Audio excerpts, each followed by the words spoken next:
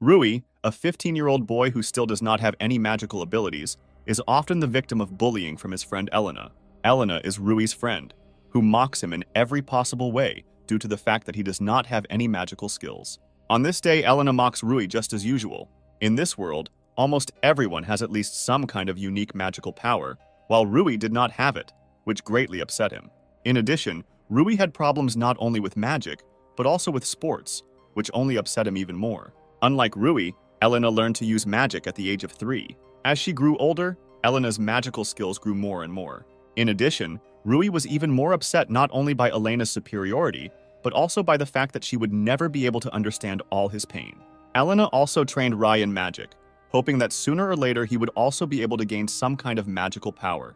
However, Rui was not very happy with the fact that it was Elena who trained him, which the girl did not enjoy. At one point, Rui simply cannot withstand all the pressure that constantly surrounds him. Then he tells Elena that today he wants to practice magic on his own.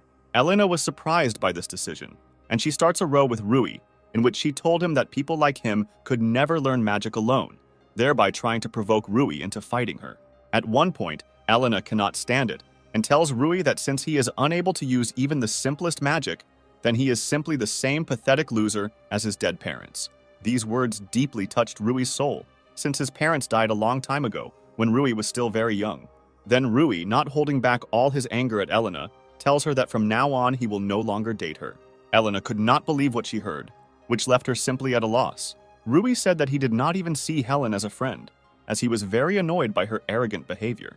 With these words, Rui ran away from Elena towards the forest, while Elena herself could not believe all of the above. After such an unpleasant conversation, Rui was able to reach the forest after some time, where he decided to start training in magic. In preparation for using the spell, Rui attempts to use wind magic. However, Rui, as before, did not succeed, which made him extremely disappointed with himself. Rui was still haunted by what Elena said about his parents. A little later, Rui pulls himself together and continues to try to summon wind magic. After several attempts, Rui again began to think that, as usual, he was not succeeding. Rui also noticed that recently there has been a different atmosphere in the forest. Rui thinks that the atmosphere in the forest has become different because of the monsters that may live in this forest, and he decides to leave the forest as soon as possible. As Rui began to leave, he saw a very strange shining hole in the ground, from which came very strong magic that even he could feel. Rui decides to go back and tell everyone else about the pit, but due to carelessness, he falls into this very pit. After falling, Rui briefly lost consciousness, and a few minutes later he wakes up and sees that he is in some strange place, in which at first glance, there was nothing. After Rui woke up, he began to remember everything that happened to him before he got here. While Rui was thinking, a beautiful and busty woman in a black revealing robe appeared behind him. Rui was very confused at the sight of the woman, because he had never met such beautiful women in his life. Taking a closer look, Rui notices small horns on the woman's head, believing her to be a demon. Rui read in a book that demons are extremely cruel and treacherous creatures that can control very powerful magic. The beautiful woman confirmed Rui's guesses, telling him that he immediately guessed that she was a demon. Out of confusion, Rui somewhat awkwardly introduced himself to the demon and said that this was the first time he had seen such a demon. The demon was very surprised by Rui's courage, despite the fact that in his village the elders told the children about demons, that they are very dangerous for people. Despite this, Rui said that he was apparently not afraid of this demon due to the fact that she was very beautiful. These words made the demon very embarrassed, because for the last tens of thousands of years, no one had praised her for anything, especially for her beauty. Rui noticed how embarrassed the demon was, and he immediately began to ask her forgiveness for such unexpected words. After that, another girl appeared behind Rui, who was smaller and had tanned skin, and she also had a long, scaly tail and wings. Rui greeted the girl, which she did not like, but she was surprised by his courage. After this, the girl introduces herself as the 7th Dragon Queen. After hearing this, Rui was very worried, since dragons were considered the most powerful race in the world. The girl was pleased with the way she introduced herself to Rui, thereby greatly surprising him. After this, the girl asked Rui if he knew who this demon was. After hearing this, the demon remembers that she never introduced herself to Rui. The woman then introduced herself as Destarosa, the 66th Demon Queen who rules over all the darkness and chaos of this world. After this, Rui was extremely frightened and greatly amazed by what he heard at the same time. However, Rui never fully understood whether they could really be the Demon Queen and the Dragon Queen. Destarosa thought that Rui didn't see her as a Demon Queen just because he thought she was beautiful, while the Dragon Queen didn't understand how Destarossa was so easily embarrassed by his compliments. After that, they started having a small quarrel, looking at which Rui thought that they both got along well with each other and were probably even friends. During this quarrel, they both decide to reincarnate and show Rui their true appearance. During the transformation process, Destarossa's clothes were torn almost completely. Meanwhile, the Dragon Queen's outfit completely disappeared, and a hard, scaly layer began to appear in some places. At this time, Rui felt an extremely powerful flow of magical energy that he had never felt before. After the reincarnation, the Dragon Queen turned into a huge and formidable dragon, and Destarossa acquired a new, even more revealing outfit than she had before. After that, Rui was completely convinced that there was a Demon Queen and a Dragon Queen in front of him. Rui remembered a legend in which a long time ago there lived a hero who had talents in magic, swordsmanship, and a good-natured character. One day, this hero rid the world of the Dragon Queen and the Demon Queen, thereby saving people from their atrocities, after which he himself disappeared. Then Rui realized that these were the same Dragon Queen and Demon Queen that this hero imprisoned here.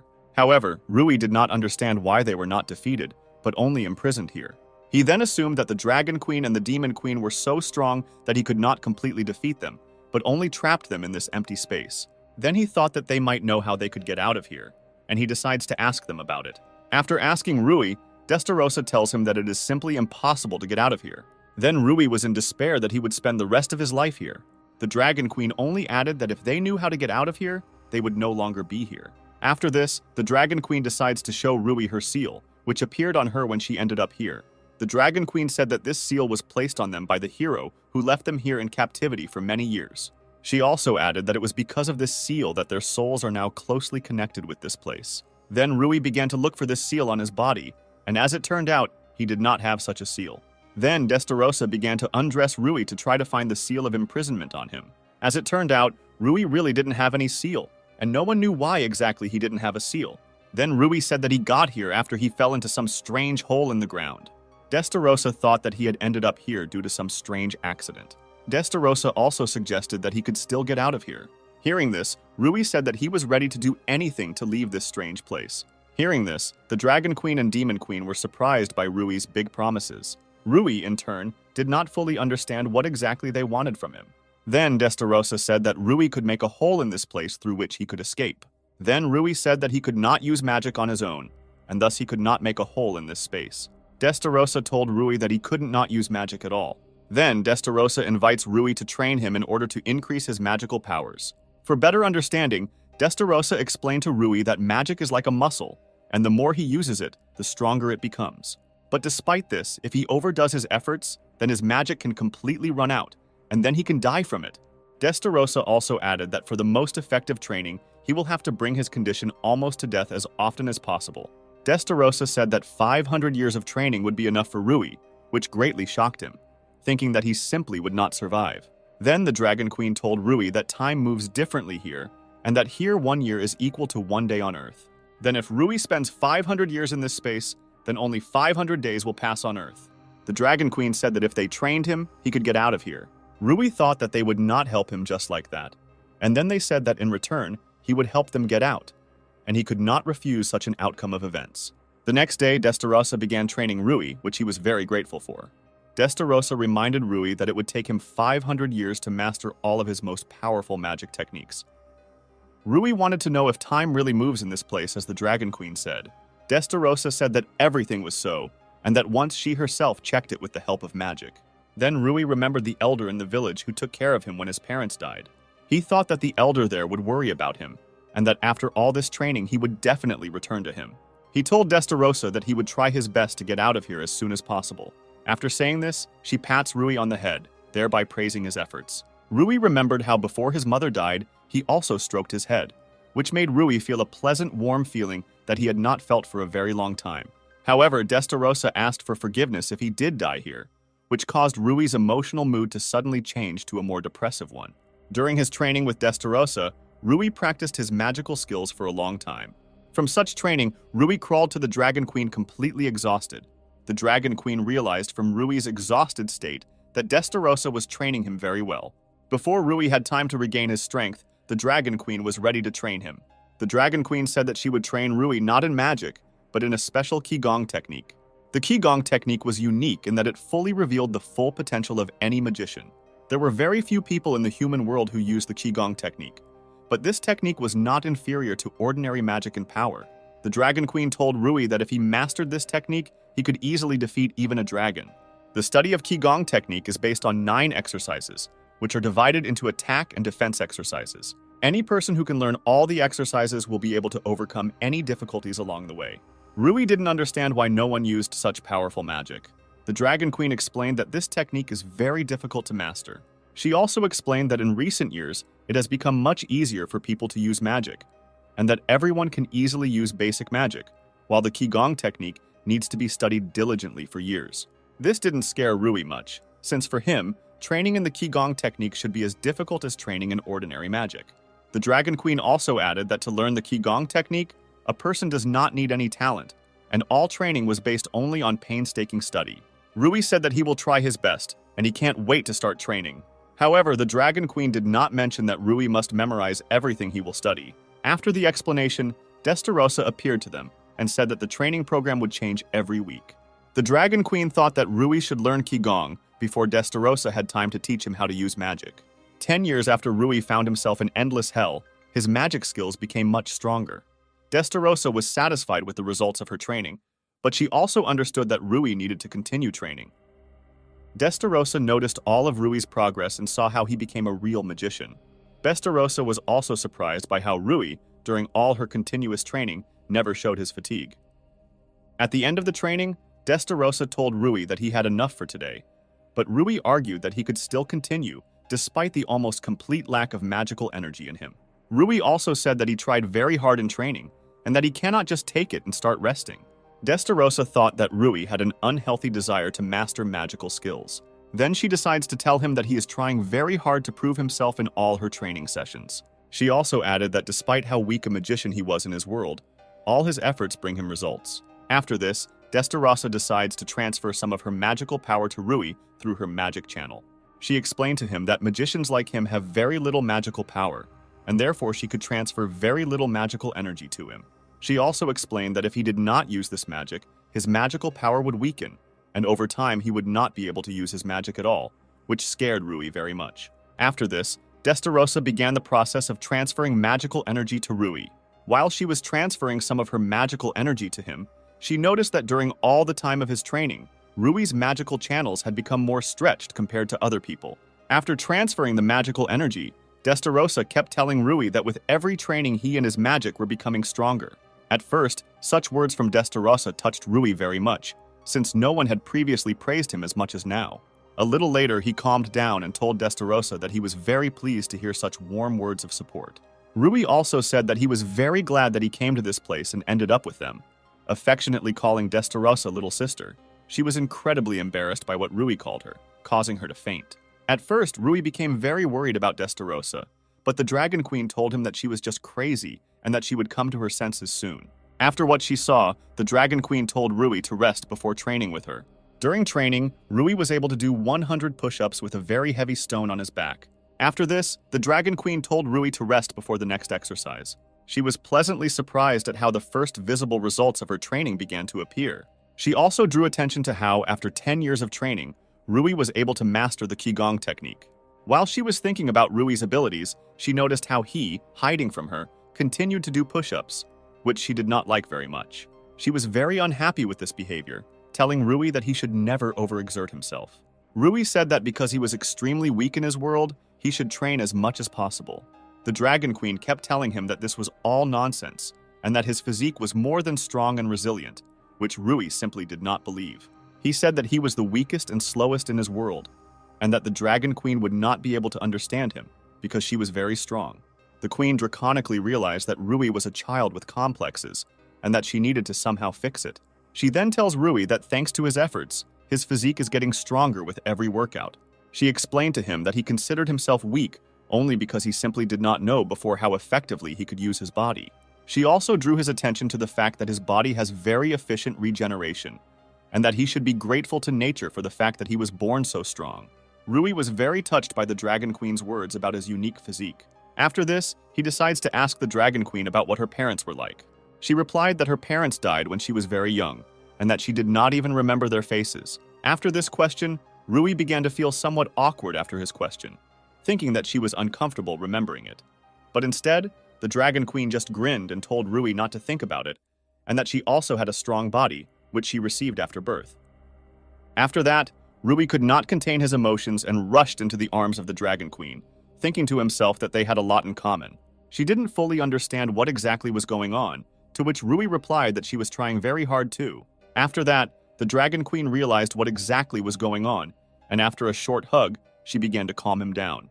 After this, Rui felt better and said that at one time the Dragon Queen was the same as he was before, and that he would no longer whine. At this time, Destarosa had already managed to come to her senses, and she understood that everything had worked out for them with each other. In the 100th year of his stay in the Endless Hell, Rui became much stronger, and he could even use some magical techniques. He wanted to show the Dragon Queen his results, and he called her as Rio. Then she remembered how Rui once asked her if she had a name. Before, when she terrified people, everyone knew her as the Dragon Queen, and no one saw her as an individual. And after hearing this, he decided to address her as Rio. Rui distracted Rio from his thoughts, and he wanted to know if his magic had gotten better. Rio said that his magical skills have become much stronger compared to those he demonstrated in previous training. After this, Rio began to praise Rui for being able to master half of all offensive and defensive Qigong techniques in just 100 years. Rui later told Rio that every time she touches him, his heart starts beating faster every time. Rio was shocked by what she heard, while Rui continued to say that her skin was very soft and that it smelled very good. Rui still couldn't stop complimenting Rio, which made her feel more and more embarrassed. After that, she began to beat Rui for what he had just said to her, considering him a pervert. Rui didn't understand what exactly he said about her, thinking that he said too much. At this time, Rio, while still thinking about what Rui had just said to her, was also thinking about how much he embarrassed her. At that moment, Destarosa approached them so that she could discuss some issues with Rio regarding further training. Rui then decides to leave Destarosa with Rio and continue training away from them. Destarosa pointed out to Rio how they had become friends with each other during their training. She reminded Rio of how before Rui was here, they would constantly fight each other to the death. Then they both realized how much had changed in the Endless Hell since Rui's appearance. Then Destarosa thought about how everything had become so fun for them from that moment on. After this, Rui decides to turn to Destarosa with a question about his magical abilities. However, instead of listening to Rui, she tells him not to call her by her name anymore. Rui then tries to remember how he should address Destarosa, and when he remembered, he addressed her as little sister, which almost made Destarosa faint. After that, Destarosa attacked Rui with open arms. After this, Rui and Destarosa begin training, in which Rui shows her his abilities in using his fire magic skills.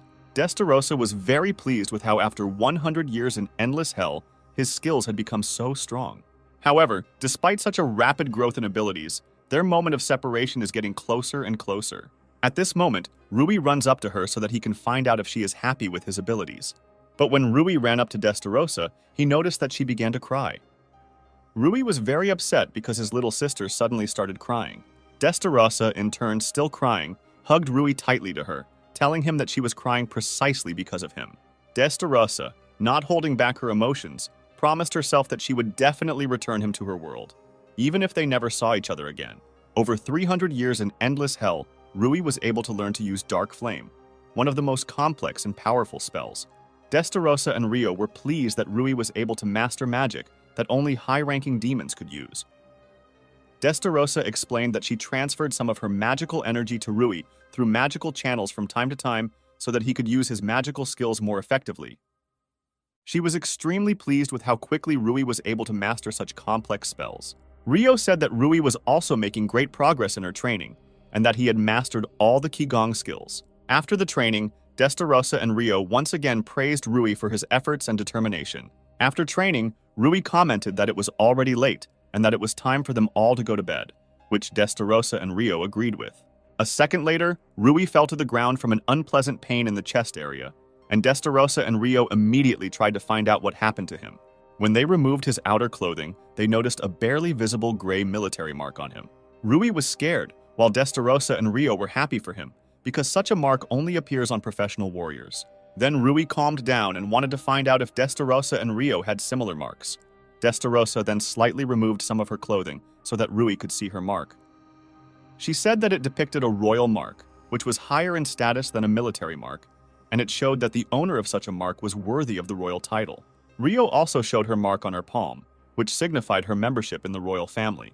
Then Rui decides to find out what exactly is written on his military mark. Destarosa and Rio read the contents of the mark, and it said that Rui is a warrior of demons and dragons. From what she heard, Destarosa was overjoyed and proud of Rui, and she immediately began to hug him tightly. However, Rio said that this mark is not finished and it needs to turn silver to be complete. Rui felt that in order to complete it, he had to train more and harder. However, Rio said that his current body has reached the limit of what it should be at his age. In the endless hell, no one ages, and therefore Rui's body does not grow, due to which he will not be able to overcome his threshold of the maximum power of his magical skills. And the only way to overcome this threshold is to get out of the endless hell. Destarosa tells Rui that his skills are now more than enough for him to escape the endless hell. Then Rui decides to rest today, and tomorrow he will try to get out. A little later, Rui returns to the small house in which he lived to rest and gains strength throughout all these 300 years of training.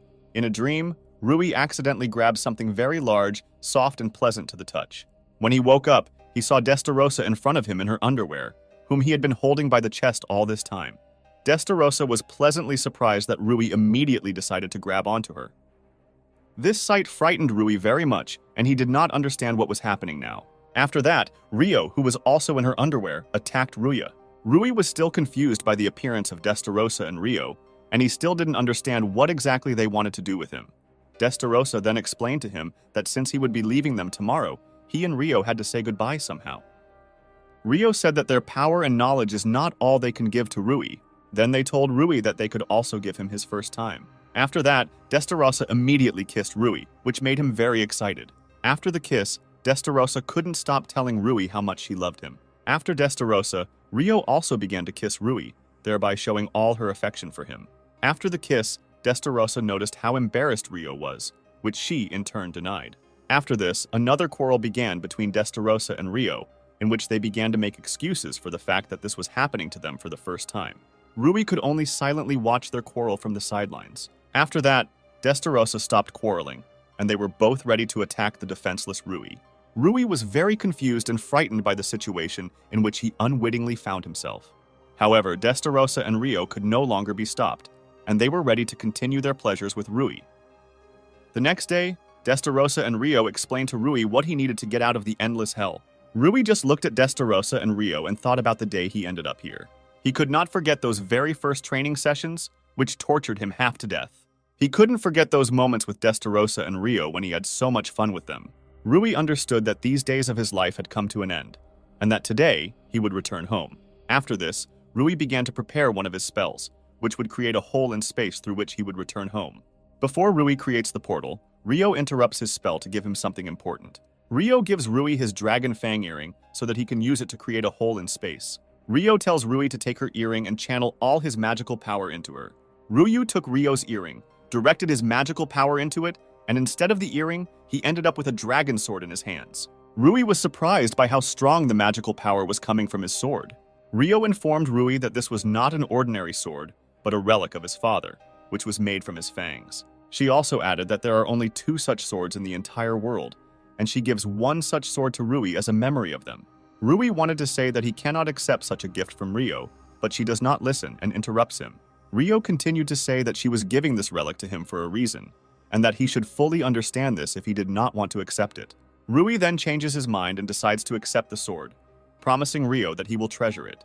Rio was happy with Rui's decision, after which she explains to him how to properly use this sword.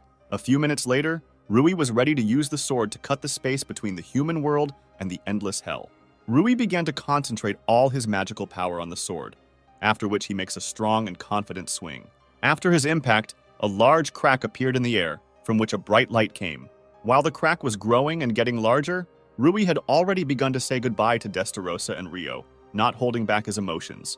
Before Rui leaves them, the 3 of them begin to hug each other. Destarosa wished Rui a good journey and to be careful when returning to his world. Rio wished Rui good luck and told him that they would always wait for his return. Ryu could not believe that this was the end, and that after passing through the crack, he would finally find himself in his world. He also thought that he would definitely free them from endless hell in order to continue living with them. Before returning to his world, he told Destarossa and Rio that he would definitely free them from here. Destarossa and Rio just looked after Rui, who was already leaving them.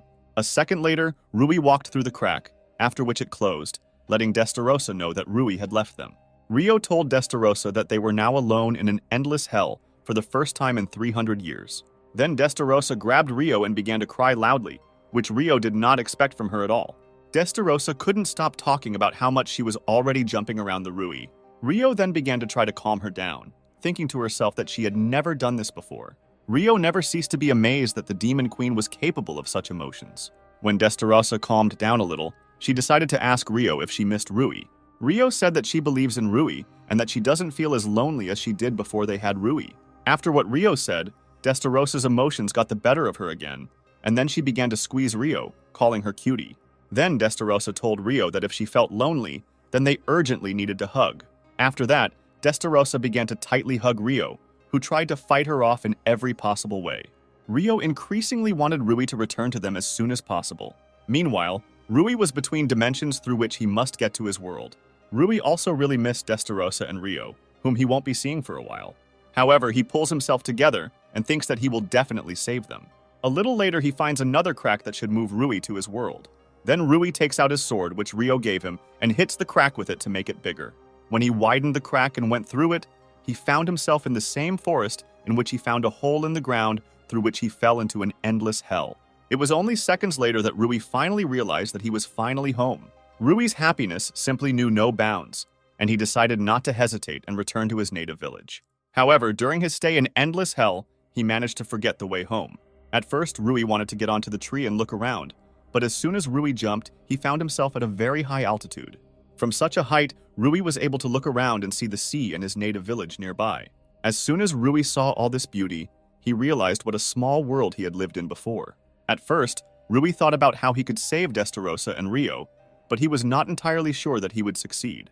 Then Rui plans to return to his home first, to be sure that nothing has changed there since his disappearance. After arriving home, Rui packed some things and was going to go to a very important place for him. This place turned out to be a large stone, on the site of which Rui's mother and father were buried. Rui apologized for his absence for so long and said that next time he would introduce Destarossa and Rio to them. At that moment, an elder appeared behind Rui, who raised Rui and looked after him after the death of his parents. The elders wanted to know from Rui where he had been all this time, to which Rui said that it was too long a story. Rui apologized to the elder for being gone for so long, and he was very happy to see the elder. Then the elder invites Rui to go to him to give him something warm. Rui created a large fireball and told the elder that he must go. The elder was shocked that Rui could create such a fireball so easily. Rui said that he is fine and that he is not as weak as before. The elder saw unprecedented confidence in his abilities in Rui's eyes, and he also said that he would look after Rui's house. Rui thanked the elder for his concern, after which he went on about his business. While Rui was walking, Elena noticed him and immediately began telling Rui about how angry she was with him. Elena thought that since Rui had returned, he wanted to make peace with her. Rui told Elena that her arrogance had not changed at all during the time he was gone, and that she should finally grow up. Elena was in deep shock from what Rui told her, since before his disappearance he had not behaved so boldly with her. Elena, in a fit of rage, immediately decided that Rui should answer for his words, and she was already preparing to strike Rui. However, contrary to all Elena's expectations, Rui manages to repel her attack without receiving a scratch. Elena was perplexed by how Rui was able to stop one of her most powerful moves. Rui told Elena that she couldn't see anyone around her, and that she couldn't see how people around her were getting stronger while her skills remained the same. Then Elena only gets angrier, and she again tries to inflict at least some damage on Rui. However, despite her fast attacks, Rui still manages to dodge each of her blows. After this, Rui decides to use one of the techniques of the Qigong technique, during which he delivers a powerful kick to Elena right in the face. After such a strong blow, Elena fell to the ground, but even after it, she did not stop commanding Rui, telling him to pick her up.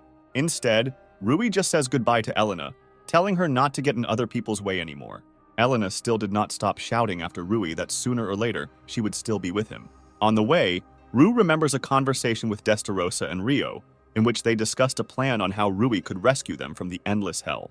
Destarossa suggested that the first thing to do would be to find some information about the hero who imprisoned them, since only he knows how to remove the seals from them. Rui suggested that this hero must have already died. but Rio said that his relatives or his family might also know how to free them from here. Then Rui decides that when he returns home, he will have to find the hero's grandchildren. Along the way, Rui decides to first find out about the hero's grandchildren from people in Escudoria, the capital of the continent.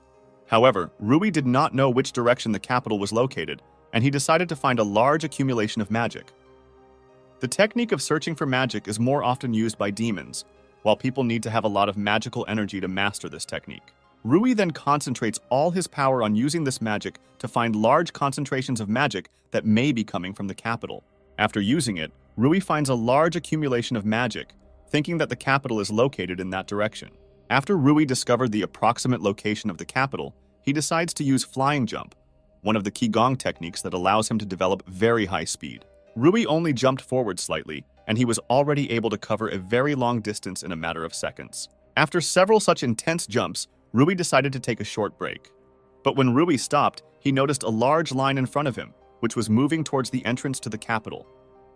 Rui was a little worried because he had never been to the capital before, and he didn't know what to expect. Finally, it was Rui's turn, and one knight demanded that Rui show his migration card. The knight realized that Rui did not have any migration card, and he demanded that Rui leave the queue. Rui was confused because no one had told him before that he should have some kind of migration card. Rui began to worry more and more every second, while trying to somehow get out of the situation. The knight believed that Rui was going to enter the Magic Academy, but Rui did not fully understand what the knight was telling him.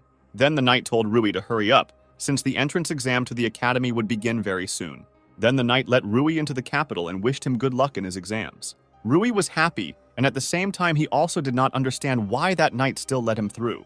Rui was in the capital for the first time in his life, and he was simply amazed at how beautiful everything was in it. Rui heard from adults that there were a lot of people living in the capital, but there were many more of them than he thought. Rui went to one of the signs so that he could familiarize himself with some of the capital's places. To the right of the sign, Rui saw a shopping area where people were selling various things in the morning. To the left was the very academy that the knight had told him about. Rui always dreamed of getting into this academy and studying there, but now he had no time for that. At first, Rui wanted to find out something about the hero's relatives in the bar, because you can always find various useful information there, but since he was still a child, he would have been quickly kicked out of there. Then Rui thinks of going to the guild, where he can get the opportunity to earn money by completing various orders, and he can also get a migration card with which he can travel to other cities and countries. After some deliberation, Rui decides to join the guild and become an adventurer. Then, an old angry woman appeared near Rui, who believed that Rui had gotten lost on the way to the academy.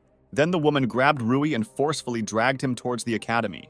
On the way, the woman told Rui that the academy was made to directly compete with the Empire, which was becoming larger and larger every year. She also told Rui that he would have no problem passing the exam at the academy without presenting any documents. A few minutes later, they reached the very academy where entrance exams are now being held. Rui already understood that he was now in a hopeless situation, and now he had no choice but to go to the exam. On the other hand, Rui was not at all upset that he was able to get here. After that, Rui walked up to the counter, behind which was one of the teachers who was receiving new students. In the distance, Rui noticed targets floating in the air, where new students showed off their magic skills.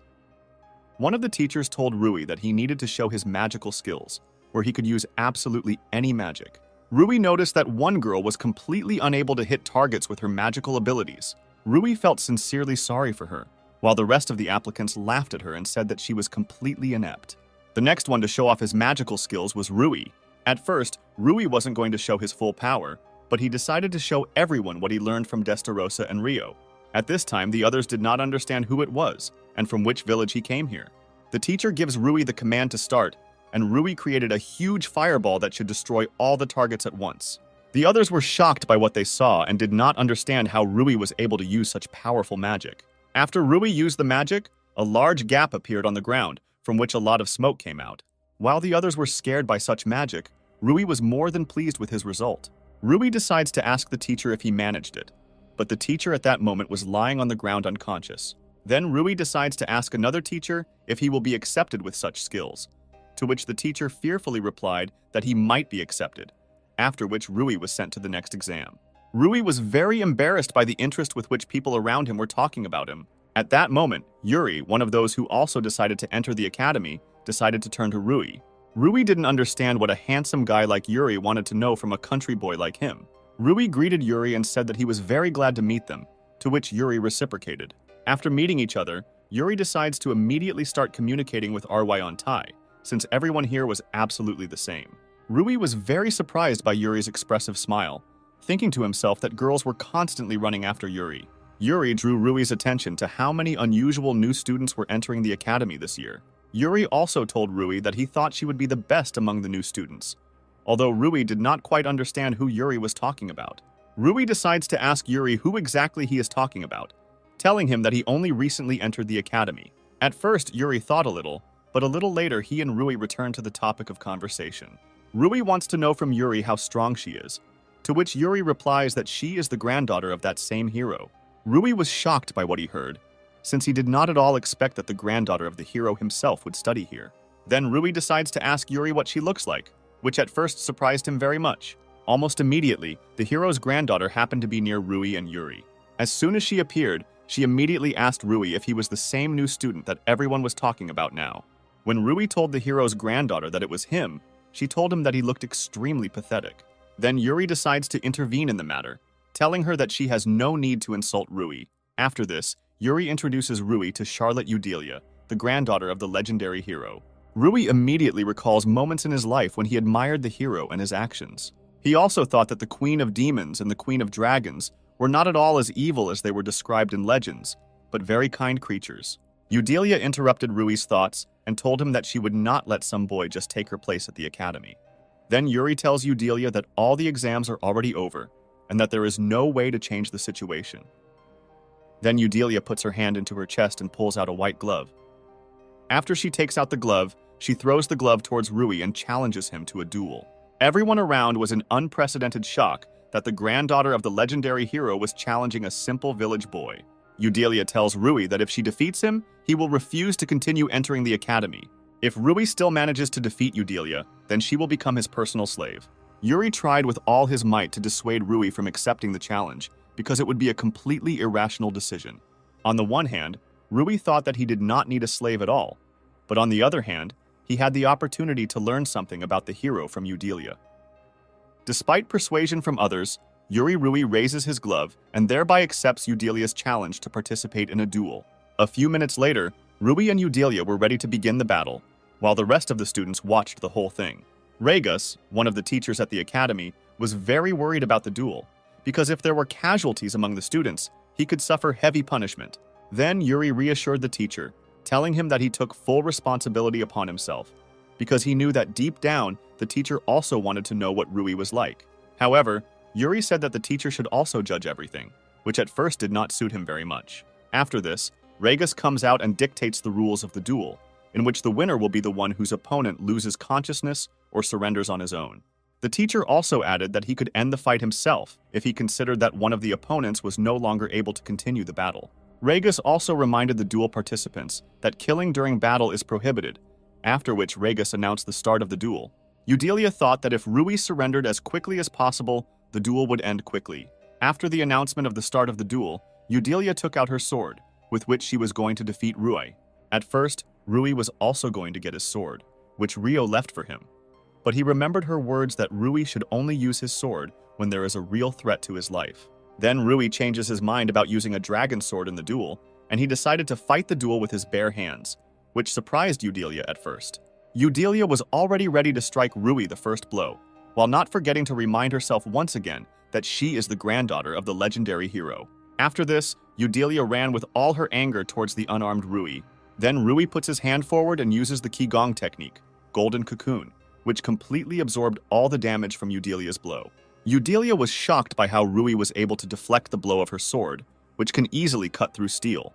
After fending off the blow, Rui says that he is neither the Demon King, nor the Dragon King, nor a hero, nor even the grandson of a hero, but that he is just an ordinary village boy. Eudelia was still shocked by how easily Rui could fend off her attack with his bare hands. The Golden Cocoon technique makes only a certain area of the wizard harder and more durable, while the Steel Cocoon technique made the entire body of the wizard hard. But at the same time, his defense was less strong than that of the Golden Cocoon. Also, the Golden Cocoon did not in any way impede the free movement of the protected limb, which made it very effective. Eudelia again tried to inflict at least some damage on Rui, but he was able to easily repel this attack. Eudelia did not understand how Rui could so easily fend off her blows, because she masterfully wielded a sword. Then she decides to change her strategy to use many petal blades instead of a sword, which flew towards Rui. But despite the speed and number of these blades, Rui was able to dodge each blade without any difficulty. Then Eudelia decides to use a myriad of these blades so that they will surely hit Rui and neutralize him. The teacher thought that this was too much, and he decided to interrupt the duel, but Yuri decided to stop the teacher. Yuri drew the teacher's attention to how confident and calm Rui was behaving, which could mean that he could easily cope. Rui was surprised by how many petals were flying towards him, and he felt that he needed to use very strong magic here. Then Rui decides not to run away from the petals, but on the contrary, to run towards these petals. Then Rui makes a high jump and uses the magic technique of a wide flame, which burned all the petals flying towards him. Eudelia was in unimaginable shock at how Rui could so easily repel attacks from both sword and magic. Then Eudelia was overtaken by memories from her childhood, when she trained long and hard with her father.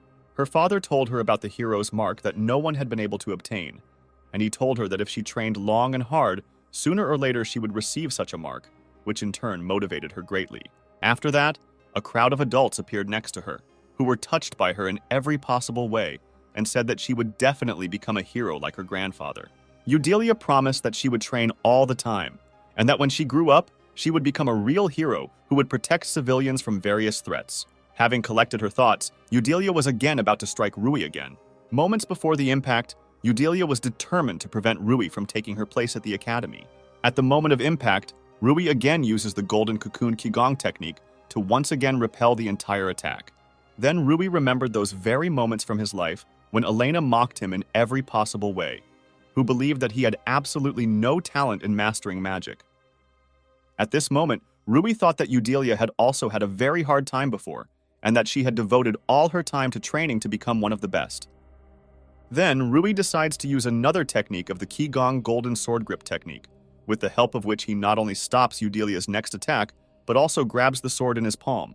Eudelia was very frightened by how Rui was able to grab her weapon so easily with his bare hands. After grabbing the sword, Rui prepared to use the next Meteor Fist Qigong technique, which greatly increased the power of his fist attacks.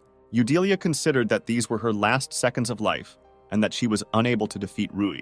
However, Rui's fist manages to stop his fist a couple of inches from Eudelia's face, from which she is not harmed. Rui decided to convince Eudelia that the duel had ended in his favor, and that they no longer needed to continue the battle. Then Eudelia was very frightened, and she began to cry, while not understanding how Rui could defeat her so easily. Rui was very frightened by Eudelia's state in which she was now.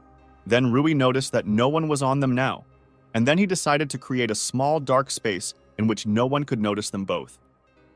Then a large black cube appeared in front of the rest of those present, through which Rui and Eudelia were not visible. After this, Rui decides to check on Eudelia's condition and try to calm her down. A little later, Eudelia noticed that everything around had disappeared, and that she and Rui found themselves completely alone in a dark room. Rui explained to Eudelia that he created a special cube that blocked all extraneous light and extraneous sounds, so that no one would see Eudelia in this form. After this, Rui immediately began to draw Eudelia, who was very frightened. Eudelia was both frightened and surprised by such concern for her, which made her very embarrassed. Eudelia decided to ask Rui why he was doing all this, despite how rudely she spoke to him. Rui just said that if someone gets into some kind of trouble, then he just goes and helps the person. Hearing this, Eudelia remembered how when she was little, she also dreamed of helping people in trouble. Eudelia thought about how she had never understood such a simple truth before. After this, she apologizes to Rui for her behavior and accepts her defeat. She also admitted that Rui is much stronger than her not only in battle and magic, but also in her soul. Rui said that Eudelia also showed her fighting skills well, and that her latest magic especially surprised him. Rui was about to remove the black cube, but Eudelia said that friends address each other as you, and that they are now friends. Rui did not object to this, and they shook hands as the black cube began to collapse. Viewers finally saw Rui and Eudelia finally get out of the large cube. After this, Eudelia told all the spectators that she was giving up and that she fully accepted Rui's victory. Everyone was shocked by such a statement from the granddaughter of the legendary hero, and Eudelia said that Rui should study at the academy instead of her. Teacher Regas only reminded Eudelia of the promise that she must fulfill if she loses. Rui remembered Eudelia's promise to become his slave, but he said that he did not need a slave at all. Eudelia said that she would not accept the fact that Rui refused to comply with all conditions and that she was ready to become his slave.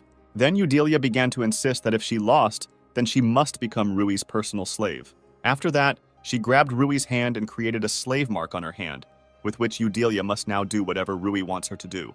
Eudelia was not upset, but on the contrary, she was ready to follow all of Rui's instructions. Rui was only once again embarrassed by the fact that the granddaughter of the legendary hero had become his personal slave. After the duel, Rui and Eudelia met Yuri at the academy, who wanted to ask them about the results of their exams.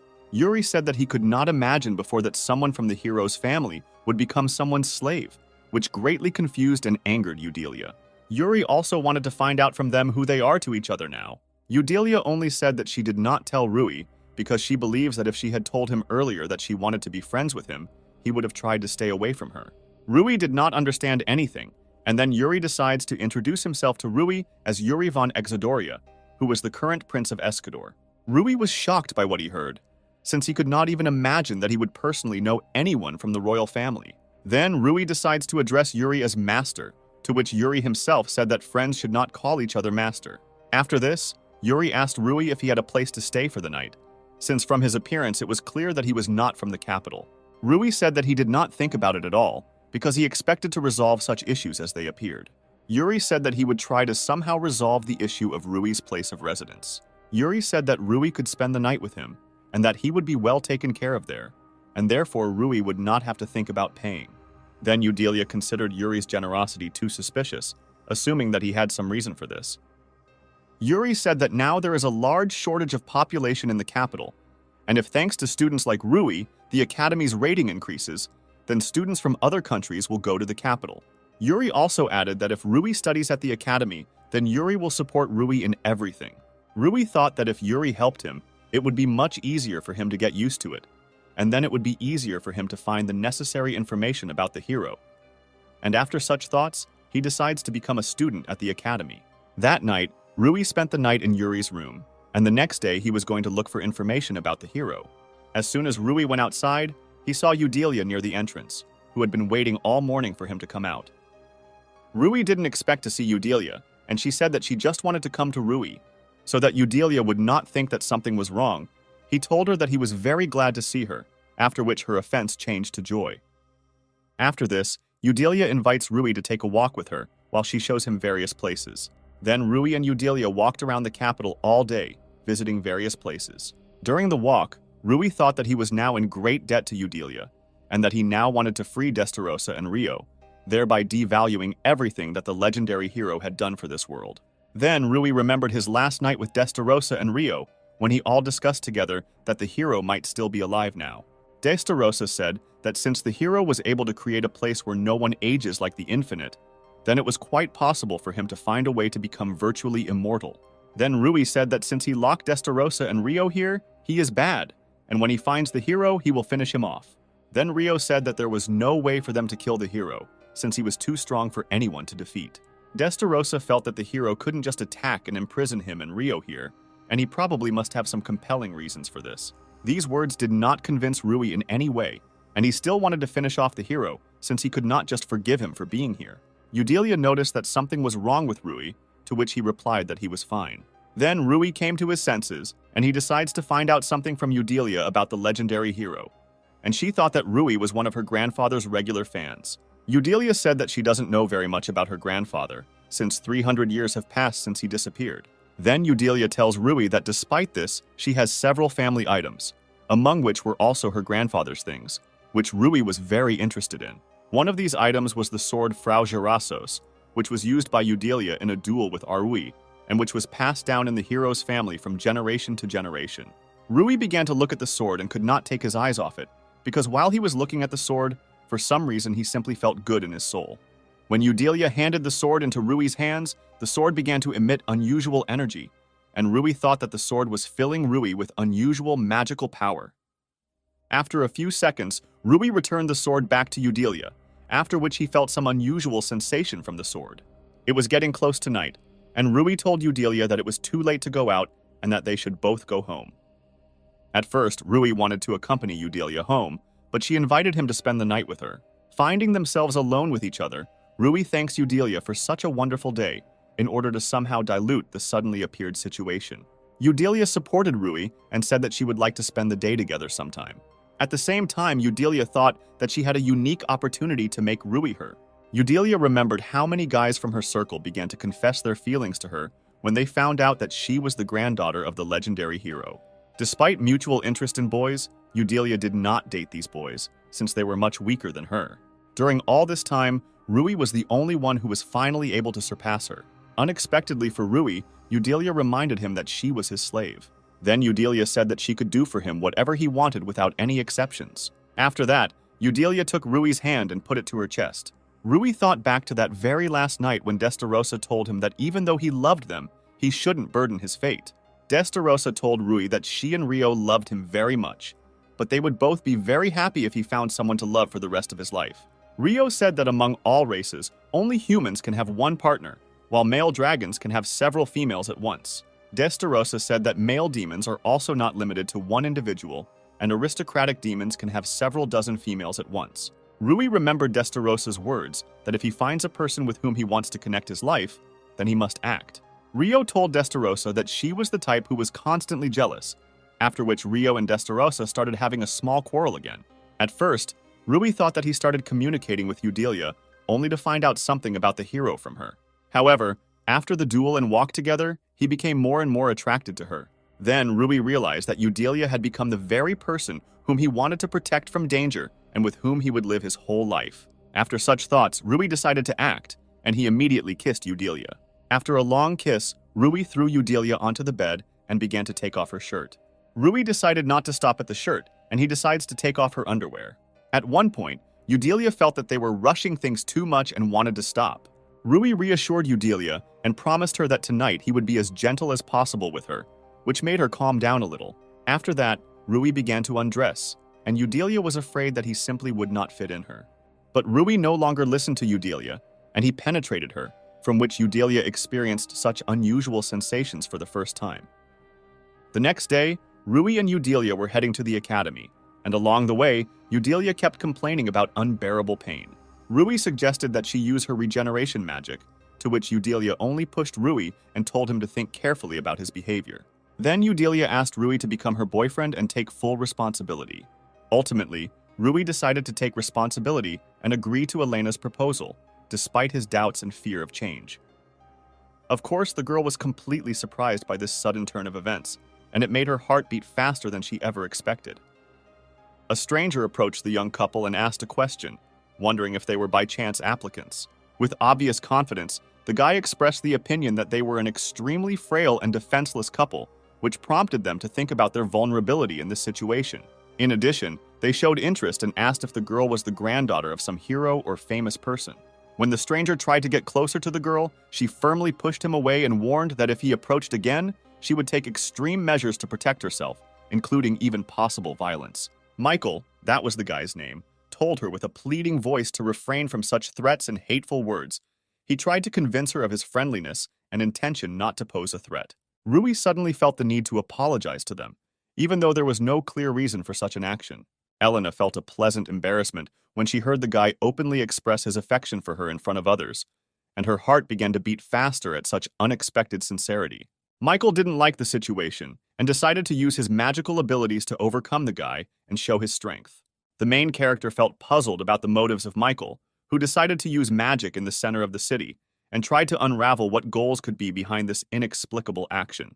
Of course, he couldn't just ignore it and decided to intervene to stop the stranger and prevent the possible consequences of his magical actions. He decided to use the stone machine gun in an attempt to stop Michael and his magical actions. This decisive action yielded results. Michael flew several meters away and lost his balance, unable to stand on his feet after the force of the stone machine gun. His comrades began to worry about him and tried to calm Michael down, showing deep regret and remorse to Rui and Elena for what happened, trying to restore peace and make everything okay.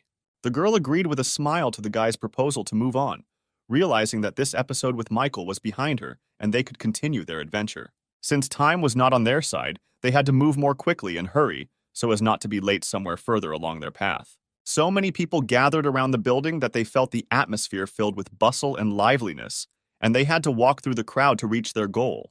Elena asked the guy not to stand out among the crowd, warning that his enemies might start making fun of him because they were surrounded by rivals. When the main character learned that the results might be posted there, his determination did not allow him to stop, and he headed to the place, despite the girl's recommendation. He noticed that there were classes labeled A through E. The girl was sure that they were probably in Class A. As it turned out, they were indeed found in Class Z, but none of them had previously known about the existence of such a class, which added to the mystery and unpredictability of the situation. Yuri warmly greeted the couple, creating a friendly and welcoming atmosphere in this unexpected situation. Together with Yuri, there was a mysterious stranger wearing a helmet reminiscent of the helmets of knights, which gave this meeting a mysterious and fantastic touch. As it turned out, this mysterious stranger in a helmet was Yuri's escort, and his presence added even more mystery and interest to this meeting. Having completed the welcoming gesture, they exchanged brief introductions and discussed their expectations for their quest in this new and unknown class, beginning their adventure with eager excitement. The guy introduced himself as Jason and said that his main role was to protect Yuri, which gave them an understanding of the seriousness of this mission and the need for cooperation. Yuri began to reveal that he wears a helmet to hide his true identity, and he hoped that he and the main character could maintain a good relationship despite this hiding his face. Her mood did not improve, and she continued to remain in an angry mood caused by the previous incident with Michael. Yuri only wanted to see the girl. It was for this reason that he did not share information about the class with her, trying to maintain intrigue and make the meeting more mysterious. It turned out that this class is new for this school year. Previously, students were distributed according to their academic performance, but this year in Class Z, they decided to gather students with special abilities, which aroused additional interest and questions from Rui and Elena. We can say that this is a class where talented and unique individuals have gathered, creating an atmosphere of creativity and non-standard approaches to learning. If they had been graded, they would probably have been in Class A, but their performance was so outstanding that they were placed in Class Z, reserved for students with unique abilities. Based on the decision of the management, they were sent to Class Z, taking into account their abilities and potential. The girl could not understand whether Yuri was watching them because it all looked quite suspicious and mysterious, which caused her questions and misunderstandings. For the girl, it didn't matter much whether Yuri was watching them or not, because she felt confident and calm when she was next to the guy. Her running seemed too hot, and the guy politely asked her to slow down so they could move together and enjoy the moment. Jason remained confused as to the reasons why they needed to keep an eye on the pair, which made him curious and doubtful about the purpose of this mission. It turned out that this class was populated by absolute naughty people, and even Yuri found it difficult to keep them under control and keep an eye on them. Jason believed that Rui had the necessary skills and determination to meet this challenge and successfully resolve the situation in Class Z. If Yuri hopes so much for Rui, it means that he has invested a lot of hope and trust in the guy, and now Rui must live up to those expectations. His interest knew no bounds, and he couldn't wait to find out what Class Z class was, ultimately expecting to unravel the mystery of this mysterious place. The guy and girl quickly changed their clothes and decided to go explore the class to learn more about its students and the characteristics of this unusual group. From the very beginning, they did not notice anything that could seem strange or unusual in this class. Rui's goal was to find true friends among the students in this class and build warm relationships, and he hoped that this would be possible despite their uniqueness and quirks. After recognizing the hero, they began to wonder if he was the one who won the duel during the exam, causing Rui to be slightly surprised and happy that his achievements were known. After a positive answer, their reaction seemed strange, as if they were ready to find out more details from the main character and were interested in his story in their own way. Elena showed a willingness to draw her sword and engage in battle if the situation took a more aggressive turn, expressing her readiness to defend herself and the main character. However, to everyone's surprise, the guy simply shook Roy's hand and expressed recognition, saying that the duel was very impressive and deserved praise. The guy began to express admiration and praise towards Rui, as if worshipping him and saying what a magnificent and skillful duelist he was. Jack spoke of his skills in explosive magic, causing amazement and interest among those present, and his talents made him quite a popular figure in Class Z. Behind Jack was a tall guy named Michael, and next to him was Alex. The introduction of everyone in the class became more informative and welcoming. Jack hoped that Rui would be able to make friends with them and find common ground, which was an important aspect for him and for the entire Z class. Having received such a warm greeting from the students of the class, Rui felt that his fears and worries were in vain, and he was ready for new acquaintances and adventures in this unusual class. The girls also showed support and greeted the boys with a smile, starting to get to know them and talking to them, which created a friendly atmosphere in the class. Rui was attracted to one of the students and began a conversation with interest to learn more about him and get to know him better, feeling that this class could bring him many interesting contacts and experiences. It turned out that this student was not in a friendly mood, but instead exhibited aggressive behavior and anger, which left Rui a little dumbfounded and unsure of his actions. The main characters felt bewildered, not understanding what could have gone wrong, and wondering if they might have made some mistake or bad experience that caused this student's aggression. Since Rui was from a village, he might not be aware of some of the city's customs or practices, which could explain his negative attitude and dissatisfaction. This was because it was forbidden to have slave beastmen in the capital, but in other major cities this practice continued, which caused discontent on the part of many beastmen and created a conflict between them and ordinary people. The main character wondered if he would ever be able to become friends with this student, despite the initial tension and conflict, and he hoped that the relationship would improve. When the girl tried to tell the guy something, his attention was focused on one of the girls in the class, which caused some misunderstanding and irritation in the girl. He couldn't help but notice that she was amazingly beautiful, as if she had come straight out of a painting, and this caught his attention and piqued his interest. Slightly stuttering, Rui greeted the girl, trying to compose himself and be polite in front of her.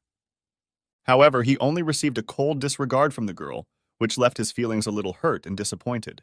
Elena could not stand this behavior and was amazed at how the girl dared to ignore the guy, and this caused her indignation and bewilderment. She exhibited pretentious behavior and stated that there was simply nothing to talk about with him, which caused additional irritation and bewilderment on the part of Elena and Rui. Elena was perplexed and disappointed by such an unpleasant answer, which completely contradicted their hopes for friendly communication with the students of the class.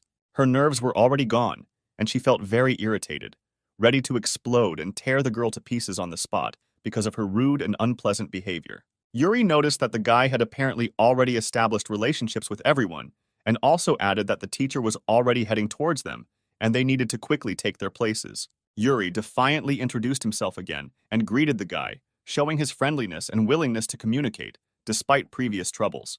It was clear from the look of the main character that he felt satisfaction from the new class, since from that moment his life at the academy begins, and he is ready for new challenges and adventures.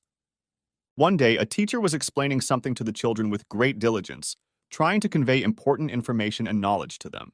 The teacher explained that in this way, water magic uses moisture from the atmosphere to achieve its goals, sharing knowledge about magical processes with students. Rui disagreed with the teacher and said that water magic was probably also capable of controlling underground waters and water sources, expressing his own vision and understanding of magical processes. 2 weeks have already passed since they entered the academy, and the main characters have been actively studying magic and adapting to the new learning environment. Everyone present was amazed at how clearly the guy explained the material, and his ability to convey knowledge aroused admiration among students and teachers. When they returned from practice, they noticed that all the chairs were scattered around the classroom, which caused surprise and bewilderment among those present. It was very cruel, and the children could not understand who had made such a mess and scattered chairs around the classroom, causing indignation and irritation.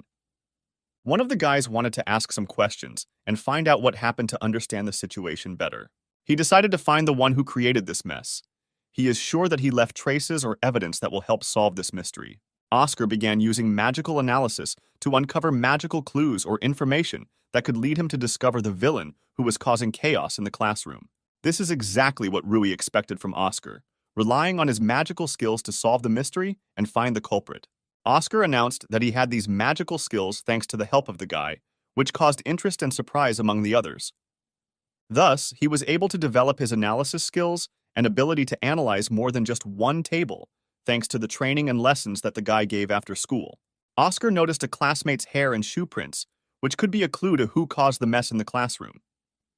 Oscar was truly impossible to fool, and his unique skills in magical analysis allowed him to reveal details that went unnoticed by others. As it turned out, the guy was expelled from the village for abusing magic, which explained his strange and hostile behavior. He rejoiced at the opportunity to use magic and realized that he could now be useful and contribute to solving the mystery of the disorder in the classroom. The guy provided information about who broke into the classroom and caused the chaos, sharing his knowledge and observations to help solve the incident. Oscar, not wanting to get involved in conflicts and fights, decided to stay away and not join the class that was probably going to look into the situation. Oscar could rely on his friend and assured him that he could cope without his help, expressing his trust and confidence in his abilities. At this time, Jack, Alex, and Michael were nearby, ready to support their friends and help if necessary. They all had one common goal: to catch the one who broke the rules and created chaos in the classroom in order to restore order and restore calm in the academy. Jack asked the main character if he could start already, expressing his readiness to intervene and help investigate the incident. Kicking down the door, the boys burst into the classroom, ready to begin an investigation and find the rule breaker. The boys were confident that they could win this battle and solve the mystery of the classroom incident, trusting in their skills and their own dedication. It appears that all the suspects are planning to feign innocence and hide their involvement in the incident. A stranger approached the guys, and the main character immediately felt that he had seen him somewhere before. It seemed that he was from the aristocracy or other upper class. The main character apologized for the fact that they suddenly burst into the classroom and explained that one of the hooligans in their class disrupted the lesson, and now they are trying to find the culprit and restore order. The stranger asked if it was too early to suspect them of this, expressing doubt about their assumptions about who might have disrupted the lesson. The stranger also added that in their class, there are many students from disadvantaged families, and this can make it difficult to find the culprit and understand the situation. After these words, Jack became enraged and was ready to tear the stranger to pieces, feeling anger and defending the honor of his class and friends. Understandably, Rui realized that the stranger just wanted to anger them, and he began to think of a strategy on how to remain calm and investigate the incident intelligently and effectively. He asked Jack to trust him and rely on his decisions so that the investigation would go more smoothly and efficiently. The guy began to take something unknown out of his pocket, causing interest and anticipation among everyone present. The main characters carefully examined the hair that Oscar found for them in the classroom and began to analyze it, hoping to find any clues or traces of the culprit from it. The stranger inquired how Oscar was able to find out who the hair belonged to, expressing curiosity about the methods by which Oscar used his magical powers to determine the owner of the hair. The guy started talking about how they did a genetic analysis and compared the data with known samples to determine the owner of the hair.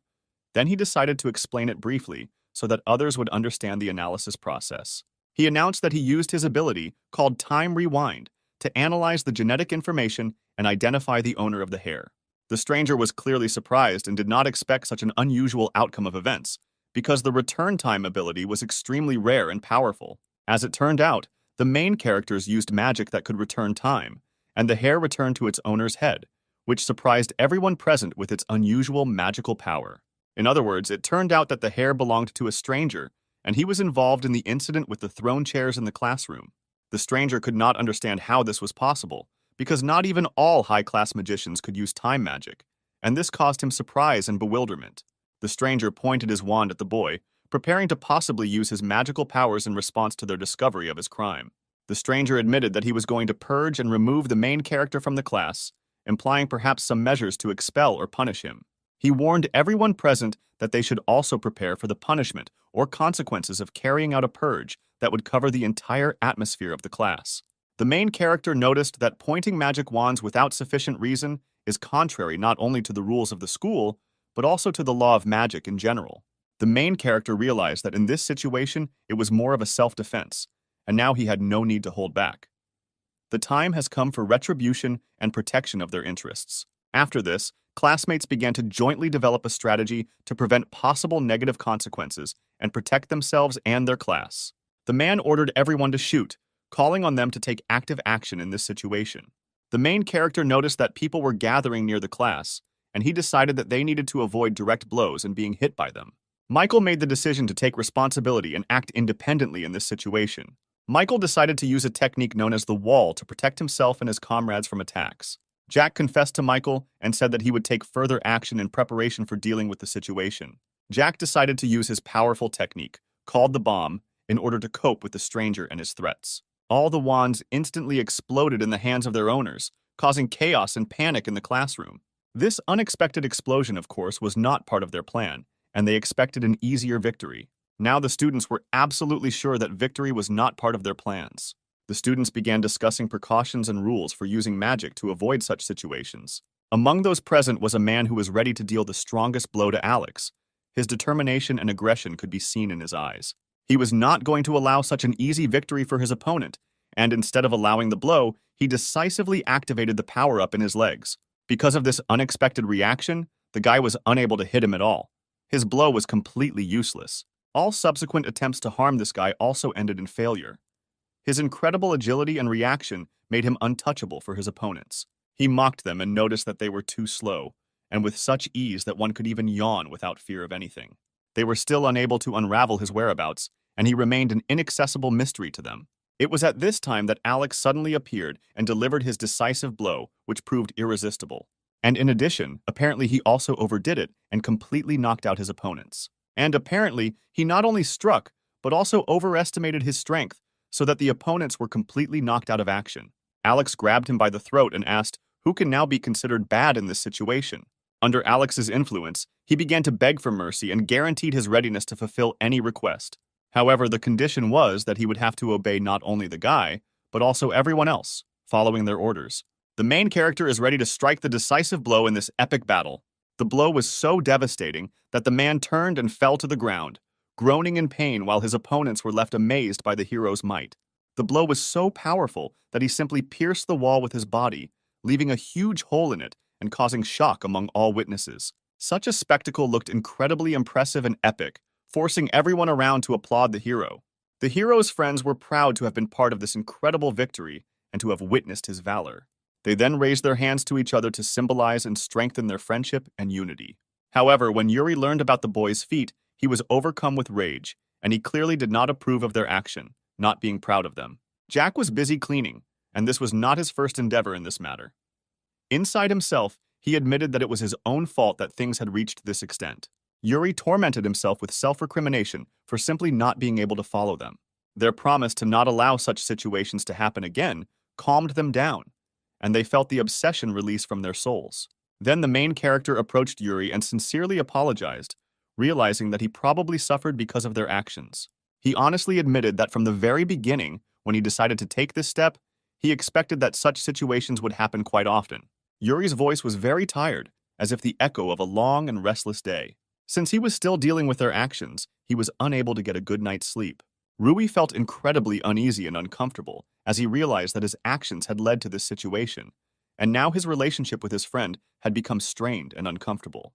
At this time, the main character noticed that everyone around him continued to train, and his own experiences seemed small compared to their determination and diligence. And inspired by their determination, he also decided to go for a walk in order to relax a little and take his mind off the unpleasant situation.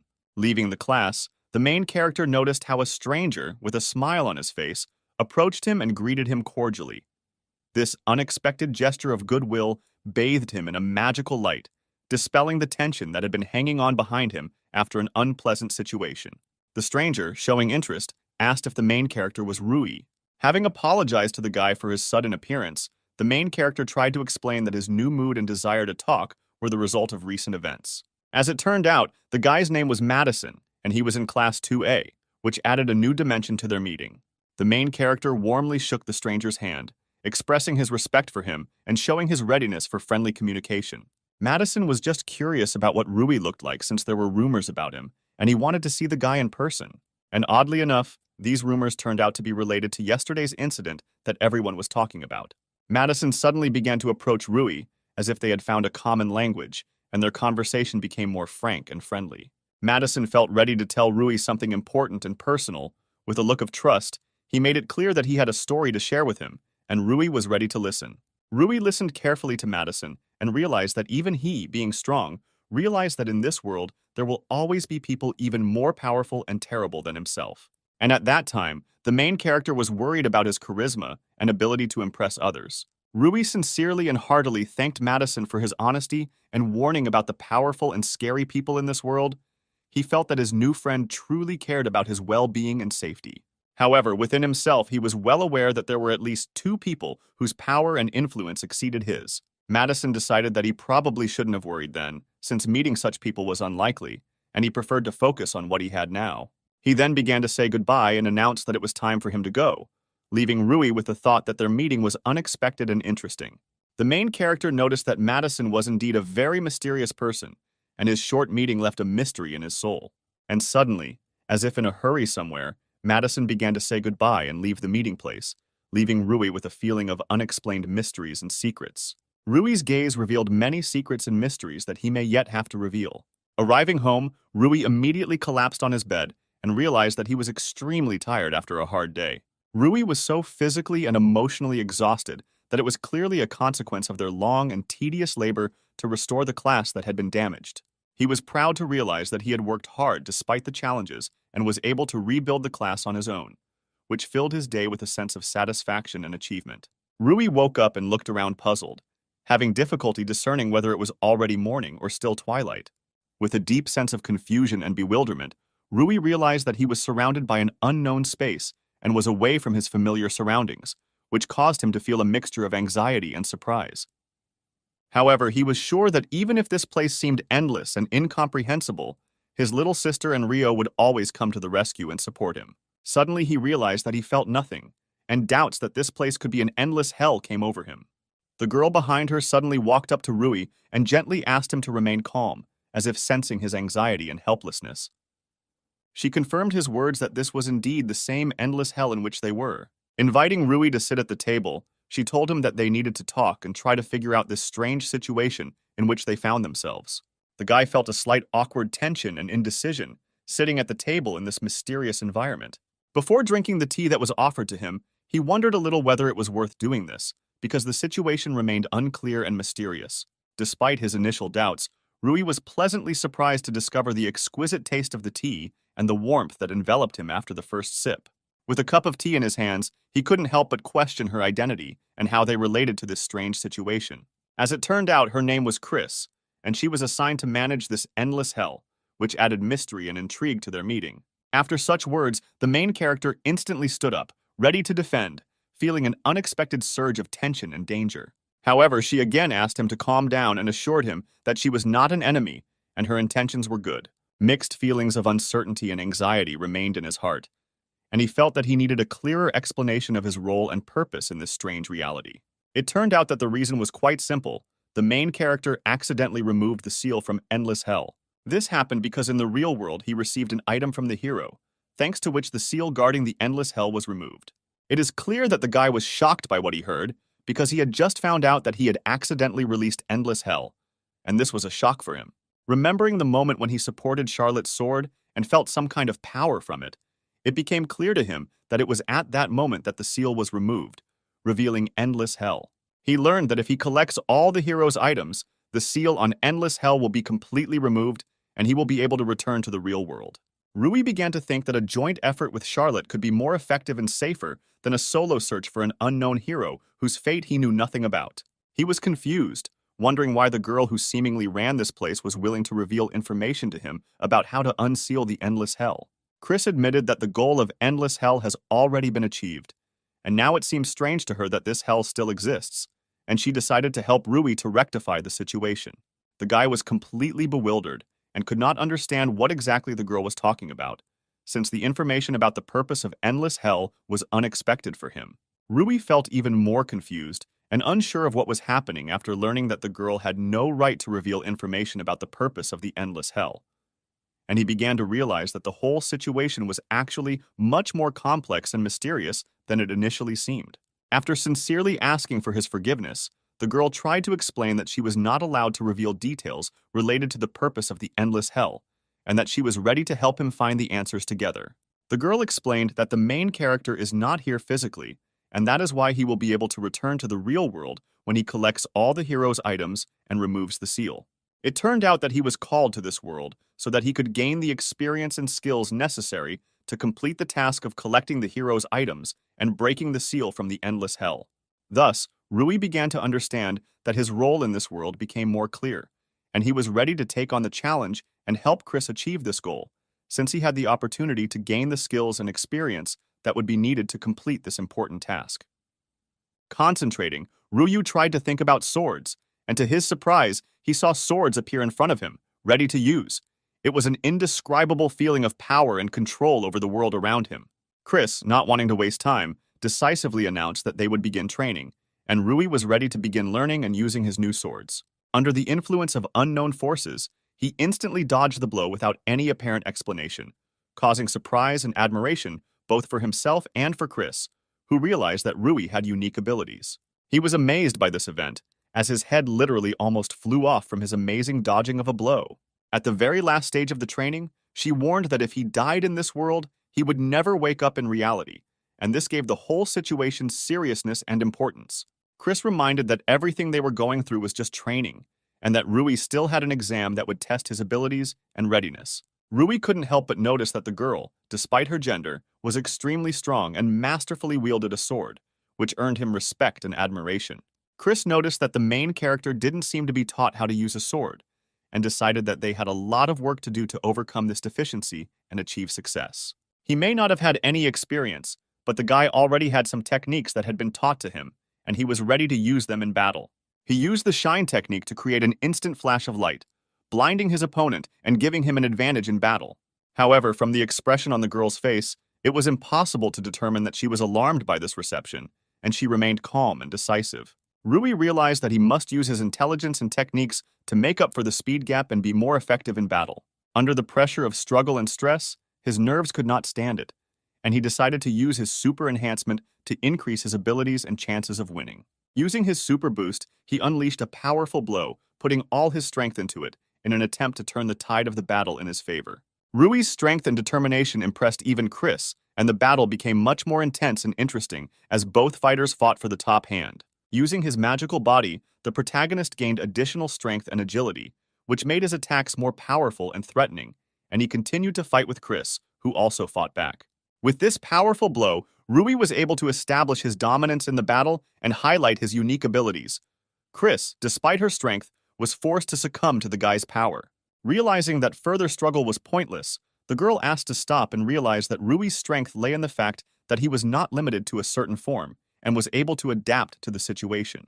Chris, despite her defeat, quickly reacted and used her shield to deflect the guy's attack and protect herself from the consequences of the powerful blow. The main character continued to demonstrate his unique ability of adaptation and magical power, which allowed him to overcome obstacles and achieve success in battle. Chris recognized his incredible skills and decided that she should find out more about this mysterious guy. Gathering his last remnants of strength and determination, Rui prepared for the final blow, knowing that it would decide the outcome of the battle. For some unknown reason, he suddenly felt a sharp pain in his head and began to faint, which caused alarm and bewilderment in both him and Chris. There were only a couple of moments ahead, and he could have defeated the girl, but sudden frostbite stopped him on the path to victory, and he was left bewildered and with a pain in his head. Chris, however, had no intention of killing him, and his little body did its job to protect him at the moment when he was in trouble. Sakura, symbolizing beauty and renewal, could become a sign of hope and a bright future for a guy who has gone through many difficulties and trials. Chris understood that she relied on the main character because the fate of the world was in his hands, and she believed that he could cope with the difficult task that lay before them. When the guy woke up, he felt that his whole body was in great pain, probably from the effects of intense training and fighting in an endless hell. Rui noticed that there were no wounds on his body, and he began to realize that perhaps he had never physically been to the endless hell, and this was all happening in another dimension or state. The dimension cut was explained as an advanced technology mixing magic and qigong. When this technology is combined with the dimension cut, a true dimension cut is created that could explain everything that happened in the infinite hell. With an opponent who is his equal in strength, Rui realized that even if he doesn't have a weapon, he can use magic to fill in the gaps in his technique and swordsmanship, making him stronger in battle. Rui had doubts that a girl might be better than him in combat or with a sword, and this could cause some self-doubt. By focusing on training with the ball, he realized that this was the way to improve his technique and skills, and he was ready to learn and develop to become better. The inner fire and determination burned within him, and he was ready for hard work. The next day, when the boy arrived at school, he was immediately welcomed and felt part of the community, preparing for new challenges and adventures. They all had nothing special to do during recess, and they decided to spend this time in a friendly conversation, discussing past events and future plans. Rui looked into the distance, his gaze rushed into the endless expanses, and suddenly his attention was attracted by the presence of someone who had already arrived. Yuri's same bodyguard, whose job it was to ensure the safety of his boss, felt surprised when the young man expressed his need for his help. With bitter sincerity in his voice, he told how he was once again kicked out of the place where he had found temporary refuge. Striving for self-improvement, the main character expressed a desire for that same bodyguard to teach him the art of wielding a sword. To improve the effectiveness of his training, he decided to turn to Charlotte asking for help. In this chaotic duel, where Charlotte attacked with a sword and the guy tried to defend himself, the main character felt an urgent need to learn both attack and defense in order to become a true master of the sword. With pride and determination in his eyes, the guy admitted that he would pass on the ancestral technique known as the King's Defense Sword. Thus, an exchange of knowledge and skills began, where the protagonist became a teacher in the art of magic for Charlotte, while she became his mentor in swordsmanship. This union promised them not only power and skill, but also strengthening friendship and mutual respect. He silently watched as those around him strived for excellence and could not help but notice that their zeal began to influence him, instilling his own share of inspiration and desire for self-development. Of course, Rui happily accepted this dynamic atmosphere and most likely wanted to become stronger by accepting the influence of others into his character and improving with them. Thus, they decided to apply their efforts moderately, moving towards their goals and excellence together, supporting each other along this important path. The main character lent his support to the guy in his aspirations and endeavors, standing next to him, ready to help and inspire him to achieve his goals. After some time, the main character again found himself in endless hell, where he continued his training, striving for perfection. This time his outlook was more confident, and he approached his training with more determination and self-confidence. This visible progress in his efforts encouraged not only him, but also those around him, including the girl. Their faith in his abilities became even stronger, and they continued to support him in his path to excellence. He became much better and was even able to injure a girl, which was a clear indication of his improvement and the growth of his fighting skills. She noticed that he had begun to train and realized that his persistence and determination in the process had not gone unnoticed. The main character openly admitted that he has many teachers, and he is taught by guys who have outstanding sword skills. Chris noticed that he was serious and realized that his desire to excel and achieve his goals was a real priority for him. Rui asked why his sister and Rio were not in the endless hell, expressing his concern over her absence. She began to explain that she and he were on different floors of endless hell, separating them in this world, but remaining in contact. This knowledge about the second floor aroused his keen interest and desire to explore this unexplored area of infinite hell in order to learn more and perhaps meet his sister and Rio on a new level of this mysterious world. The girl was forbidden to say who exactly was on the second floor, and this rule added even more mystery and intrigue to their communication with Rui. The main character was a little upset after these words, since the hope of meeting his sister and Rio was overshadowed by the ban on disclosing information about them. Chris admitted that it looks like the guy in his world actually met the granddaughter of the main character, which caused surprise and joy among everyone. It turned out that it was Charlotte, and the main character admitted that they were friends, which added new threads of connection and understanding between them. At first, she resented him, but after a duel between them, their relationship changed dramatically, and she began to see him as a true friend and ally. It turns out that she is actually very lonely and strives to become stronger not only for herself, but for the sake of others. And this additional point added even more depth to the exploration of her character and motivation.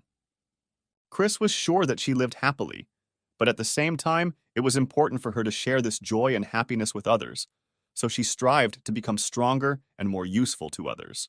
The guy admitted that she also helps him with her life activities, and their interaction turned out to be mutually inspiring, because they supported each other in finding their own strength and the meaning of life. Since 6 hours have already passed, and the guy has started to become transparent, they will have to say goodbye soon, leaving behind important lessons and inspiration for future endeavors. Before he left, Chris stopped him to express her gratitude and promised to continue her journey to excellence in his absence. She asked him to beware of the Genesis sect and to be vigilant, warning him against potential dangers along his path. The girl couldn't tell him the details, but she assured him that when he solved the mysteries of the endless hell, he would definitely have to contact her and find out more about the Genesis sect. She stressed that he must be vigilant and careful, otherwise he risked being left with nothing when he revealed the secrets of the endless hell and the Genesis sect. After this important information, the guy began his journey back to his world, with the hope of future contact and a deeper understanding of the endless hell and its secrets. It was clear from the girl's facial expression that she was sincerely worried about the guy, and her concern was a reflection of their strengthened connections and friendship. At this time, a change came, and the guy and the girl, leaving hope and a promise to meet again in their hearts, separated for a while to continue their studies and adventures in their worlds. The main character was very bored without her, and he felt that in her absence, something important and special had left his life. Since Charlotte was busy, he needed to arrange for someone to hang out and go out to relieve his boredom and loneliness. He, feeling hungry, decided to go somewhere to eat to quench his appetite and spend time usefully. At this time, he heard that a showdown was taking place somewhere in the vicinity, and this made him be vigilant and cautious before going further. The main character immediately decided to get closer and find out what the problem was, ready to offer his help if needed. At this time, it turned out that the same angry guy from class was arguing with someone, and the situation looked tense and potentially dangerous. However, it turned out that it was Wolf, and the main character was familiar with his difficult character and tendency to conflict.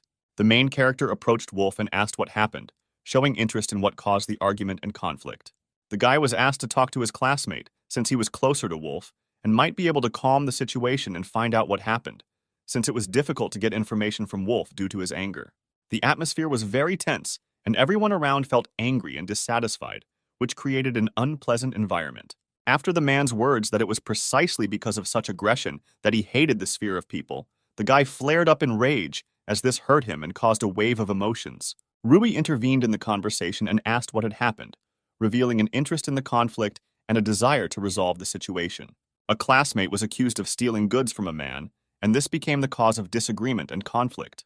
The guy asked me to tell him, at least in general terms, what exactly happened, in order to understand the situation and possibly help resolve the conflict. The man began to say that a thief had entered his store, and he was sure that a classmate had stolen his goods, prompting these accusations. After he left, it became clear that the store window had been broken, adding an additional element of mystery to the situation. Immediately after calling the police, he himself decided to start a search, and his classmate actually had his stolen goods, which led to the resolution of the conflict and the restoration of justice. But the man didn't believe the guy could have done it alone, and was confident he had help, leaving doubts about how exactly the item was returned.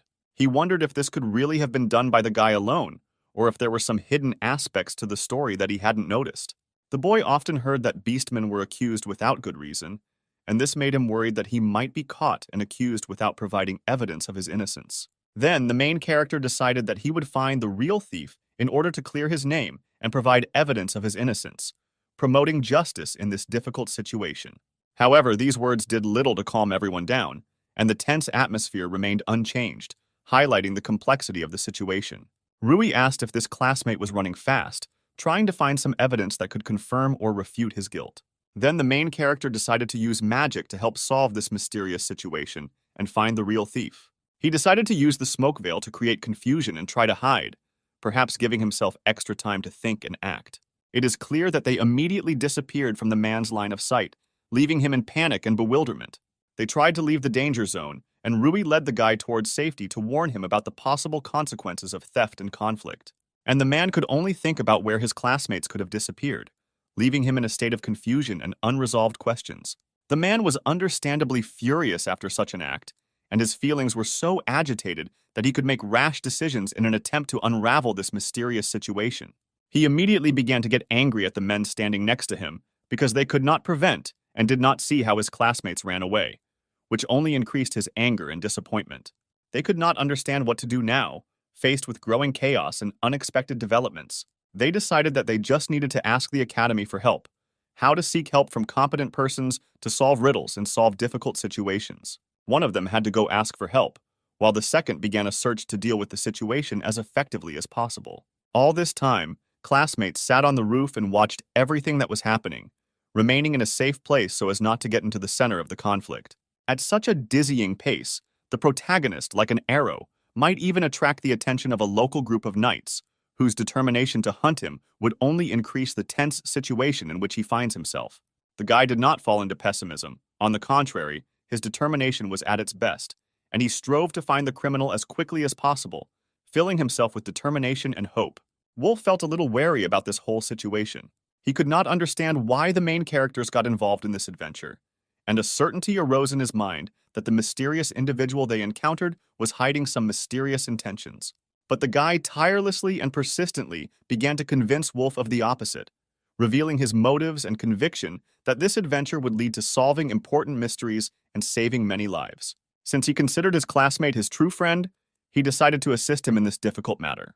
The guy's reaction was extremely stunning, since he did not expect to hear such words at all and felt sincere gratitude.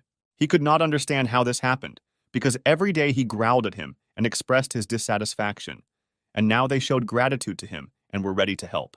However, he still couldn't figure out what the guy's true goal was. The main character, sharing his plan, invited his partner to go to where he discovered the mysterious bottle, assuring that this could give rise to new discoveries and reveal the key mysteries of this fascinating story. However, when they arrived at the indicated place, they discovered that there were no traces or evidence left there. The guy turned to the company with an enthusiastic look and politely asked to give him this beautifully decorated bottle of wine for a while, as if he had an important plan. After receiving the bottle, he began to use magical analysis, blindingly revealing its origin and centuries-old history, as if opening a gateway to unknown worlds. The main character enthusiastically admitted that the secrets of this magic were passed on to him by a close friend, whose wisdom came from ancient texts and mystical knowledge. Despite his passion and effort, he realized that his mastery of magic had not yet reached the heights his friend had reached, and that he still had a lot of study and practice ahead of him. The main character, through the magical atmosphere, suddenly discovered something and broke the silence, inviting the assembled company to go somewhere, as if expecting an important discovery or adventure. Without explaining a word to his friend, he resolutely continued to run away, as if rushing towards something urgent, leaving him bewildered and intrigued. Wolf, carefully watching what was happening, noticed that Rui was moving at such a speed that seemed inhuman, which caused his surprise and suspicion of his friend's mysterious abilities. After these words from Wolf, the main character sped up even more, as if embodying strength and energy that defied explanation and pushed him towards an unknown goal. After some time, as if called by an incredible force, they found themselves in place, as if they had overcome time and space, waiting for what would open before them in this mysterious location. The footprints they noticed led inside the building, as if inviting them to explore the secrets hidden within its hideout. After some thought, the guy decided that in this situation it was better to return the bottle, because he felt that the upcoming exploration of this mysterious place could take a lot of time and effort. Wolf, stunned by the development of events, could not understand whether this was the very barn they were looking for, or whether another mystery had opened up before them. The main character was impatient to get inside, as if his heart was beating in unison with the secrets hiding behind these doors, and he was eager to reveal their secrets. In the midst of their intriguing exploration, Charlotte, who had been searching for them all this time without success, suddenly appeared, disrupting their moment of excitement and solving the mysteries. She admitted that she had come here for their own sake, expressing deep care and concern for their safety, and wanted to be there to help and support them in their adventures.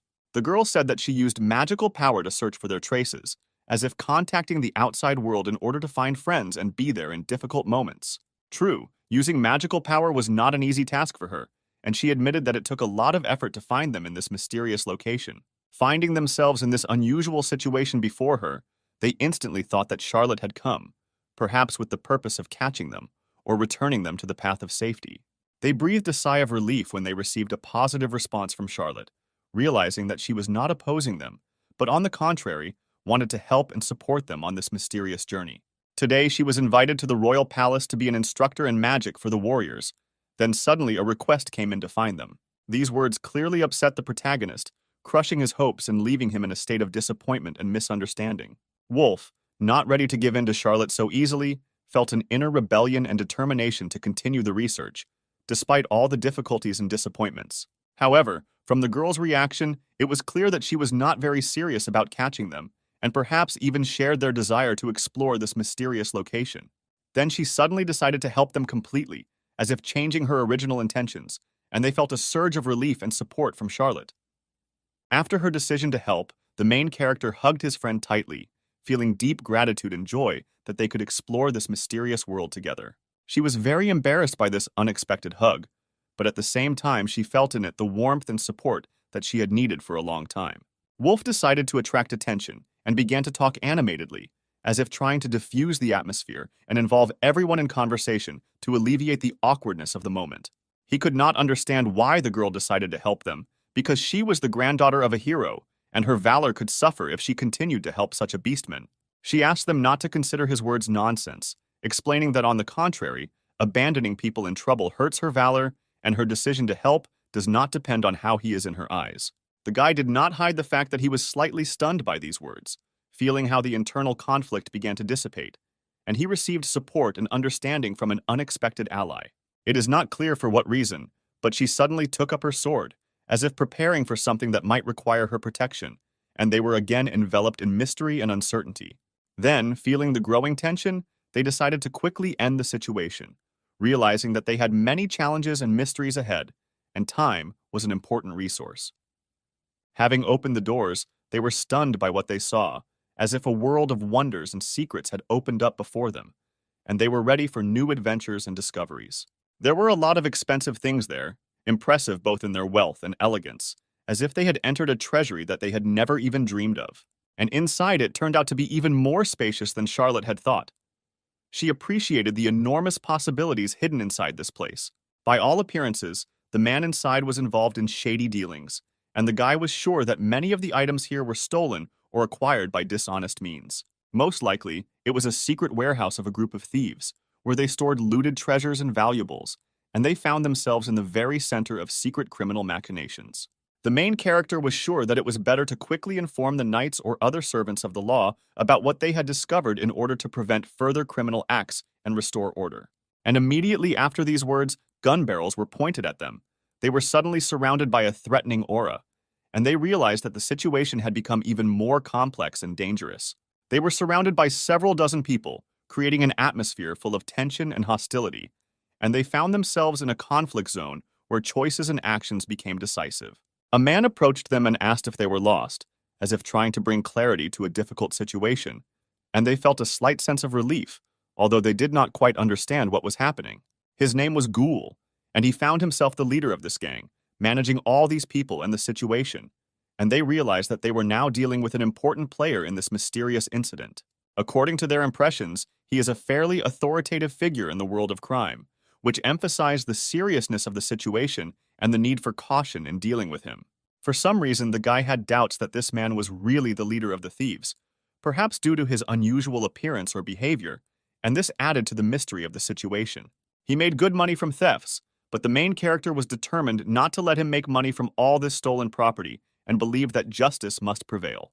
He was determined to stop the thief and put an end to his illegal activities, even if it meant confronting an authority figure in the world of crime. The man suddenly felt that he seemed to have seen the main character somewhere, and his look at the young man became full of suspicion and bewilderment. Then, as if revealing some secret, he said that he was very lucky to see this young man, and his words aroused surprise and questions from everyone present. He did not think that his goal would come to him, and his attitude towards the main character became even more mysterious, leaving many unanswered questions in the air. Charlotte resolutely drew her sword and took a stance, preparing to defend herself, her determination clear despite the difficulty of the situation. Wolf was very angry that the man had stolen goods from the souvenir shops, which could expose him to suspicion and hostility from the locals, and he strongly expressed his indignation. The man couldn't even remember which gift shop he stole from, and his incredible carelessness and oversight added to the mystery of the situation. He did not deny that one of his subordinates seemed to have stolen something from there, and did not see a huge problem in this. Then he began to mock and show where all this goods were. After these words, the guy now definitely won't forgive them and will tear them to pieces on the spot. The man realized that the guy seemed to have gotten it for this act. Taunting him, he offered to become his master as an apology. Wolf was shocked by this proposal and was already at the peak of his rage. He began to explain that he actually had one rich suitor for the guy. People quickly break down psychologically, so they are short-lived. Wolf's nerves could not stand it, and he was ready to tear everyone and everything to pieces. But the main character stopped him in time and thereby prevented a fight. He was sure that they simply wanted to anger him, and he should not give in to it. He asked Charlotte to shut up because she was looking down on him.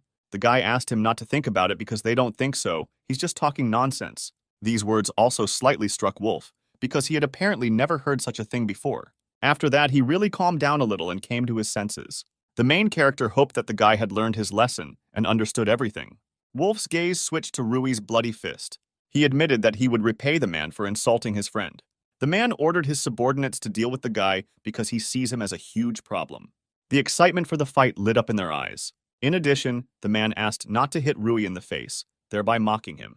The man realized that if he sold it to perverts who loved cute boys, they would pay a lot for it. It sounded disgusting. But after some time, the man's gaze changed very sharply. He was scared. His subordinates' fingers were broken in every possible way. The main character used a technique called golden shell and also finger removal. The man was very frightened by this and could not understand who was standing in front of him. Well, the main character was calm and noticed that the man's gun began to shake. In turn, he tried with all his might to show that he didn't care and was calm. And then he completely ordered to open fire. Well, the guy had an idea of what to use to protect them. He used a move called the crane. It was the first time Wolf had ever seen such a technique. And everyone present had already run out of ammunition. And now the friends had a chance, but they had to try not to damage the stolen property. Rui easily dealt with his opponents and did not see them as a danger. And Charlotte helped him at this time, as always. She asked to leave someone for her. Their team worked really unitedly and it brought results. Wolf was stunned by the sequence of attacks, because they protect blind spots from each other. And after some time, everyone present was lying unconscious. The man had no choice but to shoot at the standing guy. Wolf turned away at that time and did not notice the bullet flying at him. In a split second, she should have approached the guy. When he already noticed this, he was very scared and did not know what to do. Rui noticed this too and realized that he needed to do something.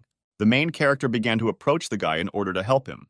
And a split second later, screams were heard in the building and blood flowed. Wolf was informed that his arrival had long been awaited and the meeting was eagerly awaited, as if a harbinger of a long-awaited event. This time he was clearly late. Time flowed through his fingers like grains of sand in an hourglass, and the moment of meeting turned into an incredibly slow wait. The wolf, burning with curiosity, could not understand the reason for his invitation, as a mysterious invitation, unraveled only by the slow revelation of riddles. He was led outside with a seductive hint of something mysterious, like a curtain rising before a mysterious performance in the evening light.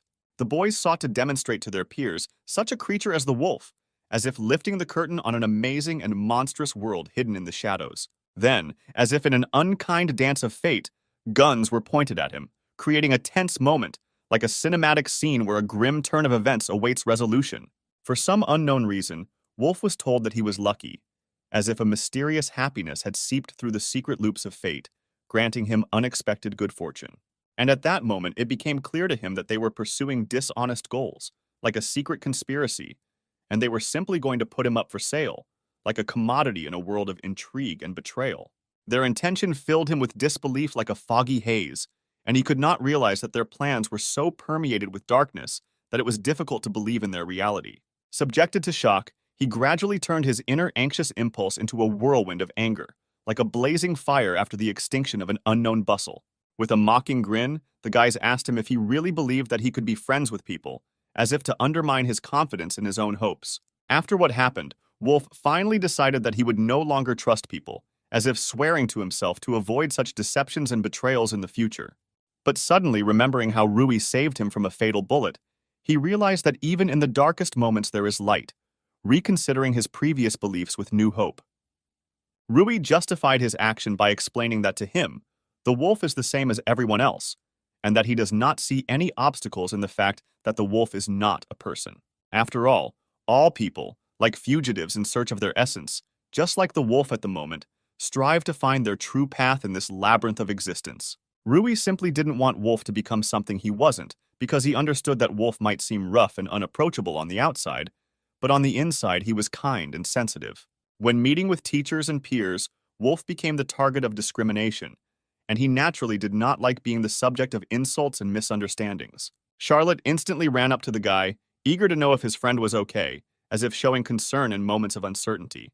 Having invited the couple to relax, Wolf himself decided to show them something unusual, like a mysterious performance that was supposed to capture their imagination. Finally, he decided to show them his real self, not the mask under which he walks, but his true appearance as a wolf, as if revealing his soul to them.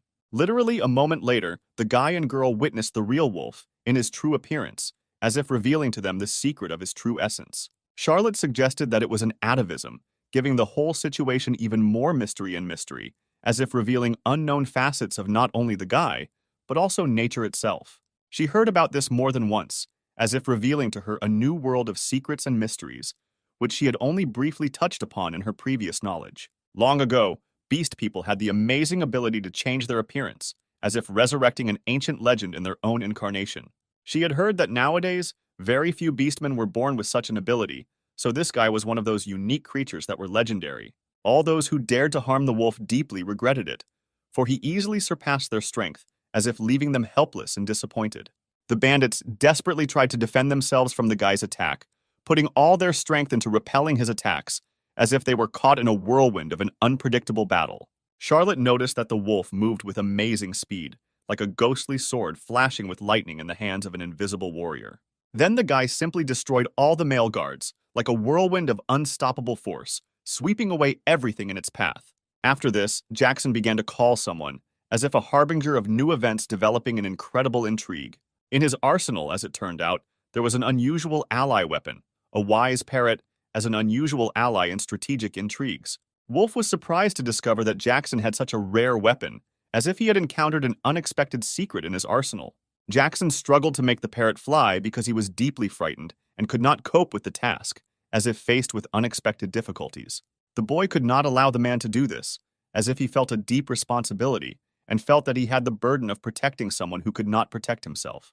Jackson realized that he would have to sacrifice some essence or substance, as if faced with a difficult choice for the sake of the greater good. At the final stage, she only said that someone should take charge of dealing with the guy, as if challenging him and forcing himself to take responsibility for resolving the situation. The initially ordinary and vague substance began to transform into some kind of monster, as if a monster with an uncertain threat was forming from the dark depths. Both of them found themselves in a state of bewilderment from what they saw, as if they were faced with something beyond their understanding and expectations.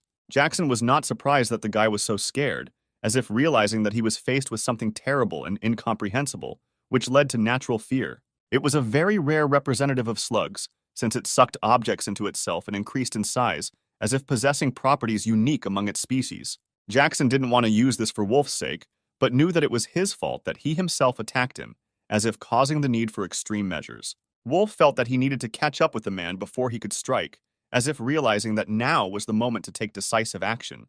At this time, he simply stood there, not posing any threat, as if remaining calm and peaceful.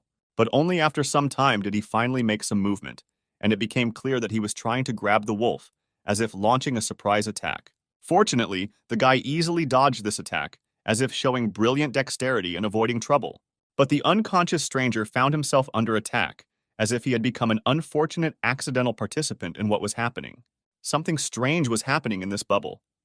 The mucus began to absorb the stranger, as if immersing him in its unusual essence, causing mysterious changes. The mucus swallowed him up, as if plunging him into the unknown depths of his inner world, leaving behind only mysterious traces of what happened. When the enemy tried to capture Rui, Charlotte managed to save him in time, as if showing accuracy and determination in protecting her friend. The monster then began to attack the others present, like a whirlwind of chaos and fear, causing a storm of struggle for survival in this incredible confrontation. They then realized that this A-rank monster was extremely dangerous, as if facing a force beyond their normal perception and resistance. If the wolf remains in this barn, he will be sucked in, as if emphasizing the inevitability of danger and the monster's insistence on absorption. He needed to leave, as if he were facing a growing threat that emphasized the urgency of his actions. The guy realized that he would have to figure out how to fight such a monster, as if he were faced with a task that required special understanding and skills. After all, even experienced adventurers fight in groups with such monsters, as if emphasizing the complexity and seriousness of the situation in which the guy found himself. But Rui asked his friends not to give up, because if he is not stopped now, it will only get worse, as if calling for decisive action in the face of the impending threat. Thanks to Charlotte's treatment, the guy was able to begin to move, as if coming to life under her caring hands and regaining his strength. Rui decided to use a technique called glaciation, as if turning to his unique abilities in the fight against the monster. And strangely enough, a real block of ice appeared around the monster, as if as a result of a magical combination of the efforts of Rui, Charlotte, and the guy, the icy appearance of the monster became more and more integral and massive, as if its essence was sealed in a cold shell. He, concentrating all his efforts, tried to get out of this ingenious trap, as if every movement became a test of will and endurance for him. To some extent, he managed to get out, and he attacked the defenseless and weak Rui at the moment, as if trying to use his instant freedom to counterattack. Charlotte couldn't just stand by and watch this. After all, she also needed to stand out, as if she was taking drastic measures to help Rui at this critical moment. Then, at some point, it happened that the monster literally swallowed the entire barn, as if devouring its walls and ceiling, leaving only traces of its greedy presence.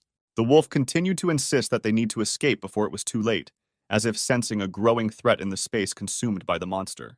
Well, the guy and Charlotte had a different opinion and began to fight the monster, as if they were determined not to give up in front of an incredible challenge that they had to overcome.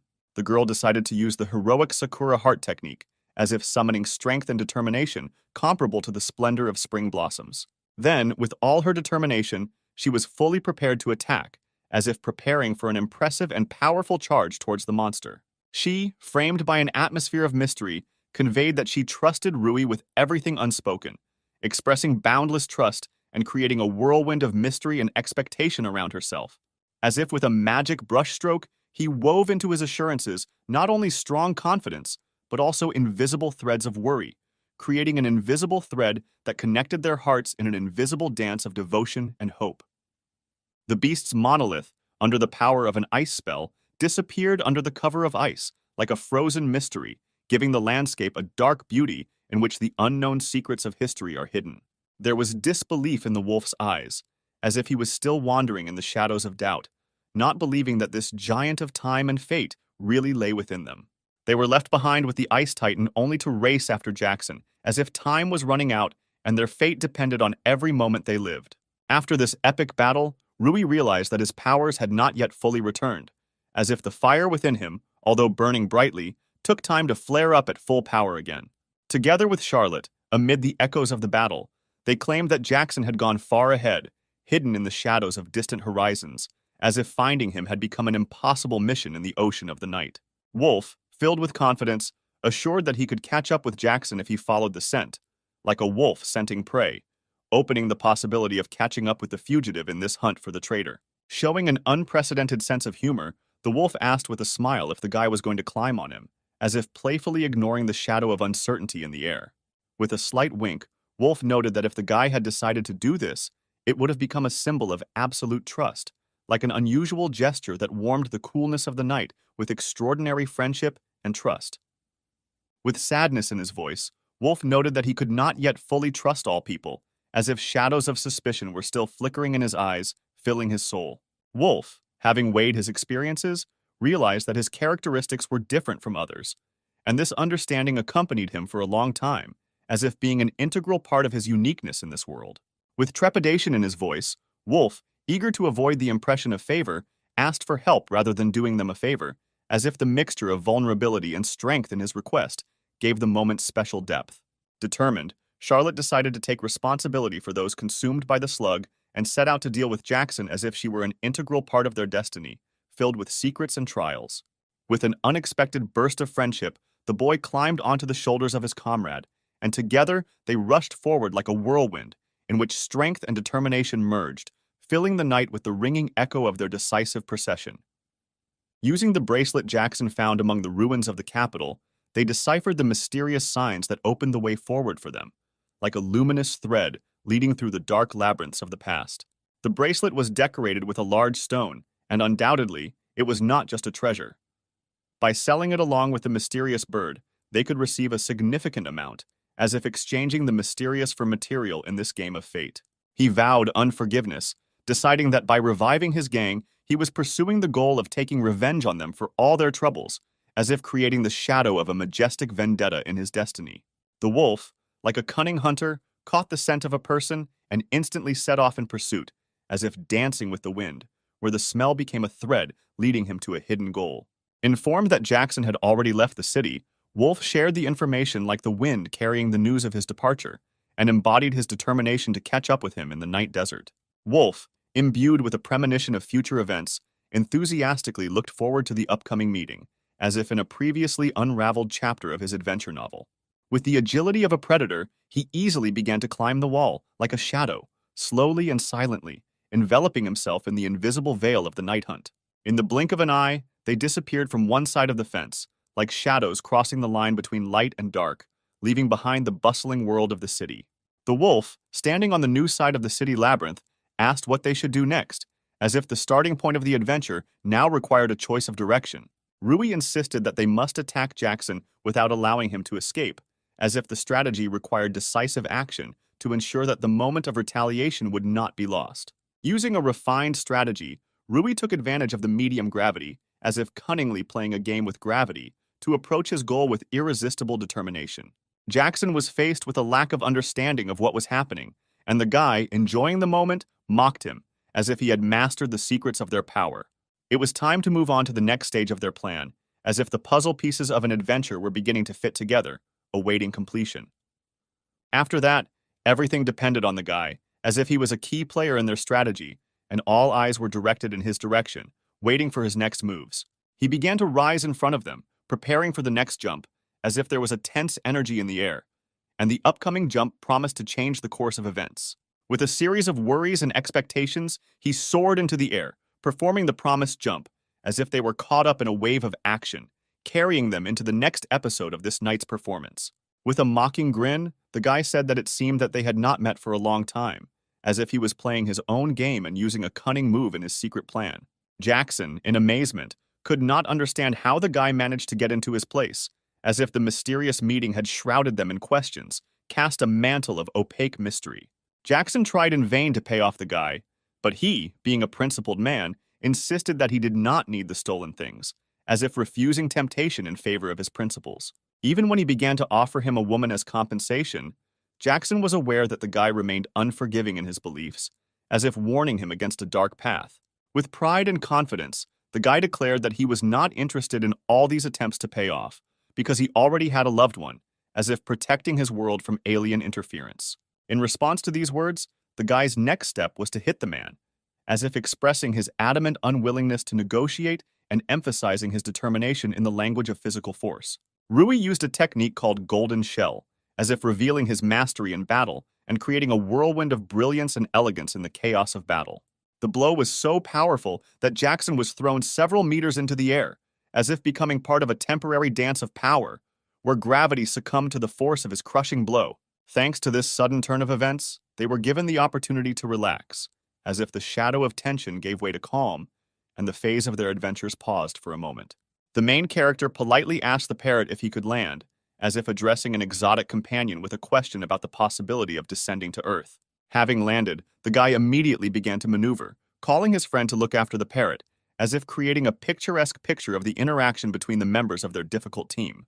With surprise, it became clear that Wolf had managed to catch Jackson at the moment of his landing, as if by the magic of events, where dexterity and cunning wove an invisible network around the characters. The guy, evaluating every word with his eyes, asked if Rui trusted him, as if the issue of trust had become a key point in their relationship. With a smile, the main character joked that he was not entirely aware of what the guy was talking about, as if adding humor to their dialogue and softening the tension of the moment. Now all that remained was to follow Charlotte, because she still continued her mission to save the thieves, as if opening new chapters of their adventurous journey. Noticing the man's bracelet, the protagonist somehow found it familiar, like a rush of long-forgotten memories calling to the secrets of his past. The wolf, turning to his friend, began to find out if anything unusual had happened, as if closely monitoring the well-being of the main character. Very little time passed, and they found themselves next to Charlotte, as if their paths had merged in a dance of destinies and adventures, trusting the course of events. During this time, Charlotte truly helped all the victims, as if her good deeds became an integral part of their struggle for justice and well-being. It is quite natural that at this moment the knights came, as if the personification of the defenders of justice, adding a share of mystery and nobility to their conspiracy. Now they were faced with the task of proving Wolf's innocence, as if the beginning of a new stage, where truth and justice were again in the balance. This was perhaps the most difficult thing in their work, as if solving the mystery and protecting innocence required effort, will, and the combined strength of all forces. Yuri asked the knights to draw up a report on the damage caused, as if using their authority to assert the veracity of their position in a difficult situation. The guy expressed his strong indignation at what had happened, as if the fire in his eyes was burning with indignation, and his emotions spoke the language of protest and rejection. Yuri expressed contempt for the thieves, stating that even his stomach felt heavy in their presence, as if the words filled the air with condemnation and disgust. In addition, for some reason the parrot also seemed to be alarmed and did not listen, as if sharing its anxiety with others. However, in the end, the parrot seemed to have found a common language with the guy and became friends, as if taming even the most rebellious birds with its charm. Wolf suggested that, apparently, the parrot expresses a desire to become his friend, as if unraveling the language of the birds and opening a new chapter in their adventurous union. In addition, it turned out that the guy is able to understand what the parrot is talking about, thanks to his ability called atavism, as if opening up new facets of mutual understanding for them. Since the guy was more an animal than a man, He could somehow understand the conversations of animals, as if an animal whisper sounded in his soul, revealing the mysterious world of wild nature. The guy decided to ask the manager if he could adopt a parrot, smoothly moving from mysterious languages to practical decisions in his life. The main character could not understand why he liked this parrot so much, as if the secret of his affection for his feathered friend remained unsolved. It seemed to Wolf that he knew the reason for this affection, as if secrets flashed in his eyes, far from the gaze of everyday life. Because the wolf feels extraordinary energy and strength in the parrot, incommensurate with its tiny body, as if incredible magic and power are hidden in this feathered creature. The wolf never understood why the main character always strives to help everyone around him, as if this riddle contained the mysterious essence of his soul, full of kindness and attention to others.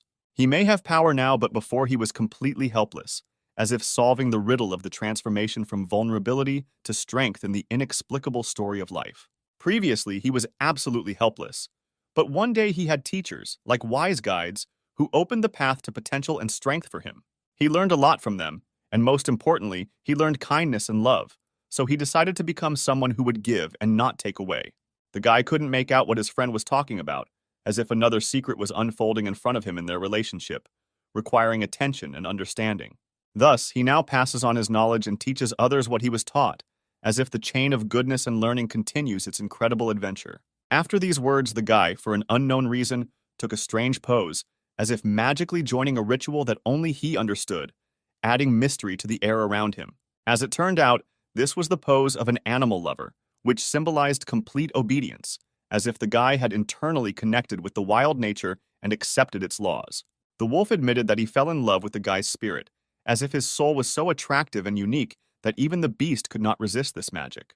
He asked the guy to make him his escort, as if declaring his willingness to devote himself to service and care as a sign of devotion. Rui, of course, immediately began to dissuade the guy, claiming that this was a bad idea, as if foreseeing the difficulties and failures associated with this strange idea of Wolf. Wolf shared that he, too, is not against just being friends with the guy, as if trying to neutralize the tension and offer a compromise solution. But in the very depths of his soul, he still wants to serve him, as if an inner desire to overcome rational considerations and follow his feelings.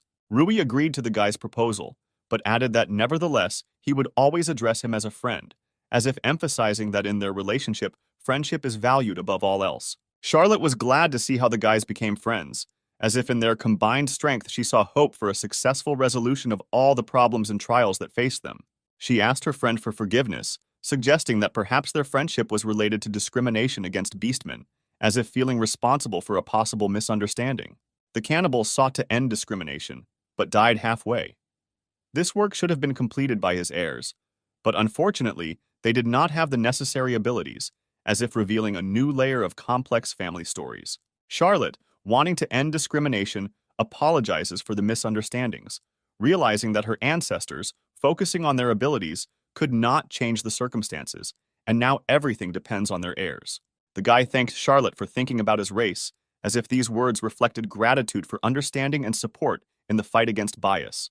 As he began to explain that the problem was not just Charlotte's ancestors, but that his own race was partly to blame, the guy emphasized the importance of everyone's recognition and responsibility in order to make progress in solving the problem. He said that through their conversation, he realized the need to study each other's races more deeply, as if their communication had awakened a thirst for understanding and tolerance. Thus, he expressed the belief that just as he studied his race, people should also pay more attention to the study of the beastmen, as if offering a path to mutual understanding and rapprochement between the two different worlds. Charlotte assured that she would definitely try to promote this idea, as if expressing her readiness to take an active part in the process of rapprochement and mutual understanding between different races. After all, she was the granddaughter of a hero, and for her it was an obligation to keep her word, as if a hereditary call to honor and responsibility sounded in her vest. After these words, they shook hands, as if symbolizing agreement and a common path towards creating a more harmonious and understanding world. The guy was very nervous about Jackson and was afraid that the Knights would find out about him, as if the tension in his soul was reflected in concern for his safety and the secrets that could be revealed. The guy was extremely surprised when, turning around, he noticed a stranger behind him, as if the sudden appearance of a man had introduced an unexpected element into his daily life. The boy suddenly discovered that among his friends he was known as the Thorn, as a mysterious symbol that permeated his being and inspired mystery, like the wind on a cold night. After this, the mysterious stranger presented Jackson's dead head, like a dark artifact, keeping unknown secrets in its lifeless eyes, slowing down the flow of time around it. The mysterious guy could not understand his appearance, and the thought slipped into his thoughts that perhaps he had come with the intention of committing suicide. The moment the guy tried to escape, his plans were ruined. A mysterious stranger easily stopped him, as if controlling his every step in this dark game of fate. In addition to his promises, the stranger mercilessly, as if torn away from his own words, actually took his own life, leaving only a shadow of the past in his cold eyes. Having already accomplished a lot of things, it seemed reasonable to him to leave the capital for a while, as if leaving behind a trail of mystery and unknown events. The mysterious stranger, who left the scene of the incident, in turn, left behind a whole bunch of mysteries to which there seemed to be no answers. After a while, Wolf returned to class, as if his return gave him a new perspective and inner strength for the next stage of his journey. Rui was stunned by this idea, as if a whirlwind of unexpected thoughts rushed through his head, leaving behind a trail of mysterious excitement and unknown prospects. At that moment, Mikhail joined them, as if the unexpected arrival brought with it a fresh wind of change, filling the space with new possibilities and dynamics. Michael became dissatisfied, noticing that Rantel Wolf was silent, then said something decisively, as if intending to destroy this silent barrier. An atmosphere of discontent clearly reigned between them, as if the shadows of an unfriendly relationship were slowly spreading between them, creating a tense background in their communication. In this situation, Mikhail initiated everything that happened, as if taking on the role of a leader, directing the course of events in his direction. In response to Michael's initiative, Wolf emphatically proposed a duel, as if it were a challenge that could change the direction of their relationship, with more than just words at stake. All their classmates responded to this challenge, as if they had gathered around them to witness this unusual confrontation and decide who would emerge victorious in this duel. Charlotte came to the decision that after the duel they might feel better, and therefore there was no need to intervene, as if believing in the healing power of this confrontation to resolve the tension between them. The moment Yuri entered their circle, a determination appeared in his eyes to share something important about the bracelet, as if interrupting a moment that could change everything. Once in the spotlight, the bracelet was not stolen, but the mystery of its creation and purpose remained mysterious, as if its origins were to be revealed and unraveled. Having debunked the mystery around the bracelet, it turned out that it was an extraordinary artifact, the bracelet of the ogre himself, like an unnoticed link in the chain of his mysterious history. Yuri had difficulty accepting the fact that such an important bracelet was in front of him, as if doubting the truth of this discovery and its connection with the fate of the ogre. The girl asked to look at the bracelet from the inside. Ogre's things had a flower engraved on them. Having discovered that the bracelet was a family secret, Yuri sought to keep this information secret, as if understanding that no outsider should know about it.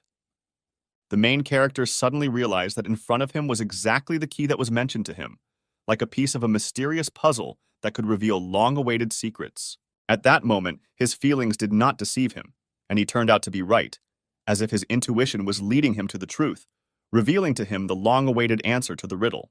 He politely asked to be given this bracelet for a while, as if intending to delve into its secrets and unravel its meaning. If Charlotte did not object, then Yuri expressed his agreement, as if all members of the group began to understand that this bracelet could be the key to solving many mysteries. The guy decided not to remove the seal right now, preferring to leave it untouched, as if realizing that it was better to try not to directly touch this mysterious artifact.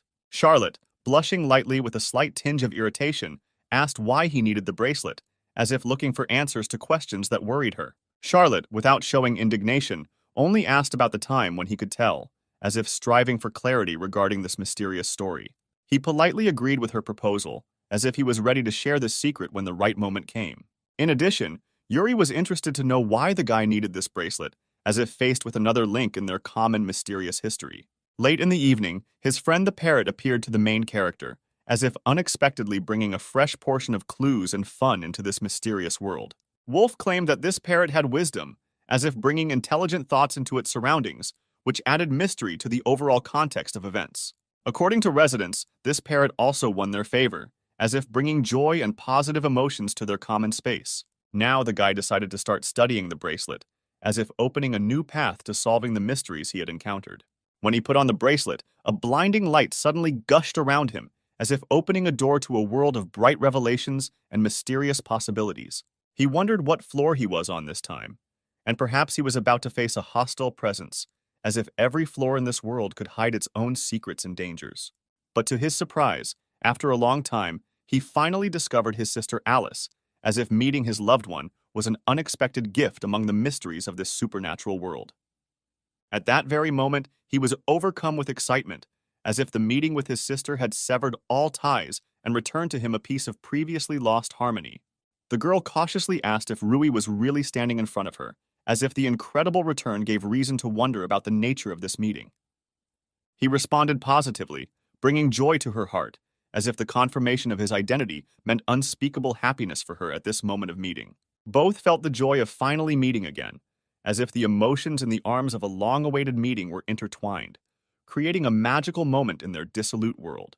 Alice was indescribably glad that they were together again, as if the happiness of being reunited with her brother had no boundaries, filling her heart with joy and warmth. The sister's friend reminded the main character that, as always, he too did not remain indifferent, as if emotions overwhelmed him, causing tears of joy or perhaps melancholy. But he could not understand what she was talking about, because she herself was also crying, as if emotions and experiences made their meeting deep and mysterious. Brother and sister continued to look at each other after a long separation, as if their glances reflected their entire history, experienced together, and now coming to life at that moment. Over a cup of tea, Rui shared his story, recounting what had happened during all this time, as if each word brought new nuances to their journey together.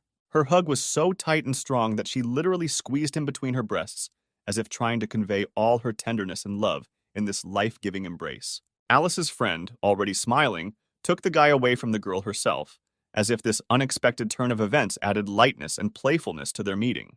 Rui, in turn, even thought that at this pace he might suffocate, as if the cheerful atmosphere around him created a feeling of incredible energy and movement. She asked him if he thought she was better than Alice. Rui asked if Alice was angry because he found the girl. Alice explained with a slight smile that her words were only a cheerful manifestation of good intentions, a game of the soul aimed at playfully teasing her brother. Lucy said with a peaceful smile that she didn't get angry over little things like that, adding that she thought friendship was more important, and even shared some sage advice with Alice. In addition, Lucy noted that her joy would not be exhausted only if Alice consciously avoided such actions, emphasizing her uniqueness in expressing emotions. Meeting again, Rui invited them to share their knowledge, expressing a desire to learn something new from them, thereby creating an exciting prospect for sharing experiences.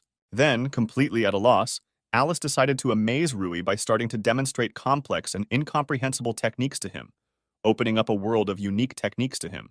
Lucy, naturally, did not lag behind her friend and happily shared her amazing methods and techniques with Rui, creating an atmosphere of inspiration and exchange of experience around them.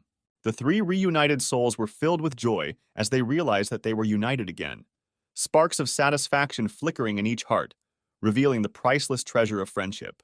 Rui, immersed in the learning process and absorbing the knowledge of Alice and Lucy, gradually became transparent, as if his essence was dissolved in a stream of new ideas and skills.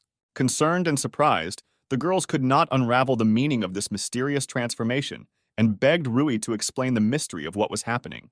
Rui began to explain that his physical body was in the real world, while here, in the dimension they encountered, only his soul remained, freely moving in a whirlpool of knowledge and experience. It is thanks to this that, after 6 hours in an endless space filled with knowledge and trials, he returns back, overcoming the barriers between worlds to reunite his soul with his body in the real world. Now, with the understanding of the mystery of Rui and his travels between worlds, Alice comprehended the depth of what was happening and comprehended with a sense of wonder the whole amazing experience. She hugged her brother tightly, as if she wanted to embrace the entire moment, leaving his memory in her heart before he plunged back into the whirlwind of his spiritual journey. Rui, puzzled, could not understand why Alice reacted so sharply, overcome by an unknown mixture of love and secret fear for her brother crossing the boundaries between worlds. It seemed to her as if an eternity had passed since he left, as if time and their worlds moved at different speeds, taking him on a long adventure. They simply asked him not to forget that he had both of them, maintaining a connection not only in different dimensions, but also in the deepest corners of their hearts. In parting, they only said that they would always be for him, supporting and protecting him, ready to be a support in a world where reality and spiritual wanderings are intertwined. The girls were left alone again, but the fire of mutual support burned in their hearts. Their connection remained unshakable even in the absence of their brother, who set off on a world of mysterious journeys. Lucy confidently predicted that they would meet again, and Alice seemed to look into the future with some doubt, not really believing in the inevitability of a reunion. The girl believed with complete confidence that Rui, despite all the difficulties and trials, would definitely overcome her trials, realizing her goals and winning in her spiritual aspirations. When travelers passed through the gates, they were asked to present their migration card, which suddenly called into question the convenience and hassle-free nature of the trip. The man, with surprise in his eyes, could not understand the reason for the unexpected request for a migration card, lost in solving the mystery that had suddenly arisen along the path of his wanderings. The knight, trying to justify himself, explained his unexpected reaction by saying that he had encountered a samurai for the first time, turning his admiring and slightly embarrassed gaze to this representative of a different military tradition. The man was curiously asked for what purpose he had set out on this journey, suddenly drawing attention to the mystery of his mission and intentions. He replied that he had a job, but emphasized that it was not just an ordinary job, leaving the nature and significance of his activities a mystery. Upon entering the classroom, Rui happily greeted everyone, spreading a positive mood around him and filling the space with his energy. His greeting was answered, bringing warmth and friendliness back into the classroom. Quietly to himself, he wished Iris good morning, sending her quiet but sincere wishes that shrouded the beginning of his day in warmth and mystery. He was always intrigued by what Iris liked, and he was curious about her preferences, trying to unravel the mystery of her inner world. A classmate approached Iris to inquire about something, asked questions, and created an atmosphere of curiosity around the mysterious world of her interests and preferences. In an icy tone, she asked if the girl realized that she was being ignored, leaving a hostile tension in the air and raising questions in Iris's heart. On the contrary, the girl was glad that Iris finally spoke, experiencing positive emotional excitement from the conversation and new contact. Everyone in the class had already become friends, and only she felt a wall separating her from the others, a feeling of loneliness that she wanted to destroy. Rui looked forward to any chance to form a friendship with her, his eyes shining with determination to overcome the wall of misunderstanding and connect with her world. Rui was approached for help with homework, which provided an opportunity to connect and get to know each other through a common cause, paving the way for a potential friendship. However, it is unclear for what reasons their gazes turned into the distance, creating a moment of mysterious silence, like a hidden secret that has yet to be revealed. Lying on his desk, Rui was dying of boredom, immersed in the monotony of the learning process, dreaming of adventures and unknown worlds that could enliven his day. Charlotte asked if Rui was okay as he lay on the table, expressing concern and curiosity about his emotional state. She noticed that he simply couldn't get enough sleep lately, expressing concern for his physical and emotional well-being. Rui, meanwhile, recalled how he played with his new friend the parrot, smiling at the memories of joyful moments that brought light and rainbows into his life. At this time, he again felt a gaze on him, the same as at that moment in class, causing him incomprehensible sensations and an unknown secret. He mused that it might be an intent to kill him, sensing signs of an invisible threat that could darken his peace and quiet. Rui assured him that he was fine and that he was almost awake, trying to dispel the shadow of worry that shrouded his sudden awakening. Charlotte did not argue with the guy, taking his words on faith and showing understanding, leaving the moment without questions. The guy looked very excited while sitting in class. His emotions were boiling, filling the air with an atmosphere of mystery and expectation, as if something unusual was happening in his inner world. It doesn't matter where it comes from, and no one knows from whom, but it is sure to follow, as if a mysterious turn of fate is already rushing forward, bringing with it unknown variables. Walking through the forest, the main character felt that he was being watched, as if they were following his steps, as if an invisible eye was secretly watching his every step. He immediately decided to try something, creating a mysterious moment when the decisions and actions of the main character begin to influence the course of events, enveloping everything in an atmosphere of unpredictability. Ancient hieroglyphs should have been written around him, as if he had become an accomplice to an ancient secret, the deciphering of which could change his fate and the course of events. He drew a magic circle that embodied ancient knowledge and power in action, as if calling upon the mystical forces hidden in mysterious geometry. The magic circle could create a barrier, and this is exactly what Rui wanted to do, magically separating his world from outside influences and keeping his travels a secret. Taki was able to catch someone. He felt a sense of success, as if his magic circle had worked, creating an invisible net that caught the mysterious pursuer. Rui began to build a cage around himself, as if creating a magical amulet that would protect him from mysterious threats and allow him to unravel the secrets of his own world. To his surprise, he saw Iris standing before him inside the magical cage, as if her appearance was part of a mysterious plan that he could not predict. He could not understand where she had come from and why exactly she was in his magical cage, as if the mystery of her presence had to be solved along with the secrets of his own fate. The protagonist wondered if she would catch him, anticipating questions and doubts that cast a shadow of uncertainty on their meeting in the magical world. But he didn't want to fight her at all, revealing to her his true intentions and desire to unravel the secrets of their meeting together. Iris saw no point in answering the guy, creating a moment of confusion and mystery, as if her silence was part of a complex puzzle. She wanted to take revenge on him for her master, filling the air around her with tension and determination to change the course of events in her favor. After which she began to attack her classmate, showing determination and strength, as if she had become a merciless defender of her master in this magical battle. Well, it is an honorable thing that Rui did not allow himself to be easily offended and began to defend himself, showing restraint and determination to stand up for his essence in this unusual battle. The girl used a technique called bloodshed, embodying magical power and extraordinary energy, as if her attack came from ancient times and was aimed at releasing mysterious forces. And it really worked, and the main character lay down right under a tree nearby, submitting to the power of the bloodshed technique, as if his resistance had been overcome by extraordinary strength. Now she had avenged her master, her attack resulting in victory, creating a moment of satisfaction and triumph behind the ecstatic magical battle. Rui, on the other hand, began to smile and said that his arm still hurt, bringing a touch of irony and playfulness to the situation, as if, despite the defeat, he had not lost his sense of humor. Iris could not understand how the guy could rise, creating a new moment of mystery in this unusual story, as if he had a power that defied ordinary understanding. This time, she was serious about finishing the guy off and used the bloody scythe, unleashing a new magic move with deadly energy, as if her resolve was undeniable. Her gaze was confident and calm, as if at that moment her whole being was filled with determination and indifference, creating the image of a fearless warrior in this magical confrontation. In a split second, she began to attack her opponent, channeling her determination into magical movements, as if at that moment time had slowed down, leaving only tense air around them. Easily dodging the attack, Rui danced among the glowing shards like a virtuoso, creating a whirlwind of emotion and brilliance that remained in the memory long after this incredible moment. Noticing Rui's deft movements, Lady Iris sensed something unique about them. It was no wonder that she wanted to study this guy in more detail, because his grace was so attractive. Rui, like the wind, easily dodged the attack, noticing how Lady Iris was watching him with curiosity, and, slowing down the girl's steps, politely asked to explain who was at the origins of her charm and power, revealing the secret that had attracted his attention. Flushing with rage, she realized that the guy, by not recognizing her, had become the source of her disappointment, and the fire of rejection flared in her eyes.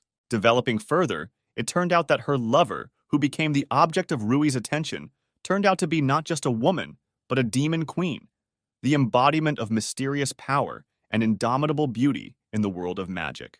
Hearing that her lover was the demon queen, Rui was momentarily in a state of slight shock, trembling in surprise at the magnificent secret that had just been revealed. Rui realized that his sister, who seemed ordinary in everyday life, had suddenly acquired a mysterious complexion, becoming a demon queen, and this discovery only increased his emotional turmoil. Iris, meeting Rui's gaze, unexpectedly declared that she felt energy from him comparable to the power of the queen, which once again excited the imagination and created a new layer of mystery in their meeting.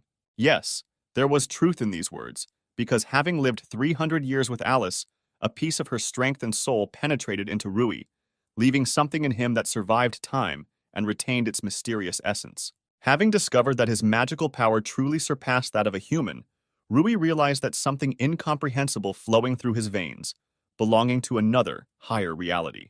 She continued, promising to give only a small portion of her power to Rui, leaving the event in such a way that it would go unnoticed and unknown to ordinary people. With a smile, Iris warned that Rui had the ability to deceive others, emphasizing that his art of stealth and disguise would impress those who met him. However, she emphasized that despite his ability to deceive, she, as the Lord and Queen of Demons, does not fall for such tricks, remaining inaccessible to any tricks. By discovering that her magical eye had the unique ability to see magical energy, its shape and color, Iris added a new dimension to their exploration of the mysterious aspects of the magic that surrounded them. There was more to Rui's gaze than just the Demon King's magical energy. She noticed in him an unknown force capable of influencing the deepest realities and secret currents of the universe. For the first time, she didn't notice it herself. But on the day of the exams, when magic was the most important, she felt that there was something outstanding and mysterious about Ruya. Observing him closely during exams, she noticed how adept he was at using black magic, revealing the dark aspects of his inner world, which added to the mystery of his personality. Then Rui, feeling her gaze, suddenly realized at what point he had used black magic, and this inner guess filled him with mixed feelings of discovery and self-knowledge. Stunned by the flow of new information and inner discoveries, Rui experienced a slight shock when he realized that his world was full of mysteries and secrets that could hardly be revealed. He was lost in questions about who Iris was, who turned out to be the Lord and Queen of Demons, possessing so many mysterious and hidden abilities that each answer brought only new riddles. Having decided to reveal her secret to the guy, Iris was ready to meet him and tell him who she really was, opening the door to new pages of their interaction. Iris revealed that she was one of the great Demon Queen's subjects and a vampire, revealing her true nature, which was hidden from the eyes of many vampires. Rui was undoubtedly shocked by this unexpected news, and his emotions fluctuated between surprise, respect, and slight anxiety in the face of the mystery and magic that surrounded this mysterious vampire. The main character, experiencing a mixture of feelings, dared to find out if this girl was the very vampire he may have always been looking for in his soul and in the world of secrets. Iris said that due to the small number of their relatives, they are on the verge of extermination, inspiring the main character that in front of him stands not only a mysterious vampire, but also a defender of his people, fighting for survival. Having unraveled the plan of fate, Iris said that their family was saved from extermination by the guy's sister, who remained faithful to her past and her people, which added even more mystery and nobility in her eyes. Studying these new details, the main character fell into a growing shock, comprehending the depth of secrets and connections that intertwined around him, creating a web of mysterious relationships and debts. Realizing that Alice, his sister, was in hell, the main character realized that her search had become an even more difficult task, because hell is a dark and inaccessible reality. Iris finally found a guy in the capital, a man with magical abilities comparable to the Demon King, which added new nuances to their meeting and relationship. So this means that the guy who has the magical power of the Demon King is actually her real enemy, and opens up a new level of complexity in their relationship. Iris began to explain that there are only two ways to take on another's magical power. The first is to gradually take it away over a long period of time, but this method is not suitable for him due to his short life. Rui naturally disagreed with this because his life was extremely long and such a slow method was not an attractive option for him. Iris claimed that his power came from his act of killing Alice, which became the source of his magical power, which left him with a mixture of guilt and shock. Doubting the veracity of his words, the girl could not believe her boyfriend, because the idea that he received his magical power from the death of Alice seemed incredible to her. She decided that there was no point in asking him any more questions, since his answers caused final irritation and disappointment, leaving her in a state of dissatisfaction and misunderstanding. The readiness to tear him to pieces on the spot took possession of her, and sparks of indignation flashed in her eyes, muted by rage at the perceived betrayal and riddles that kindled the dark flame in her. Iris, using the High Cross Blood Spear, the embodiment of her power, prepared for an act of vengeance aimed at the border between light and darkness, emphasizing her determination and skill in battle. The guy did not show much nervousness, as he believed in his strength and confidence that he could overcome all difficulties and win the upcoming battle. To ensure his protection, he activated the Satanic Ray, the embodiment of dark forces, ready to answer the call and stand by his side in the fight against the powerful Iris. In the blink of an eye, the bloody spear disappeared as if it had never been there, highlighting the fickleness of magic and the unpredictability of the outcome of this unusual battle. The girl refused to believe in his real strength, since the idea of his strength was distorted in the eyes of her confused mind, unable to comprehend such magical greatness. From that moment on, she fell to her knees, faced with invincibility and shock, opening a new chapter in her understanding of the magic and power that stood before her. Iris, having overcome her own bewilderment, was unable to fully unravel the mystery of who he really was, remaining in the dark about the true nature of his power and essence. The main character began to explain that he was the same as the girl, seeking to save his queen, which clarified his true motives and clarified the paradoxes of their meeting in the world of magic and mysteries. Both, having finished the storm of clashes and conversations, sat down on a snag in the forest, surrounded by a silence that seemed to slowly restore balance to their relationship. The girl could not accept into her reality the truth that her queen was really alive, and this fact, like a magical blow, deserved comprehension and internal acceptance. Ready to answer for her actions, she was willing to accept whatever punishment awaited her for her actions, offering her loyalty and repentance to her queen. Instead of suggesting punishment, he suggested that they work together to save his sister, which reflected his willingness to cooperate and showed that he had a place of leniency in his heart. To console her, he promised that the issue of punishment would be resolved after they worked together to save his sister, trying to find a balance between justice and mercy. Realizing that revealing the lives of both kings could lead to war, they realized that they needed to be extremely careful and tactful to avoid additional difficulties and conflicts in a world where politics and forces could throw everything into chaos. At this point, the protagonist realized that revealing this information would make it difficult to seek help from anyone else, as it would raise questions of travel and loyalty in the face of potential conflict. However, this did not mean that everyone around them would automatically become enemies. There were those who could understand the difficult circumstances and remain neutral in this situation. As it turned out, all this time other vampires were watching them from afar, which created additional layers of intrigue and uncertainty in their already established history. A man named Bruno appeared before the couple, suddenly intervening in their destinies and introducing new elements into an already confusing scenario. Bruno said that even after 300 years, the Demon King remains the only master for this couple, instilling in them that the bonds of the past cannot be easily broken. The man wasted no time and immediately asked the guy to make them his subjects, presenting them with difficult choices and trials. Bruno admitted that before this they had no idea, but after 300 long years, they finally met the bridge to the Demon King, creating a new twist in the plot of their lives. Bruno revealed to them that Rui was their last hope, the key to solving the mysteries and to their survival in a complex game of power and magic. To the surprise of everyone, the guy easily agreed to their proposal, as if he had awakened in him the confidence that this path would lead to new discoveries and opportunities. Iris, feeling responsible for the noise of her companions, asked the guy for forgiveness, trying to remain calm and resolve the misunderstanding that arose due to their sudden appearance. She explained that all of her partners were just deliriously happy, somehow losing control and having an unexpected effect on those around them. The main character was also glad that he had more friends, and in this whirlwind of events he found some joy and support in his journey. The girl sincerely admitted that she hopes for further cooperation with the guy, expressing her readiness to cooperate and develop their relationship. After all the incidents, the guy decided to rest a little, giving himself the opportunity to think about what happened and look at the future from a new perspective. Rui, who remembered in his dream that his room smelled very delicious, woke up with a feeling of mystery that approached him again.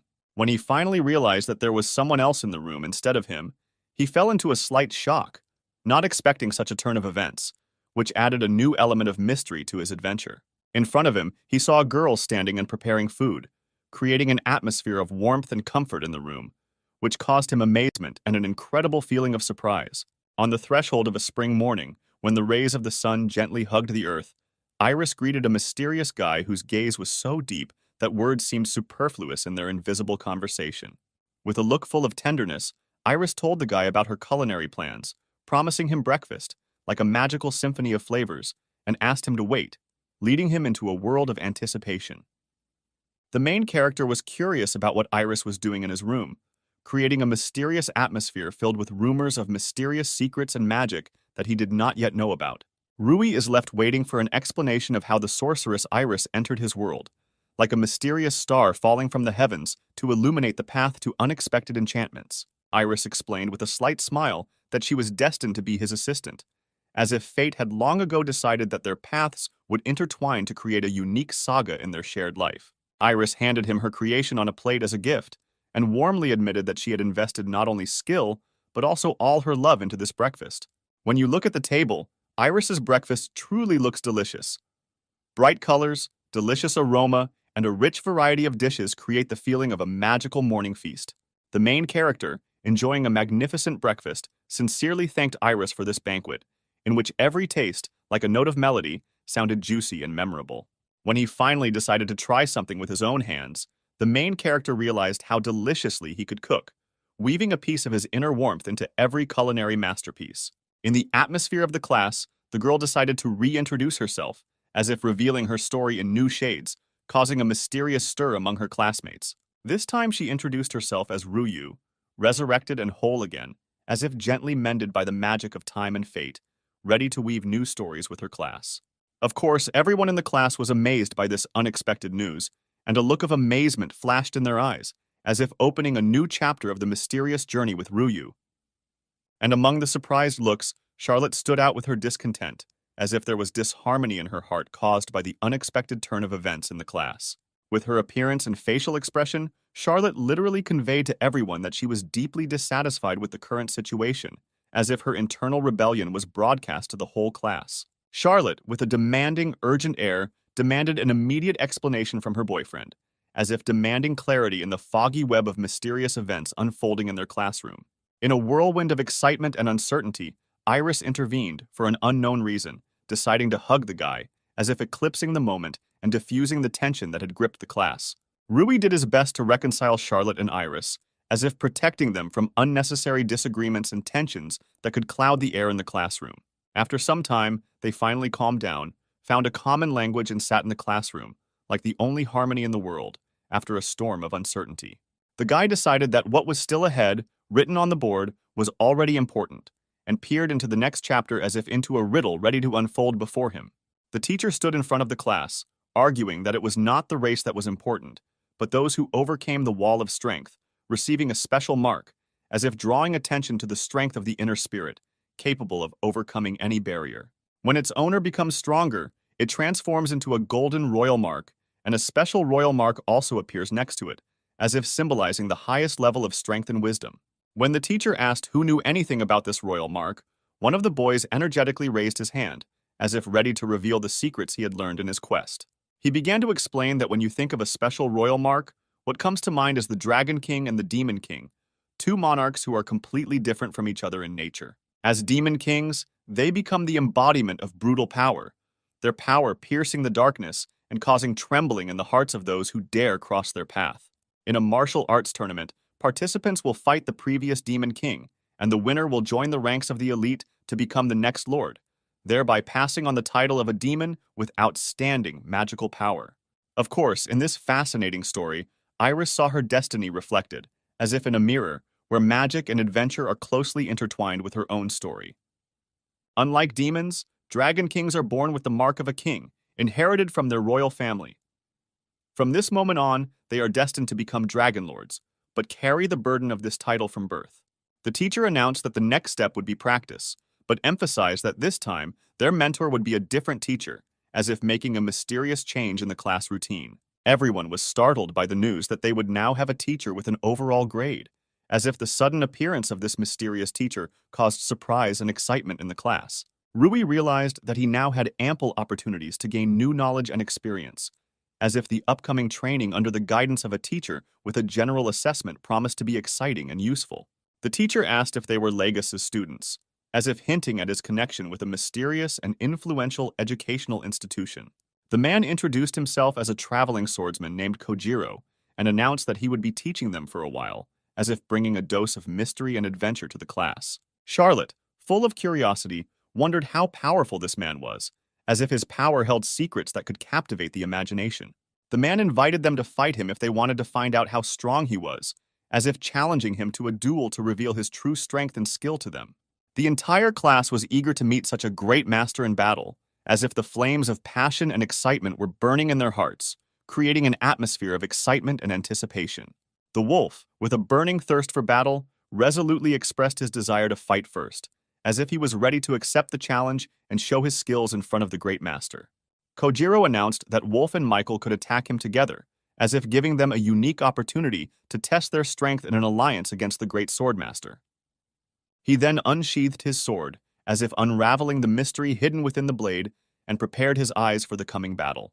The man decided to shake their confidence and asked if they were afraid of the possibility of losing together, as if challenging their determination and fortitude. Their dissatisfaction grew as the man did not seem to take them seriously, as if forcing them to prove their strength even more forcefully. Kojiro noticed the strong spirit in them and wondered what would come of this struggle, as if seeing in their determination and energy the potential for something unexpected and great. He then announced that he was ready to fight, a glimmer of determination and experience seeming to flash in his eyes, ready to test his strength. Next, the man pushed off from the floor, as if flying into the air, and in his movements one could already read the grace of an experienced warrior, ready for battle. The wolf didn't even have time to react as the swordmaster approached him like a shadow, silently and efficiently, creating the feeling that the battle had begun even before the first blow. Wolf's strike, compared to Swordmaster Kojiro's, seemed surprisingly slow, as if time had slowed down, highlighting the gap in skill and experience. Michael could not afford to lose this battle, as if his determination was filled with a burning desire to overcome the challenge and prove his strength. He then used a technique called bomb, as if suddenly revealing his arsenal of techniques that could bring surprise to battle. By this point, the man had already admitted that the situation had become a little dangerous, as if the internal fire of their passions was fueling the fight to the limit of tension. They were furious when they saw that even a few blows did not reach their target, as if anger and disappointment ignited the flame of determination within them. By the way, now he is preparing for a new attack, as if the moment of truth is approaching again, and they are ready to face unknown challenges. Wolf gave him advice to bite his tongue during a fight, as if trying to tactfully emphasize the need for silence at this moment, so as not to divulge his plans. Kojiro easily dodged the guy's attack. Grace and skill seemed to appear in his movements, making it clear that for him, such attacks were just an easy stage of testing. And then, with ease and skill, he threw the wolf away from himself several meters, as if demonstrating superiority and control in this fight. Mikhail could not give up, because this would mean that his dignity would suffer. He stood resolutely, ready to accept the challenge and continue the fight. He was ready to use his strongest magic, as in the exciting moment when he called upon his inner strength for the final decisive attack. Michael was slightly surprised that the man didn't try to defend himself, but decided that if he did, he would try to attack harder. The guy decided to use his bomb of the longest range, as if creating a vortex of energy that would absorb everyone around in a vortex of its power. But Kojiro still continued to stand motionless, as if his equanimity and steadfastness were a strong shield from the approaching whirlwind of magic. After a while, a smile appeared on his face, and he was ready to strike, as if his gaze contained wisdom and confidence in the upcoming action. And it was at that moment that he did what he had in mind, as if the moment had exploded with a powerful blow, leaving behind only an echo. Mikhail could not believe what was happening, as if the world around him was distorted, reflecting the improbability and unexpectedness of what had happened. The man asked if they could continue, as if the inner determination and passion of battle had now reached a new level, making them want to go further. But Mikhail lost the strength and desire to continue. He realized that he had lost, and in the end, gave up, as if admitting defeat to the strength of an experienced opponent. Everyone present was shocked that this man had defeated them so easily, as if his skill had pierced their expectations and caused uncontrollable admiration. Rui was confident that now, after this fight, he would become a better person, as if in every defeat he saw an opportunity for his own growth and improvement.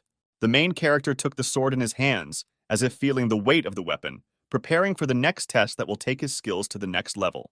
The man noticed that the main character had again tensed his shoulders too much, and advised him to move the weight lower, as if sharing his experience and suggesting how to improve the technique. The man admitted that before he was a nobody, but for a clearer understanding he added that now he is confident in his abilities and knows who he really is. His perseverance left a mark on him as a mark of achievement, showing his journey and efforts to become someone important. The man decided that his upcoming task would be to train the prince, as if a new chapter in their shared history had opened before him, full of lessons and discoveries. James stated that he personally trains the prince, and the man does not need it, as if his words convey confidence in his abilities and responsibility for training the heir. There was clearly tension between them, as if uncertainty and dissatisfaction were in the air, creating an atmosphere of intransigence. The guy said that it was his duty, and he could not do otherwise, as if emphasizing his devotion and determination in fulfilling his duties. But Yuri said that the guy shouldn't worry. Kojiro no longer interfered with all this. When the man asked if anyone else wanted it, Michael and Wolf immediately extended their hands to him. James didn't think the man was bad, but he couldn't let others get close to the prince without doing something special. Yuri was glad that he had such a guard. Rui realized that they had a really strong connection. The main character said that James will teach him today. Nevertheless, Kojiro suggested starting training. Rui was clearly alarmed. He didn't look the best. Something was very bothering him, and he wasn't doing a good job of hiding it. He could not understand how such a situation could happen. He was sure that this should never even happen. Charlotte couldn't understand why Rui always goes with him and trusts him. It was clear to her from the very beginning that this was a bad idea.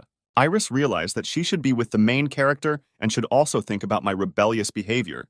She still didn't have enough to ruin everything for the master. Usually Wolf was also with them, but this time it was an exception. The main character was asked how he was doing. The same stranger with whom he had met when named Frederick appeared in front of the guy. Rui heard that Frederick had gotten into some kind of squabble again. This was clearly not a good sign for him. Frederick asked the main character who it was next to him. He introduced his girlfriend Charlotte and his girlfriend Iris. Frederick noticed that they were very cheerful. The guy said that he had information that Rui would like. As it turned out, Frederick found a dungeon nearby, not far from them. And the main character really became interested after hearing it. But the girl, on the contrary, somehow became wary after that. Frederick decided to tell this information to Rui because the ruins there could have a connection with the hero whom the guy was working so hard on. Rui's expression instantly changed. He was ready to plunge into this headlong. Frederick told the guy that he was glad that he was able to interest Rui. He found the entrance there, but there is a rather strong seal on it. So far, no one has entered it, and there is also such a template on that seal. The template really had an unusual shape, and more specifically, the shape of a petal or flower. Surprisingly, Charlotte had the exact same symbol on her sword as on this template. As it turned out, this was the family mark of the family of heroes. It was not simple, but truly legendary and meaningful. So there was a high probability that this dungeon had some kind of connection with the hero, which could play into the hands of the main character. A girl named Kazakh was very interested in what awaited them for the treasure inside the dungeon. Frederick noticed that the girl had a rather unusual manner of speech, and in addition asked where she was from. Kazakh woman was born and raised in Cuba, senpai. Now the guy understood where she got such a dialect from. Charlotte couldn't understand why Wolf didn't go with them today, but as it turned out, today he's training with Michael. After the fight with Kojiro, the two of them began to train very hard and diligently, which was to bear fruit in the future. Just at that moment, Rui noticed Kojiro sitting nearby, whom he remembered a couple of seconds ago. It's clear that Rui had a bunch of questions, and one of them was about what the teacher forgot here. The man admitted that he was told that effective medicinal herbs grow here, so he was looking for them. The guy admitted that he was not here because they were actually going to see what the dungeon was up ahead. Kojiro warned the students that this could be dangerous, especially since this dungeon is new, and it is unknown what kind of monsters and traps are there. Rui assured Kojiro that they were not going to play there, and if it was dangerous, they would immediately leave the dungeon. But no matter what, in any case they need to go there no matter what, a lot of things depend on it. Kojiro will agree to this only if they take him with them so that he can look after them and help if something happens. Kojiro provided the children with a homemade regeneration potion that works on scrapes and bruises. But still, they must be extremely careful on this expedition, because the potion will not be able to save them from final death if something happens. Rui was disturbed by how kind the teacher was to them throughout the whole time, especially at this moment in time. Now they were clearly ready to begin exploring the dungeon, which was fraught with a lot of mysteries and treasures. After some relatively short time, they finally came to the dungeon. It's not that this was a new dungeon, the ruins had always been here, but Frederick thought that they had been plundered. But about a week ago, I accidentally found the entrance downstairs, which served as the discovery of this mysterious dungeon. Near the dungeon, there was a group of people consisting of 5 people. They were diligently trying to find something, but at the moment they were resting. Kazaka shared her opinion that this group of people seemed unpleasant, and she would not particularly want to be around them for a long time. The gaze of the tired men immediately fell on the girl, and indeed their appearance and gaze were not the most pleasant, very angry and cold-blooded. They rudely asked what they needed and why they came here. The men thought that someone had already arrived, but it turned out that they were just children. This clearly made them laugh. The next people they turned to were Charlotte and Iris. They told them that it was dangerous here, and it was better for them not to be here. Otherwise, the consequences could be dire. If they walk here, the bad adults will catch them. This behavior made Charlotte very angry. Although she did not show the full aspect of her emotions, you could still tell that she was unhappy with it. Iris even said that if they want to flirt, they should first start with taking care of themselves, because their behavior was disgusting. The man was speechless after such words. He clearly did not expect to hear this from the school students. They hoped that they would be scared of them and immediately run away. The man instantly became furious and even pulled out a knife, saying that the girls would regret not taking him seriously. For unknown reasons, he decided to start with Rui, then swung at the guy and was ready to strike. It is clear that Rui easily dodged this attack and it did not cause him any harm. Then the main character began to attack himself in order to show that the man has no right to conduct a dialogue with them like that. Strangely enough, in a split second, the man simply lay on the ground unconscious after such a blow from the guy. The men's partners could not understand at all what these children were allowing themselves to do, and were also ready to show them their place. Frederick realized that it looked like the three wouldn't get inside so quickly, and something had to be done to speed up this process. But everyone knew how Frederick loved fun, so this fight had to be memorable and colorful. But the men didn't care about the threats of Frederick and the others because there were more of them, and he saw this as their advantage. Sometimes you need to prove yourself like senpai. Frederick created a clay creature or a magic doll. In any case, this was a bad sign for the men, because now they certainly had no chance of winning the dungeon. This creature had a truly bewitching appearance. With its mere appearance, it could scare off many pseudo-heroes, like in this case men. Already trembling with fear, the man told the others not to dare to retreat, because they must stand to the end, no matter what happens. The man even managed to hit the creature and slightly pierce its thick ball of clay. But the problem was that after such a blow, he simply could not reach his weapon. Frederick gave the command to the golem to begin battles in order to quickly move on to the dungeon, after which the golem delivered an incredible blow with such force that the earth shook after it. Then the partners saw their friend already unconscious, lying on the floor straight, like that impudent man who was in a similar situation. In a mysterious voice, someone told Ryu and Iris not to move. Otherwise, unexpected things might happen to everyone. Turning around, they saw in front of them a man who was holding a knife right in front of the Kazac's throat. He pathetically asked whether they knew what would happen if they moved. He asked them again, only this time he raised his tone or whether they understood what was happening. And just after these words, not a trace remained of the man's sword. It is unclear who, and it is unclear how his sword was simply cut in half, which radically changed the whole situation. As it turned out, it was the work of Kazak. Because of the noise, her baby woke up. This baby was like an abnormally sized praying mantis, which instantly attacked the stranger. The insect immediately began to attack the man in order to protect the girl. The Kazakh woman immediately began to apologize to her friend and said that they were already finishing. Frederick was not at all aware of the existence of this man, and next time he would have to ask permission to look at him and find out more. The men decided to attack the opponents, relying on numerical superiority, and their only argument was that there were many of them, and there was only one opponent. The girl decided that since one of them woke up, she needed to wake up the others. Suddenly, a multitude of abnormally huge insects appeared, and their origins remained a mystery, but now their numbers were strikingly equal. The man was instantly frightened by what he saw, and this seemed quite natural, given the strangeness of what was happening. Stunned by the inexplicable, the man felt instant fear. With gratitude in his heart, the Kazakh began to warmly express his gratitude to his friends for the help they provided, pouring words into their contributions to his life with warmth and sincerity. Charlotte and Iris, noticing the main character, immediately began to find out if everything was okay with him, showing concern and keen interest in his well-being. The guy, rejoicing at the victory over his enemies, realized that it was important that they did not remember them, and now he had to do everything possible to erase his trace from their memory. The main character suddenly began to use an unknown technique, shrouding his actions in an aura of mystery and causing interest and surprise among those around him. As it turned out, this was what his teachers had taught him, and he now applied what he had learned with confidence and skill. By channeling electricity through his head, the hero discovered that he could manipulate memories, effectively erasing parts of the past and leaving behind traces of uncertainty. Waking up, the man was surprised to find that he did not recognize any of them, and a blank sheet opened in his memory, as if the pages of memories had been erased. After some time, they found themselves in the jungle, and the place itself seemed truly mysterious, as if nature itself kept its secrets and sacraments here. Just a few seconds later, the mysterious seal that Frederick had spoken about appeared in front of them, as if the prophetic moment of their adventure had come true. Moreover, this seal proved to be extremely durable, which only increased the difficulty before them and added new puzzles to their already difficult task.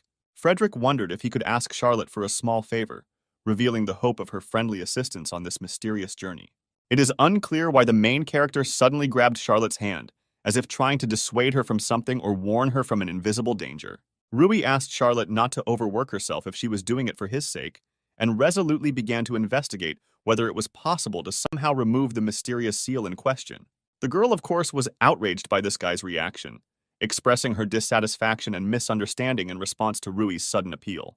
Thanking Rui for his care, she noted that his attention turns out to be important not only for her, but also for her own well-being. She also wanted to know what her ancestor was like and to see with her own eyes the history that formed the basis of her own origins. That is why she has nothing to fear. She strives to reveal the secrets of her past and moves forward with confidence, eliminating fear from the equation. Charlotte then began the process of removing the mysterious seal, setting before her an amazing path to uncovering secrets and reconnecting with the past. After some time, he managed to achieve a positive result, and that mysterious seal was finally successfully removed, opening up new horizons and secrets for them. At this time, Frederick smiled widely, confident that Charlotte would cope with the task and completely believing in her, supporting her until the very end. Although there was nothing special inside, it was thanks to the hero's granddaughter that success was achieved in removing the seal. Otherwise, all efforts could have been in vain. The protagonist's gaze faded, and for reasons unclear, he was called out and ordered to stand, creating a mysterious moment in his own story. Turning around, he noticed 3 strangers standing in front of him, creating a sudden tension and mystery in the air. There were now many more people in the jungle than expected, creating an environment that none of them had anticipated. The guy asked permission to join them in the dungeon, expressing a desire to go through unforeseen trials and secrets that were hidden in these mysterious places. Rui wondered who they were, as he could not allow them to join without understanding their identity and goals in this mysterious place. After apologizing, the guy explained that he did not want to scare them, introducing himself as Max, the leader of a group called the Jackal, making excuses for their sudden appearance in front of Rui. The girl with blue hair was named Jima, and she was a thief. With a wave of her hand, she expressed pleasure at meeting her, adding that it was nice to meet you. The third girl turned out to be Mal. Despite her status as a newcomer, she was a magician, which added interest to this unpredictable group. Max reassured them, telling them not to be afraid, since they were only at the very bottom of their lowest rank group, urging them not to judge by first impressions. Realizing that they couldn't do it alone, they decided to ask Rui if they could help them on their difficult journey by revealing their own purpose and motivation. It turned out that they were quietly watching their fight, and emerging from the shadows, Max apologized for not being able to intervene and help them at that moment. Charlotte asked if there were any advantages to them joining and helping them, finding out how they could benefit from this alliance. Max began to explain that despite their weakness, they had a lot of experience in the jungle and knew how to discover traps, treasures, and secret passages, which their new acquaintances did not know how to do. Indeed, it was true that they did not know at all how to handle traps, find treasures, and discover hidden passages in the jungle. The company decided to discuss all aspects of the situation and make a collective decision on how to move forward with this group and what steps to take in their journey together. Max suggested that if they couldn't come to a decision, they could look at the magic items they had, hoping it might shed some light on next steps. The guy pulled out the Ring of Charge, which absorbs the magical power of the one who puts it on and stores this energy in himself. Rui's heart was touched by this magical item, and it was clear to him that this treasure would be useful to him in future adventures. As it turns out, the ring drained Max's magical power, but released some that didn't enter his inner sphere, creating an interesting twist on the use of this magical item. The next item was the Medal of Body Change, which, when placed around the neck, promised to protect against any attack, adding a new element of security to the collection of magical artifacts. Kazakh was not entirely happy about this because this pendant broke from a light attack. After Max suggested the next item, the main character broke down and gave them permission to join them on their difficult journey. The group was delighted with such news, because now they had a chance to survive in this dangerous dungeon with the support of experienced comrades. Charlotte wasn't sure that everything would be fine and was a little nervous about it, keeping a cautious optimism in her heart. After this, the entire group, now united, went deep into the dungeon, ready for the new adventures and challenges that awaited them. Max warned his allies that if they faced a strong enemy, they had better run away, creating a strategy to ensure their safety in difficult situations. As it turns out, the group's true intention was to take all the treasure for themselves, raising questions about trust and the consistency of their journey together. Having caught up with the main character, Max said that he had decided to talk about the jungle, revealing to them more information about the place and possible dangers. It's better to be careful. There must be a trap in such a corridor, for example, a copy emerging from the floor or an arrow. Just as Max was talking about the button in the floor, Rui unwittingly stepped on it, creating a tense moment and raising questions about following the warnings. However, now everyone clearly understood what Max warned about, looking at what happened with some puzzlement. Within a split second, a huge block of stone appeared above the people's heads, creating a shadow of fear and forcing them to quickly react to possible danger. The main character undoubtedly felt guilty at this moment, realizing that it was because of him that all these events were developing in this direction. The main character turned to Max with a request to take action, because it was for such situations that they brought them into their group to solve such problems. Max instructed Mala to take the lead since she was a mage, emphasizing her abilities in magic and the need to use them in this situation.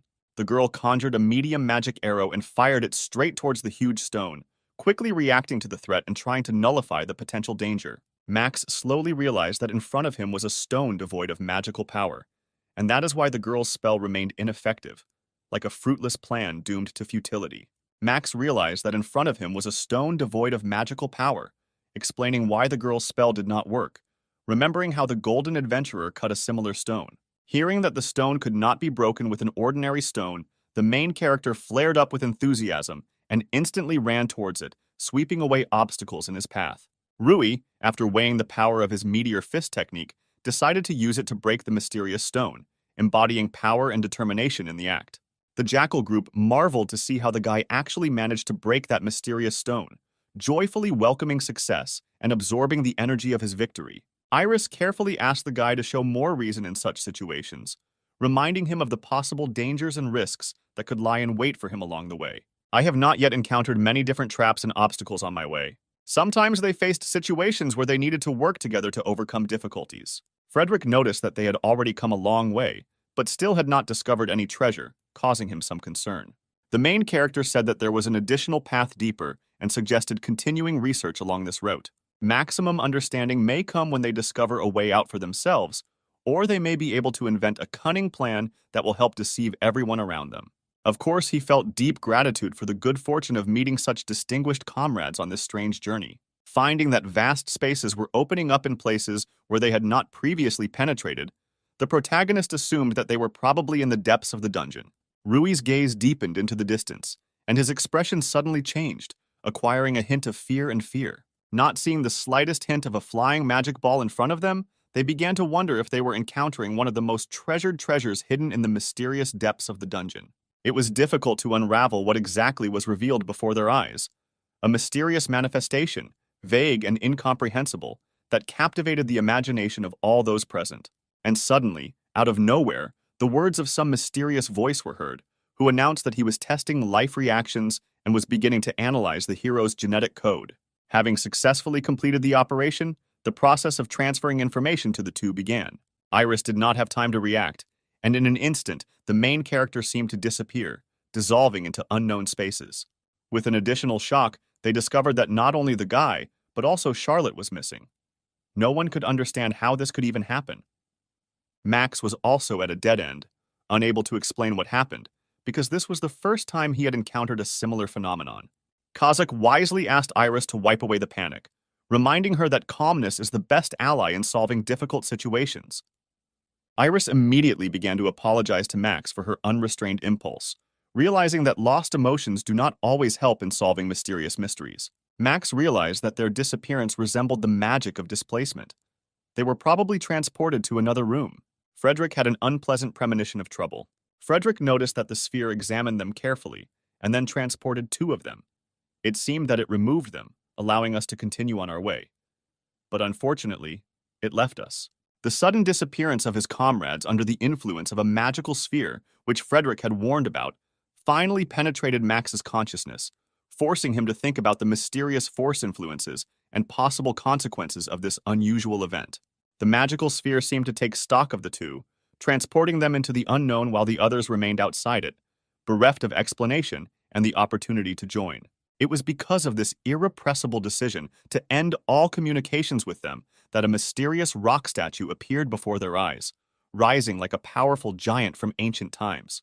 The remaining group of people were confused, faced with misunderstandings, helplessly wondering about the next steps, because among those who left were those who possessed unrivaled strength and wisdom. At the same moment, the main character suddenly woke up, realizing that his face was blinding by an intense snow-white light, as if a bright ray was penetrating directly into his eyes. It was at this moment that it became clear to them that only the two of them had been transported to this mysterious place, and no one else was sharing this mysterious setting with them. Charlotte held out hope that the others were okay, and in turn decided that they should be concerned about their safety, leaving them as an afterthought. It was obviously much more dangerous here than in the previous place, and the girl, sensing the threat, immediately grabbed her sword, ready for any surprises. The main character's gaze darted to the girl's hand resting on the sword, and at that moment, something mysterious and unknown flashed in her eyes. With caution, the guy took her hand and gently asked her not to resort to such actions, arguing that it was unnecessary and not required in this situation. In addition, he explained that he was with her to somehow reassure her, because against the backdrop of this difficult and tense situation, any support becomes important. After these words, Charlotte suddenly became confused. Confusion flashed across her face, and she became embarrassed, as if she had not expected such attention. She noted that she herself was capable of defending herself, but if he wanted, then so be it, she would agree, allowing him to take care of her protection. It is clear that the guy did not argue on this score, and only added that he was ready to become her knight, giving her a sense of security in this mysterious and dangerous world. A stranger in a rather strange and old outfit wandered not far from them, attracting attention with his mysterious presence in this world full of secrets. Before they entered the ruins, there was no one here, and so this stranger became a mystery to them, adding mystery and uncertainty to their adventure. Sword in hand, Rui inquired about who stood before them, eager to discover the stranger's identity and learn more about who had joined their strange adventures. In response, he announced that he was waiting for them to take on the hero's legacy and share his intentions, taking responsibility for the next stage of their journey. Explaining that he posed no threat, he politely invited them to join, a silent gesture inviting them to come to him and reveal new aspects of their fateful journey. Having no other option, the three who came decided to follow him, following the mysterious stranger in the hope of new discoveries and unraveling the secrets of this strange world. Moving forward, they discovered something that caused them complete shock and surprise, causing their hearts to skip a beat from unpredictable explorations in this mysterious place. An extremely ancient painting of historical significance was spread out before them, right on the wall, arousing their respect and incredible admiration for the greatness of the past, brought to life by this work of art. The painting depicted the majestic ogre hero. His appearance came to life on an ancient canvas, revealing mysterious stories and exploits to them, plunging them into the depths of time. This painting showed the third-generation ogre. His powerful figure and expressive features remained in the surprise of the audience, as if opening a page of history that had previously been forgotten. The stranger decided to answer all their questions in sequence, preparing to reveal the secrets and provide them with the keys to understanding what was happening in this amazing historical place. The answers must have amazed them, causing surprise not only at the results, but also heightening their interest in what lies in the depths of this mysterious story. He sincerely admitted that his face was in a terrible state, soaked in time and rotten marks, creating a mysterious contrast between his history and appearance. He couldn't even remember his name, but it was because of his rotten face that he felt disgusted with his body, considering himself a kind of zombie in this mysterious past. This was the place where Mr. Ogre's data protection was controlled, where secrets and important information were kept, giving them the feeling that they had entered into the core of the secrets and mysteries of this historical past. He is an integral part of this place, intended to correctly reveal the meaning of the fresco. He has long been waiting for the right people who are able to unravel the secrets and penetrate the depths of the images presented in the work of art. Rui could not understand whether it was a decision to accept this position as part of this world, or whether he himself had consciously chosen this path, leaving the mystery of his own motivations. The main character was right. The stranger decided to become immortal based on his own will, thereby revealing the secret of his choice and the greatness of his unique destiny. The stranger decided to share with the park's heroes the story of the hero and his three true friends, revealing new chapters of this exciting saga and shedding light on their true connections. The group is now faced with uncertainty, not knowing what to do without Rui, since he could easily defeat the monster, creating a void with his absence. Iris was full of confidence that she could easily take on the monster on her own, feeling the strength and determination within herself to replace Rui and take on the responsibility of protecting the group. She made the decision to use the bloody spear, going into battle with a resolve shrouded in mysterious energy, ready to fight back the monster and reaffirm her willingness to stand in defense of her friends. Unfortunately for her, this did not bring any results, and the spear simply broke on the stone golem, expressing hopelessness in front of the unshakable strength of this extraordinary creature. Max couldn't believe that the spear really broke. For the first time, he saw a golem made of stones, the embodiment of sealing magic, and this made him amazed at the unexpected and strong opponent. Realizing that magic was powerless against the stone golem, Iris decided to retreat with the group, faced with a hopeless situation where there was simply no choice. Despite the difficulty of the situation, she decided to take a chance and try to strike the enemy, trying to somehow damage him and cause at least some kind of response from this stone golem. She put all her strength into this blow, concentrating on an instant attack with the hope that it might leave at least some mark on the impenetrable armor of the stone enemy. As expected, this did little to help, and Iris simply landed back down, realizing that her attempt to break through the golem's defenses had been in vain. In a split second, she had to rush to the rescue from the monster, realizing that now the situation required not only strength, but also dexterity and the desire to survive. Fortunately, Kazaka intervened in time and saved the girl, strictly insisting that she stop getting into such dangers, showing concern for her well-being. Kazuka realized that they had apparently angered the golem and realized that they should retreat. To successfully win, they would need to attract more allies and join forces. The Kazakh was saved by Iris, and she could not understand why she was saved, because her life could simply be sacrificed in this dangerous situation.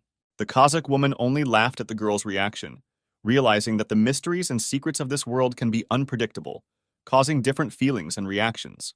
Kazaka said that Iris herself knows perfectly well why the girl saved her, adding to the mystery of this situation, in which there is something more than what is visible at first glance. It is clear that Iris could not understand what Kazaka was talking about, because the answer remained veiled in secret, raising only more questions. Charlotte was amazed, unable to believe that the man had willingly chosen to become a zombie based on his own choices. Rui felt that if he became a zombie, his life and memory would last forever, forcing him to think about the cost of such a choice.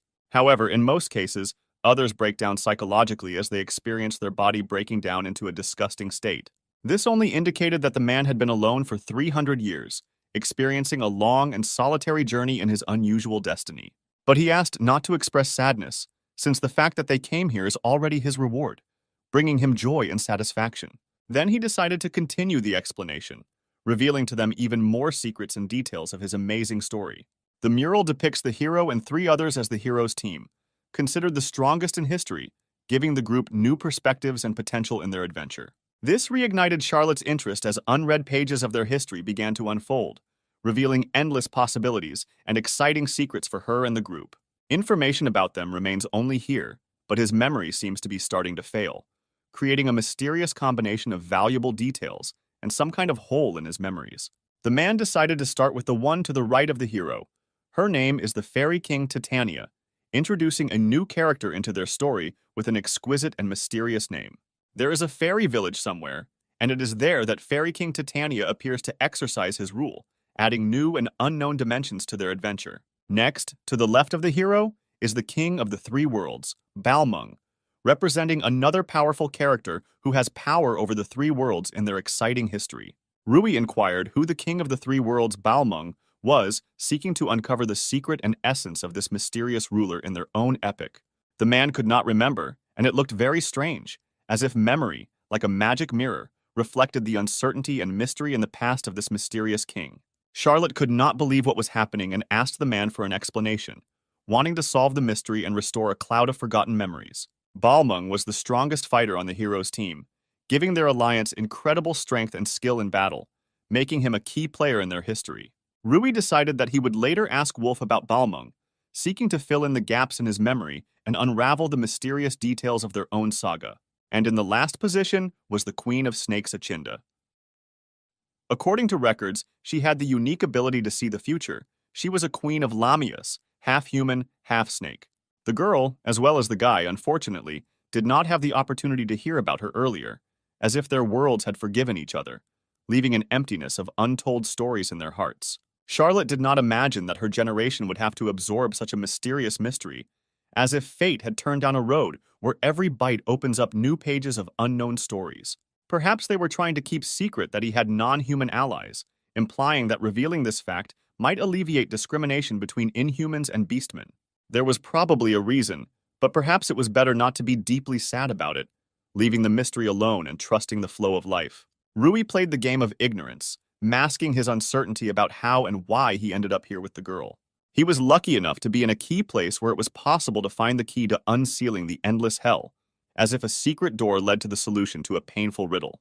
The man brought intrigue into the conversation, giving a hint that he still had something unsaid, as if revealing a page of his life full of secrets and unexpected turns. The man suddenly began to carry over the hero's words, as if opening a new chapter, where reality intertwined with fantasy, and his story became part of the plot of life. If someone in trouble needed support, the man should turn to his partners for help, as the last thread of salvation in a maze of incredible events. Rui was faced with misunderstandings, unable to figure out which partners the hero was talking about, as if trying to unravel a tangle of secrets wrapped in mysterious threads of the past. The man finally revealed his cards, sharing that their friends were attacked by a golem, as if a sudden darkness had fallen on their serene world, causing excitement and anxiety. When he easily returned back, both of them had questions, as if a mystery hung in the air that needed to be solved, their gazes mixed in search of answers.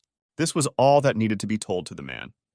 He had been waiting for this moment for a long time, but when it came, he suddenly felt loneliness, as if a mysterious secret carried not only answers, but also sadness. Wrapping his arms around Charlotte, he expressed gratitude to her for everything, as if at this moment words became unnecessary, and feelings found their response in the silence of the embrace.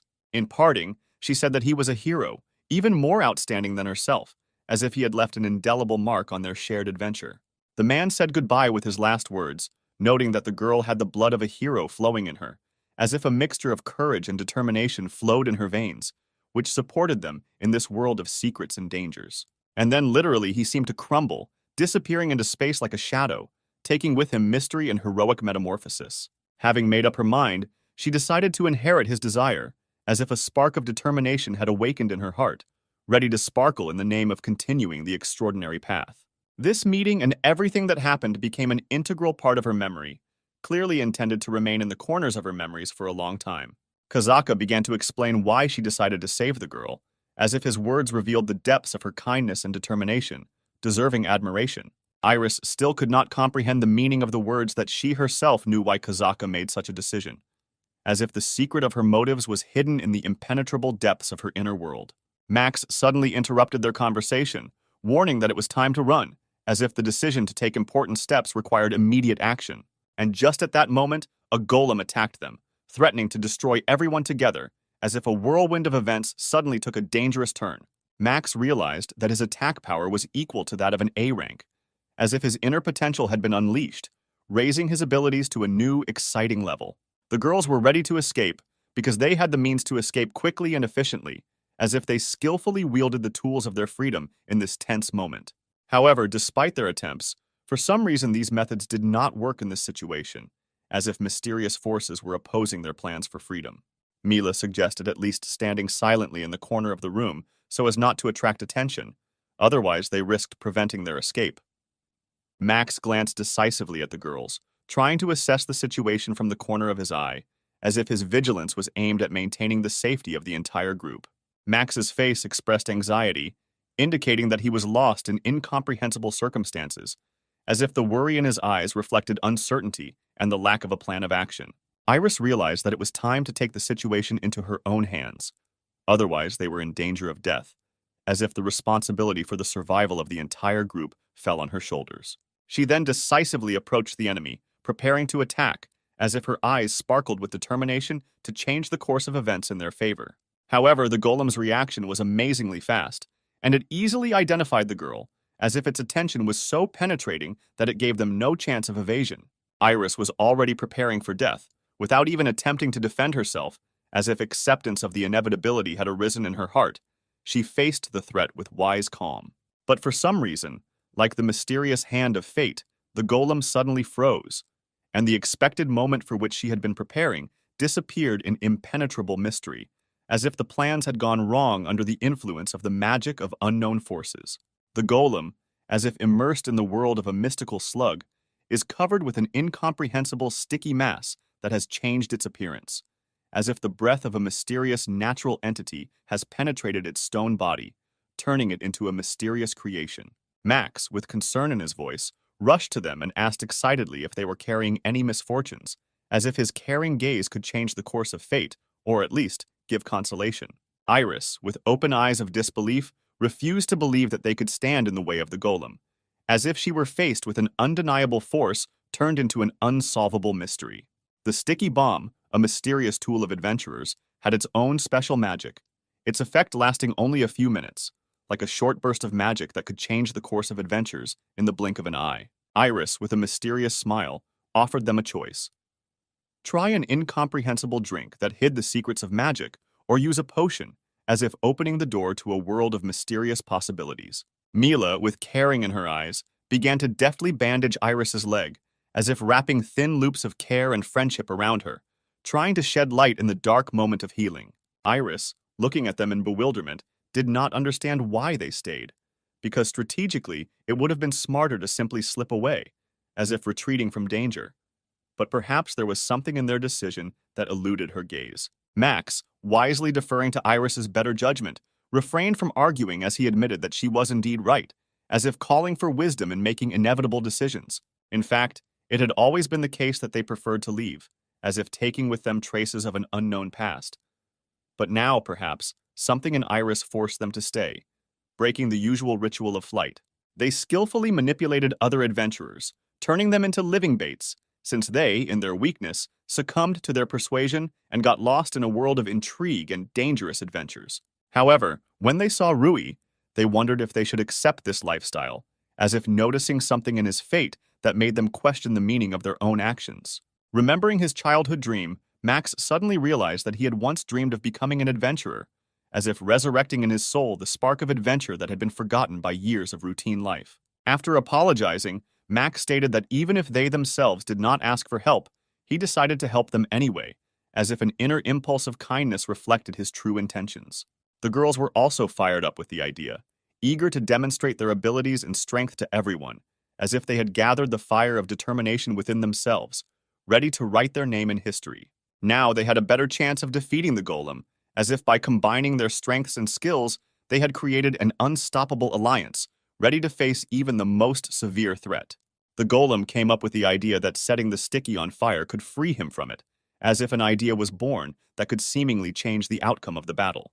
Realizing that in this situation it was better for them to give in for now, the girls decided to retreat temporarily, as if strategically choosing the moment to retreat in order to return with renewed vigor. At this time, Max laughed and assured that there was nothing worth fearing, as if his fearlessness was like a shield protecting from the shadows of fear. Iris, deciding to trust the guy, eventually saw him draw a slingshot, as if in his hands this simple tool turned into a powerful weapon, ready for action. Iris flared with anger, realizing that he intended to use the slingshot in the battle with the golem, as if her fear turned into rage at the unwise decision, causing a storm of emotions. Max, confident in his choice of weapon, remained deaf to Iris's objections, as if his stubbornness was stronger than the opinions that divided them. Max boldly fired a smoke bomb, as if creating a veil of mystery behind which he could hide his movements and muddy the situation, anticipating the golem's moves. The girls were relieved that Max would now join their fight, as if his decision to fight alongside them had given them a new surge of motivation and strength. Kazaka handed Mila a mysterious potion, as if unspoiled forces were concentrated in this mysterious liquid, ready to reveal themselves at the right moment. Frederick expressed his gratitude to the girl and admitted that he had not counted on their help, as if in their kind actions he had discovered unexpected support and allies in a harsh struggle. Now they faced a final challenge, an all-or-nothing battle, as if they were preparing for a decisive battle where every action could determine the outcome of their adventure. Max realized that he would have to show his full essence, as if this was not just a battle, but a test where he must reveal his true strengths and skills. He resorted to using the slippery ball as if creating a clever tactic that allowed him to maneuver around the golem and dodge its powerful blows.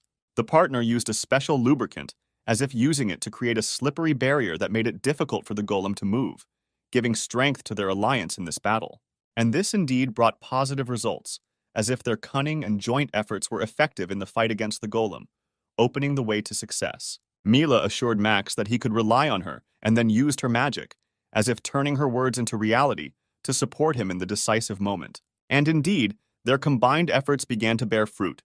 The golem slowly began to fall, as if under the influence of a combination of their magic and cunning tactical moves. Max also realized that even an A-class monster couldn't stand up to such a combo, as if his experience and powers of observation told him how powerful their combined actions were. But alas, unfortunately, the monster was able to rise to its feet, as if its strength and tenacity allowed it to recover from the blows, causing a new turn in the battle. Max couldn't believe their plan didn't work, as if disappointment and bewilderment showed in his eyes despite all their efforts and the strength of their combined approach. Luckily for Max, Iris was there to save him, as if her quick and decisive intervention was a bright spot in their battle-filled story. Max couldn't believe at all that the girl had saved him, as if surprise and recognition of his vulnerability were reflected on his face, meeting an unexpected feat. Max said that he now owes the girl for his salvation, as if acknowledging the debt and expressing gratitude for her selfless support in a difficult moment. But Iris simply did what came naturally to her, as if her kindness and willingness to help were a part of her nature that did not require special thanks.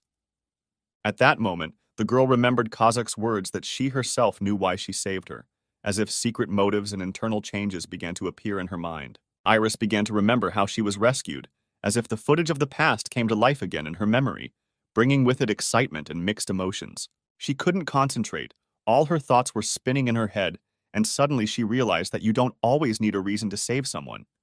She just wanted to do it and express her concern. When she fights with someone, the strength and feelings stir within her, as if her heart beats in time with the fight, giving strength and determination to the battle together.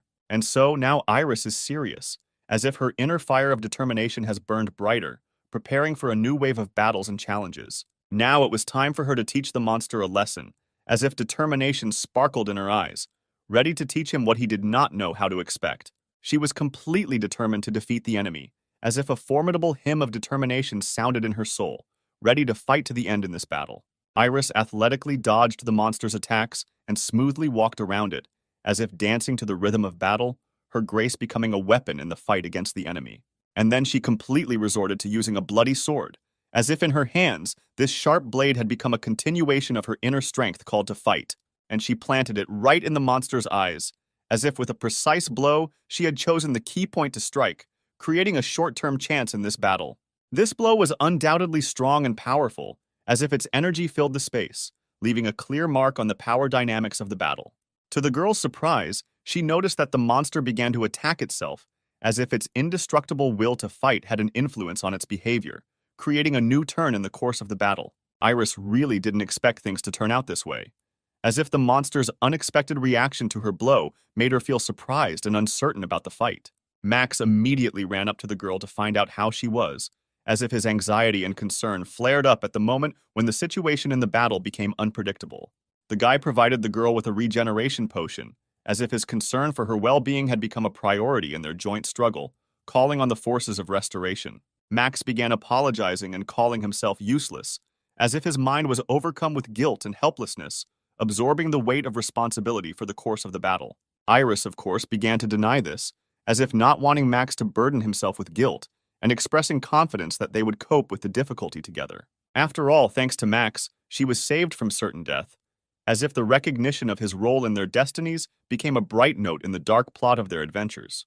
And then, as if out of nowhere, Rui appeared, as if a mysterious character had introduced a new element of surprise into the course of their events, diluting the everyday routine of the battle.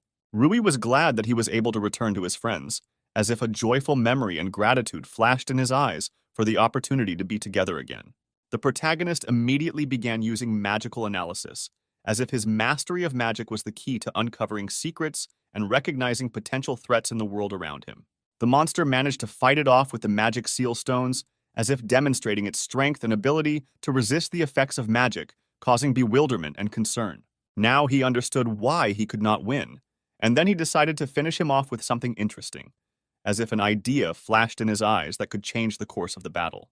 Rui was ready to launch his attack, as if his readiness to fight transformed his appearance, creating an aura of determination in the face of this inscrutable warrior. His gaze was cool and confident, as if his eyes reflected his readiness to take decisive action in this dangerous battle. The guy used a technique called Space Slash, as if his mastery of magic manifested itself in creating a temporary hole, providing new opportunities during the battle. And oddly enough, it actually worked, and the monster fell, as if surprise and relief were mixed in the faces of the heroes, realizing that they were on the verge of victory. Now, thanks to the guy, they were safe, as if his ability to make difficult decisions and use magic was an integral part of their survival in this world. Rui immediately began to check if everyone was okay, as if his concern for the well-being of his friends manifested itself in vigilance and readiness to support. Max immediately began to beg Rui to share his knowledge, as if hope for the discovery of new horizons and skills was visible in his eyes. Rui was glad that Frederick and Kazaka were okay, as if relief washed over him, making sure of the well-being of his friends. Kazaka said that if he was going to praise her, then it should be done with Iris, as if her laughter and slight mockery created an atmosphere of friendly jokes. Iris said that she always believed in Rui, that he would return, as if her confidence in him became the unshakable foundation of their friendship. He, in turn, also believed in Iris and thanked her for protecting everyone, as if at that moment their mutual trust became even stronger. And just at that moment, Charlotte returned, as if her appearance was an unexpected turn in the course of events, adding mystery to their adventure. She said that Rui was great for being able to deal with the monster, as if her praise gave Rui a new shade of respect and recognition for his skills. It's always the oddballs who like the guy, like Max, as if Charlotte were expressing her playful side towards their unpredictable friend. The Kazakh noticed that something began to happen, and began to shake in some incomprehensible way, as if she expressed concern and anticipation of new events hanging over their group. Max shouted that the dungeon began to fall off, as if his exclamation pierced the air, a harbinger of a new danger and a call to action. Between the shadow of hope and the emptiness of fear, in the bottomless labyrinth of their fate, the unknown bubbles. And if they do not get out, their dreams will be buried alive under a pile of unknown circumstances. Beyond the limits of everyday life, which usually reveals a way out, this time the prospects disappeared, as if they were eclipsed by the darkness of unpredictability, and then only the heavy silence of the unknown. And suddenly, like an explosion in the dark sky, the main character suddenly remembered something that turned out to be the key to the solution, opening the way out of dark hopelessness. The information that appeared in memory turned out to be like a key to a closed castle. It was a dungeon, a building designed to store the hero's secrets, where a testing golem, the guardian of hidden mysteries, awaited those who penetrated. Suddenly realizing that it was not just a guard of secrets, but a double trap, the hero realized that his further path would be lined with collapsing secrets, skillfully created in this dungeon. Max was questioned about whether he happened to have some item in his possession, and there was a shadow of suspicion in this question, as if the key to the solution might be in his hands. Max had the item, but he understood that its use required permission from his partners, because even in a dark labyrinth, the powers of united minds turned out to be important. Max revealed the secret. It was a magic stone of movement. He explained that under the influence of magic, this stone is able to transport them outside, opening the door from the darkness of the dungeon. The stone's capabilities were limited. The protagonist had to carefully select only 3 partners, whose strengths and skills would make them a team capable of overcoming the dark obstacles of the Dan. Consequently, realizing that Rui was unable to make a difficult choice, the protagonist felt the weight of responsibility facing him in selecting 3 companions for the great journey. The main character expressed gratitude to Max, but admitted that it was difficult for him to make a choice, and the decision about which partner to take with him was left hanging in the air. The hero, full of determination, did not want anyone to suffer harm because of his guilt, and this burden of responsibility pressed on his soul, making the choice even more difficult. In conclusion, he only asked to believe in him, as if it were the last thin thread connecting their destinies in this dangerous adventure. The Kazakh and Charlotte, with bewilderment in their eyes, could not recognize what decisions the guy was about to make, and their incredible adventure depended on this moment. There was a knowingness in Iris's expression, as if she had knowledge of what the guy was about to do, which added to the mystery and excitement in the air before the unpredictable turn of events. A satanic ray flashed from the hands of the protagonist, framing his figure in a dark glow, and at that moment, an aura of mysticism and unknown power hung in the air. Gathering all his strength, the main character offered all his energy, directing it to save his friends, as if trying to bring down the walls of a dark labyrinth and free the captive souls. Iris realized the whole point. This beam is capable of destroying magic, and if the dungeon is created from magical power, the hero could simply erase it with his unique beam, clearing the way forward. Exhausted, the guy exhaled and declared that now everything depended on the strength of the name, as if at that moment the meaning of his words was revealed in the air saturated with tension. Kazaka proposed a plan. They could take off with the help of her 18-meter friend, like a natural union with the power of the wind, providing them with an unexpected path to freedom. Suddenly, an unimaginable creature took them, and, as if captured in the arms of magic, they all took off together from the dark dungeon, overcoming the boundaries between reality and fantasy. Naturally, they were all full of joy, realizing that they were able to escape danger and escape from the ominous mysteries of the dungeon, feeling within themselves the excitement of sudden deliverance. Arriving home, they said a friendly farewell together, as if each of them had carried into their hearts a piece of the adventure that had bound them forever on this incredible journey. Rui noticed that sharp pains were piercing his whole body, as if every cell was screaming about unbearable discomfort. And at that moment, as if out of a fog, Kojiro appeared. Having learned from the head of the hostel that he still had not returned, he could not believe that the guy returned so shabby, remembering their conversation in the forest. The teacher asked if he had used his potion. Bewilderment flashed in his eyes, as he did not expect that anyone would pay attention to his mysterious experiments. The teacher, having fallen into experimental methods of treatment, used incomprehensible means, because of which something was pinching the guy very strongly, causing him to doubt the choice of the teacher. Surprisingly, the teacher was informed that his potion really worked well, which was confirmed in practice and turned out to be true. He, however, was glad that the guy returned in perfect order. At the same time, he warned, saying that it was better not for children to do such things. Next, the main character had to arrange a bath for himself, lie in warm water, and hopefully sleep in the hope that all the troubles would disappear. Rui still couldn't believe that he was actually worried about him and was waiting for him, and their meeting in the forest remained a mysterious secret for him. Waking up, the guy decided to go in for sports, trying to awaken his body and get away from the memories of the strange events of the previous night. And at this time, his good old friend the parrot flew to him, spreading joy with his bright feathers and cheerful cries. So, in addition, with some exotic fruit in its beak, the parrot brought not only joy with its shrill greeting, but also with the aroma of mystery. It is clear that the main character was glad that they brought him fruit and thanked his feathered friend for the unexpected morning treat. But it was time for Rui to go to school, and she said goodbye to the parrot, in an amazing mixture of joy and anticipation of new adventures. Kojiro apologized for the suddenness, but announced that today was the last lesson with him, instilling mystery in the upcoming farewell and leaving behind many questions. Although they spent little time together, it was definitely worth it, filling their lives with vivid memories and unexpected turns. Rui was slightly in a stupor because she could not understand why everything was happening this way, and the mystery of this oncoming world only increased her misunderstanding. It is clear that Charlotte immediately noticed the strange behavior of the guy, and curiosity flashed in her eyes as she tried to decipher the secrets that were in the air. He was wondering why the teacher was in a worse mood than usual today, and he thought about the possible reasons, sensing something mysterious and unknown in the air. The man, in principle, carried out his duties, but in the eyes of his students, there was a shadow of some unknown mystery, making his ordinary actions more mysterious. He said that when attacking, you need to grip the sword, emphasizing the importance of reaction, and despite this, his stance became better than before, which surprised everyone around him.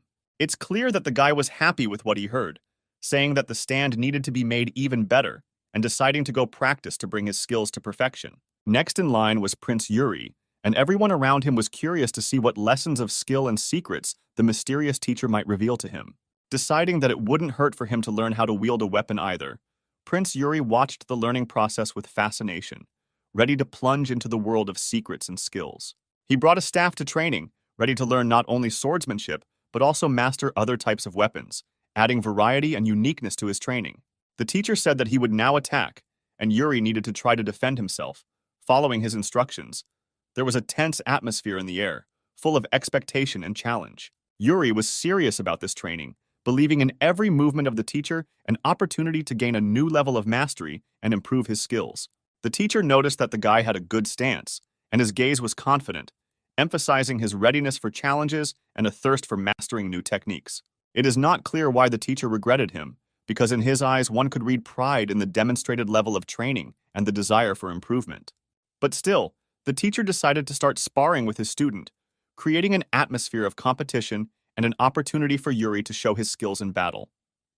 Yuri was slightly alarmed by all this, but prepared for the sparring, feeling inner strength and determination to cope with the challenges posed by his teacher.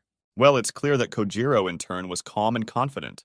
The master, rushing forward at the speed of light, threw out his first attack like a master of instant embodiment of power and movement, creating a whirlwind of power. Yuri, as easily as the wind, will not give up his position, like an unshakable guard, standing like an impenetrable wall, calmly preparing for the inevitable meeting. Joy filled his heart for being able to defend himself, as if a bright sense of pride had ignited within him, emphasizing his ability to ensure his own safety. In the blink of an eye, the teacher's gaze changed dramatically, as if dark shadows were replaced by bright light, revealing the secrets of his true intentions. A sharp rage gripped him, like a raging fire, and realizing his impulse, he apologized to Yuri, like a warm wind softening a storm of indignation. Then, like an instant of irrevocable fate, he hurled the killing blow towards the student, leaving a trail of mysterious strength and determination in the air. After which, oddly enough, the guy simply collapsed on the floor, as if an invisible burden suddenly mixed with the severity of defeat, leaving silence behind him.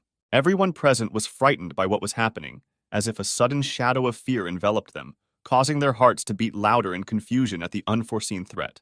The next thing the teacher did was put a sword to Yuri's head, as if the ominous drama had reached its peak, freezing for a moment in tense silence. Kojiro said goodbye to the guy, as if in this farewell there was not only a finishing touch, but also some kind of inexpressible weight of unspoken words and unknown experiences. Rui came to the defense of his friend, who did not allow himself to easily kill the guy, as if his determination blocked the teacher's path, turning the moment into a struggle of destinies and friendship. He could not understand what all these events meant, like a mysterious puzzle where parts of an unknown picture remained unsolved, entailing excitement and doubt. Here Yuri's guard already appeared, who could not understand at all how the man allowed himself to do this, as if his bewilderment was expressed in a lack of understanding of what was happening before his eyes. It is clear that he immediately flared up with rage after this, as if a storm of passions had shot up in his soul, enveloping the flaring internal fire. He promised to kill the man, as if his words carried an unwavering determination, thundering like a thunderclap, a harbinger of an inevitable collision. The main character asked the guy not to give in to anger, as if his wise words sounded like a gentle whisper in a storm, warning against reckless actions. After Rui whispered something to the guy, he instantly calmed down, as if the mysterious words of a friend quickly dissipated the clouds of an internal windfall. Then she suddenly declared that she relied on the main character, as if this unexpected turn of events gave her confidence in the future and created unprecedented harmony. Finally, he only asked her to protect us all, as if his plea sounded like the last hope in the unsteady dance of fate, slowly revealing its cards. Then he stood in a fighting stance, ready to fight his master, as if every movement of his body expressed determination and strength to protect those he loved. Just a few seconds later, Iris appeared behind the guy, as if her appearance was an unexpected ray of light penetrating the darkness of the struggle, bringing with it hope. She could not identify a single weakness of the teacher, and the difference in strength seemed enormous, as if an abyss stretched between them, filled with undeniable superiority. Wolf was furious, because he could not understand why in such a situation it was impossible to influence in any way, as if helplessness enveloped him like a dark veil. But Charlotte asked the guy to calm down, because he was not alone, as if her soft words were a caress that dispersed the clouds of indignation in his soul. It's a pity that it was dishonest, but nothing can be done about it. You just need to watch and remember, as if lesson wisdom was hidden in this wrong moment. Charlotte silently begged the guy to be okay, as if her gentle thoughts penetrated his soul, calling for inner peace. Rui finally asked why the man did this, as if in his gaze there was a readiness to understand and reveal the mystery of what was happening. The guy said that he spent little time with the teacher, but he, worried about them, turned out to be real to him, as if an understanding of what was important in this regard was ripening within him. Kojiro said that not everything is so simple, and they will not understand anything, as if her words sounded mysterious and an unknown secret shrouding what was happening. He asked the guy to leave for health reasons, in addition noting that he did not want to harm anyone except the prince, as if his words sounded like a desire for a peaceful resolution of the conflict. The teacher's blow seemed fatal, but he needed to make sure that the guy's breathing stopped, as if a heavy shadow of uncertainty remained in the air. It is clear that the main character could not allow him to leave, injuring his friend, because he did not yet have a reason to attack the teacher. Rui was partially right, and it was not easy to understand why he needed to kill someone, as if a fog of mystery shrouded his actions and motives. However, he had his own reason for this, as if a fire was burning inside him, fueling his motivation, but its essence remained in the shadows. If he blocks his path, he will pass with force, as if an invisible wall was in front of him, causing him to become determined to destroy it using all his power. The teacher was serious and wanted to end the guy. Well, now Kojiro simply had no choice and he needed to get rid of Rui. A split second later, he disappeared from the guy's field of vision, and in an instant it appeared right in front of him. This maneuver looked impressive. Well, it's clear that Rui had a good reaction and was able to dodge it. He began to repel all enemy attacks and did it skillfully and professionally. The teacher said that the guy was quite good because he could parry his blow. And all this was thanks to his teachers in the form of friends and sister and Rio. The guy decided to strike, but it was unsuccessful. But the teacher's blow had its fruits, and Rui even moved a couple of meters. The guy even had to use magic so as not to fall on the floor. He realized that he would not be able to hit the teacher at close range, and he needed to move away. Then I decided to use a technique called Big Flame. The ball of fire moved closer and closer to the teacher. It was indeed a well-trained magic, but did the main character really think that he could take a teacher with it? Kojiro prepared to defend himself from such an attack. He needed to put in no little effort to do this. He then used magic and was still able to repel the attack. It is clear that the main character did not expect this and was surprised. But the teacher said that there was no time to be surprised. Doing what the enemy doesn't like is the basis of battle. If everything is converted into numbers, then there is not much difference between him and the teacher. But he didn't know that the guy was a difficult child. He was sure that if he continued like this, he would definitely be able to defeat the guy. Then the teacher realized that the guy was becoming stronger during the battle. In addition, he can remember its movement at incredible speed. Rui learned by memorizing from his little sister and Rio. Then the guy completely gave up on his feet and was ready to continue the fight. He wanted to move away and switch to magical attacks, but he does not have enough speed to move. Thanks to the shuffling of feet, it was difficult to predict the teacher's next move. He just needed to find his weak spot and hit him there. Unfortunately, the teacher was able to pierce the guy with his sword. It was very bad for the guy. The teacher has already said goodbye to the guy. The man felt some hot air around him. He couldn't figure out what it was or who it was. As it turned out, this was the guy's plan, and now was his decisive act. The guy decided to use a space cut, as in the case of the stone monster. It was a good move, but only if the guy could hit the teacher. Kojiro, in turn, used a technique called the swallow's tail. After such a blow, the guy could no longer stand on his feet and fell, coughing in his own blood. The teacher was confused by the fact that he did not lose consciousness. He could not believe that he survived after his swallow's tail. Kojiro decided to check the prince's breathing and just go their separate ways. He pointedly said in front of the other students that he didn't like to kill without a good reason. If they leave, he will not harm them and will leave them alive. Charlotte asked whether the man wanted them to calmly watch him kill their friend. Kojiro realized that he simply had no choice. Finally, he just said that it would be very painful for them. Rui was still able to somehow wake up and tried to persuade the man to stop. Either it was memories or he really was transported to endless hell, but the very essence is that the guy was in endless hell. The girl said that the guy had become much stronger, but he still lacked something. This something was determination. If he gets into his world, he will have to face it. A situation may also arise when he has to kill the enemy. Rui said with a kind face that it is not necessary to put his life on the line.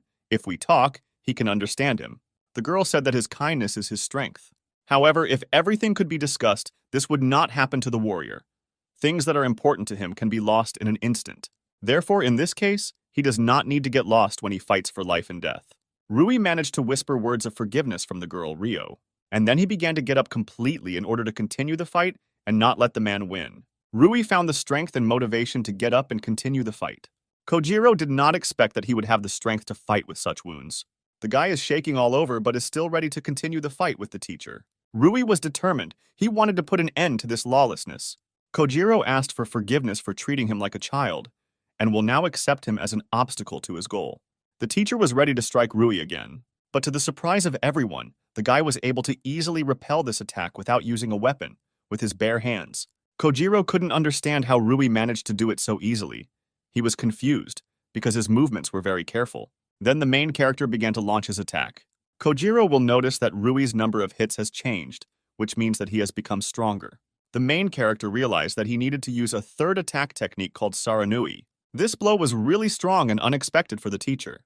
The man immediately fell to his knees after such a blow, and the guy immediately began to thank him because thanks to him, he learned the horror of war and true determination. And with the help of this power, he will overcome the teacher. Kojiro did not expect such a surge of strength from the guy. He was not ready for it. In such a small amount of time, he became stronger. He became too strong. Kojiro couldn't believe that willpower changes people like that. The man noticed changes in the guy's face. It is unclear why the main character's eyes changed color and became red. Rui realized that this is not just like that and they give him strength. The main character remembered how in endless hell, he said that when they were training, he noticed that she began to defend herself faster than he began to attack. The girl was happy about this because it meant that the guy became stronger and that he noticed it. It's called the dragon's eye and only the strongest of dragons have it. Unlike the magic eye, it also sees life and qigong, muscle tension, and movement. With this, you can understand how the enemy will attack. Rui was upset when he learned that only dragons could wield it. But the girl made him happy and told him that he could have it too. Her blood flows inside him, and thus he can also use Dragon Qigong. Rui was really glad that he too would someday have the Dragon Eye. He will appear when Rui senses real danger and is ready to fight with his will. Then the power of dragons will definitely save him. Rui was grateful for these words and Ryo's lessons. It is clear that for Kojiro, this meant that he had even more problems. He was sure that now he would definitely not lose and walk towards his goal. It is clear that Rui will not just stand there and began to defend himself. The main character needed to jump back, but he didn't hit. He hoped that everything would work out. On top of that, Rui literally managed to cut off the teacher's hand during his attack. The main character asked whether Kojiro was ready to continue the fight since he could no longer use a sword. After these words, Kojiro became completely furious. But he also has a reason for which he needs to win this battle. Even if he is covered in blood or dirt, he must win. But Rui also has his own reason. All his friends and people dear to him, he is obliged to protect them. Their battle will go down in history as a legendary confrontation. He became stronger in order to defeat the teacher. Kojiro lost his arm, and now this. But Ryu cannot lose no matter what. The main character began using Dragon Qigong as his #1 attacking move. Rui was ready to use the Dragon Star Fist. Kojiro was wondering if the guy could stop his ace in the hole. Giant General's Sword. This is magic that only magicians with a general mark can use, but on the way to save Ryo and her sister, there will probably be even stronger opponents. Rui, with inner tension, gathered the last bit of determination in himself to deliver the final blow, feeling a growing wave of energy ready to spill out at the moment of the solemn embodiment of his determination. Rui, trained by the strongest, was ready to take charge again and protect Yuri and everyone, holding his resolve as a guard ready for the test. Kojiro admitted that the guy turned out to be much more complex than it seemed at first glance, and agreed with this, encountering unexpected depth and strength in him. He sincerely regretted his actions, realizing that if he were as strong as that guy, he wouldn't have to do what he was doing now. Rui, feeling the weight of responsibility for his friends and loved ones, was ready for anything, feeling an unshakable determination within himself. As a result, he will be able to avoid Kojiro's attack and carry out his own, which will show how masterful he is in his strength and dexterity. And as expected, the blow was too heavy for Kojiro, who simply passed out, unable to bear this crushing blow. Rui attributed his success to Ryo. Thanks to her, he gained the determination that allowed him to overcome all difficulties. Of course, the protagonist's instant victory was inseparable from the support of his friends, who were always there, ready to defend him. After some time, everyone worked hard together, trying to save Kojiro and bring a change to the current situation. Fortunately, with their joint efforts, they managed to bring Kojiro back to consciousness, restoring him after the fight. The guy apologized immediately after waking up, having previously warned that the next moments would be painful. Asking the girl standing next to him, Lona, to begin the necessary process, he tentatively explained that it might be unpleasant, but necessary for his recovery. Lona proceeded to use High Hill, providing the boy with the healing he needed to recover from the fight. The man was surprised to see how she was able to restore him simply by casting a spell, because even experienced healers usually need several hours for such a restoration. The girl wondered if it hurt, but despite this, she skillfully continued her work, creating a healing spell with grace and skill. Kojiro expressed outright surprise at Lona's professionalism and skill in healing, clearly admiring her skill. Kojiro couldn't believe that he was able to move his arm again. Now new prospects were opening up for him, and he realized that he would be in debt. The teacher could not understand why Rui decided to save him after all the events that had happened and the actions he had done. But the guy himself also seeks to understand what the point is when Kojiro, at the end of the battle, found himself under his protection.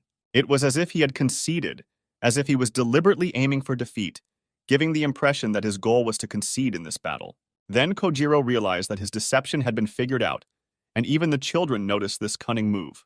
Having lost the battle, he realized that the most important thing now was to take the prince to the hospital, because the chances of saving him were extremely small. Approaching him, Yuri asked him not to worry, trying to calm him down and support him, despite the current situation. In fact, the main character gave him a magical artifact, revealing a secret that could change the course of events. Thanks to the substitution medal that the adventurer in the dungeon provided him with, he managed to escape, avoiding the danger that awaited him. The blow was so powerful that he still temporarily lost the feeling of recoil, switching off from the intensity of the moment. It was clear from his expression that he was enjoying this, enjoying the moment of recovery and peace from the intense events. Then Kojiro, realizing his mistake, knelt down, beginning to beg forgiveness to those whom he had upset with his actions. After such changes, I don't even want to respond to words, but it is clear that the upcoming punishment will not be easy. The teacher, realizing the current situation, was ready to accept any punishment. He only asked to be given a chance to tell how everything came to this. Her gaze changed sharply, as if she was preparing for something big. A second later, the man fell to the floor, as if conquered by a wave of pain that overwhelmed him, depriving him of support. Lona could not understand what was wrong, because she was treating. But the temperature continued to rise, as if the rebellious organism did not want to agree with her efforts. After some time, the man began to feel better, as if the shadow of pain was gradually dissolving under an invisible ray of relief. Well, nothing can be done about it. The temperature does not subside because of this, as if it had become an unruly element, ignoring any attempts to influence. As it turned out, the man had the mark of a slave, as if invisible chains of long-lasting submission paved the way to his past, intertwining with his present. Rui noticed that he was not just a slave, because the seal was made in the wrong sequence, as if a moment had flown through his awareness, revealing a mystery hidden in the mystical signs. The man said that the guy was great because he understood. This mark is prohibited by royal decree, being an illegal seal of slavery, as if he had unraveled the secret message in the signs of submission. It's only a matter of time before he dies due to his failure to kill the prince, but he wants them to listen, as if his final plea remains forever hanging in the air, awaiting justice. As it turned out, he has a 7-year-old daughter, but a year ago she fell ill with an unknown illness, as if the shadow of a mysterious illness had enveloped their lives, leaving a trace of mysterious moments. His symptoms were the same as those of his wives who had died several years ago, as if the curse of the past had come to life again in their lives, repeating itself with merciless precision. Many doctors were unable to cure his daughter. She weakened day by day. When he lived far away, 2 men came offering a special magical item to relieve the symptoms. In return, he had to carry out several errands. He realized the severity of his sins. He no longer cared what would happen to him, as if the burden of regret had become an integral part of his existence. Well, his daughter named Fu Yu was sinless, and he begged to save her, like the last innocent soul captured by fate. The main character asked if everyone had heard the man, emphasizing that it was their responsibility to save his daughter, as if the question hung in the air, filling him with determination. Just then, 2 strangers were sitting in the man's house, discussing that they had discovered a potential source of income, as if invisible threads of fate intertwined their decisions in an unpredictable whirlpool. After all, it's enough to just keep her alive, as if a mysterious proposal sounded in the room, breaking the silence and infiltrating the plans of strangers. They decided that they needed to make more money from that samurai, seeking to get rich quickly, as if the greedy minds of strangers were weaving plans, ignoring moral boundaries. Well, their sweet conversation was interrupted by Rui, who spectacularly appeared like a shadow of the unknown past, disrupting the flow of their greedy plans. The guy was really furious and ready to deal with them, as if the fire of indignation burned in his eyes, guiding him forward. The men immediately picked up knives just in case, as if the dark shadows were preparing to dance in anticipation of the outbreak of a threat. Then the main characters commanded Iris to start something, as if she had become the executor of their strategy, an invisible hand embodying their intentions. The girl then began to crush her opponents, as if a whirlwind of revenge had suddenly erupted, and she became an unstoppable force, falling on those who faced her wrath. And then she took Fuyu in her arms, as if gently and decisively protecting her from the storms of a hostile world, creating a protective shield around her ward. The men realized that once again their secrets had been revealed, because they thought that they were hiding safely, as if the invisible hand of fate was revealing their secrets at an unexpected moment. Wolf said that it was easy to find by smell, as if his sensitive sense of smell was the key to revealing the secret hiding places weaving in the air. Well, the guy said that he was the first to analyze everything, as if his mind became a spearhead, penetrating secrets and solving their riddles. The man said that they were strong and offered to measure their strength with him, as if a challenge had been thrown, and tense anticipation of a fight hung in the air. Well, the guy would not forgive them under any circumstances for disgracing the man's efforts and his strength, as if his pride were a piece of shrapnel cutting in the air. Then, as expected, he struck the enemy as if the moment of truth had arrived, and the sound of the collision of hostile waves filled the air. With such a force of impact, the wall simply could not stand it and broke through, leaving behind a destroyed hole. Kojiro's prediction came true. The girl's heart flared up, as if a passionate flame had flared up in her heart, illuminating everything around with its warmth. This was something beyond an ordinary disease, and the healer seemed powerless in the face of an unknown illness that required unusual means of healing. Some kind of resourceful method was needed that could put an end to the disease, which declared war on the girl who had become a hostage to her own condition. Rui concluded that the first step was to let the girl evaluate Lone and then urgently go to the palace, leaving behind a trail of a mysterious decision. At this time, the girl and guy settled down peacefully, awaiting the arrival of their friends, feeling the tension in the air being replaced by an atmosphere of pleasant anticipation. It was clear from her facial expressions that the girl was irritated and nervous, as if the internal dissonance concealed mysterious riddles and expectations. The guy gently asked the girl to calm down, reminding her to breathe deeper, as if his words were a quiet touch to the seething inner world of her feelings. The girl's gratitude went to Ben, and as if by magic, the children felt much better, as if his presence brought calm and healing energy. Ben, in response, feeling his role in changing the situation, even blushed slightly from unexpected gratitude and attention. Happiness knew no bounds, and he rejoiced to see that thanks to his help, the girl was able to find peace and tranquility. Then Ben conveyed the good news, saying that it seemed that their friends had arrived, as if the invisible shadow of tension had dissipated with the arrival of loved ones. As the guy predicted, everything happened exactly like that. His friends actually came, confirming his instincts and ending the wait. Lona decided that she would start with a simple attempt at healing, aiming to bring relief to the girl with her healing touch. Fuya even managed to come to her senses, but naturally she was completely bewildered, unable to realize what place she had ended up in. Lona cautiously asked if the girl could share a little conversation with her, as if offering a warm hand in the uncharted waters of communication. Ben noticed that the girl had a rather unhealthy complexion, as if the dullness reflected her inner state, causing concern. If the situation continued, the girl would not last long, which is why Ben felt an urgent need to find a way to recover her. The main character tried to solve the riddle. It seemed not a disease, but some kind of curse, and lowering the temperature turned out to be not a simple enough solution. Doctors and healers, it would seem, should have noticed something deeper, since attention must be paid not only to obvious symptoms, but also to mysterious aspects. Ben asked if something was captivating the main character, if something had caught his attention, as if waiting for key information that could reveal secrets. It turned out that he had an above-average amount of magical power, as if mysterious signs were opening up, harbingers promising the potential for a solution. Rui was slightly distracted and realized that if she began to train, the girl could become an outstanding magician, as if the glimmer of new potential was blossoming in their harbingers. Ben discovered something fascinating. Her mother also had a significant amount of magical energy, as if the mystery of magic permeated their family ties. The amount of this magical power meant only one thing. They had the potential of great possibilities and secret powers ready to blossom. Ben asked to pay attention to unexplained fever, fatigue, and swelling of the joints, noting that these symptoms closely resembled her condition, as if they were united by an unknown force. Rui agreed that the symptoms were identical, as if confirming that the mysterious influence extended not only to the girl, but also to her mother. It seemed like magical poisoning.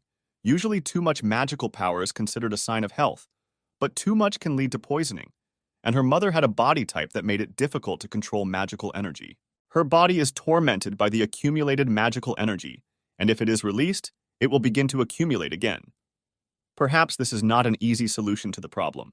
Kazaka announced that she had an idea, like a ray of light in the darkness, ready to illuminate the path to a possible solution.